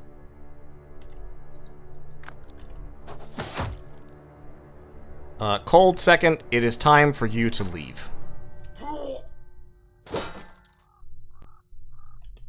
Offensive Lemon, it is time for you to leave.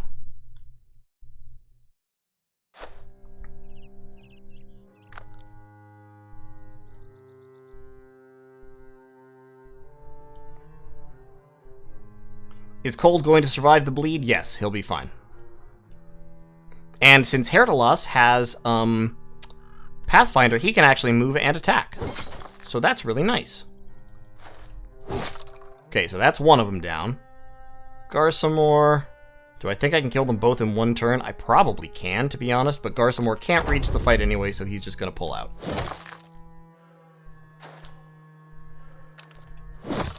Okay, that's two.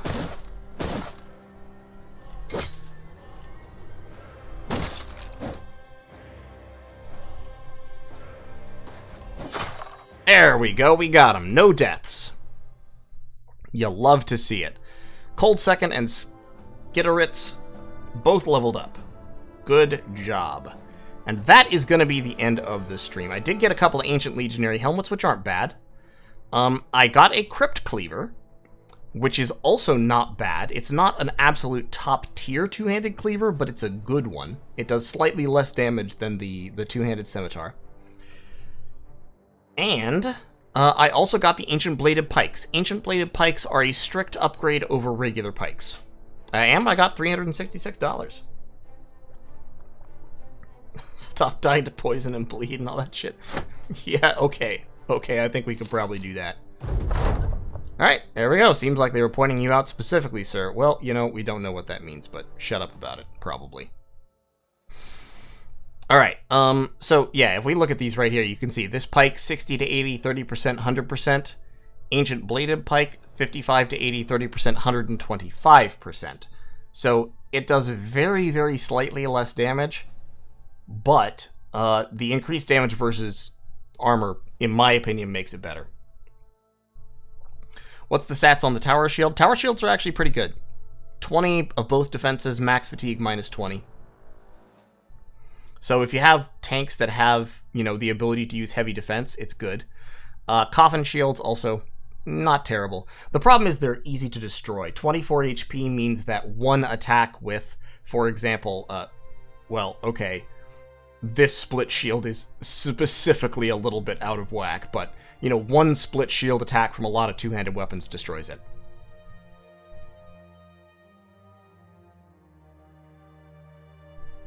Okay, let's do our levels real quick before we finish. So, Skitteritz gets some melee skill. I'm going to go ahead and take that one level in Resolve, and then we're going to take Max Fatigue. And we'll give him Student. And then Cold Second. Cold Second is going to get what?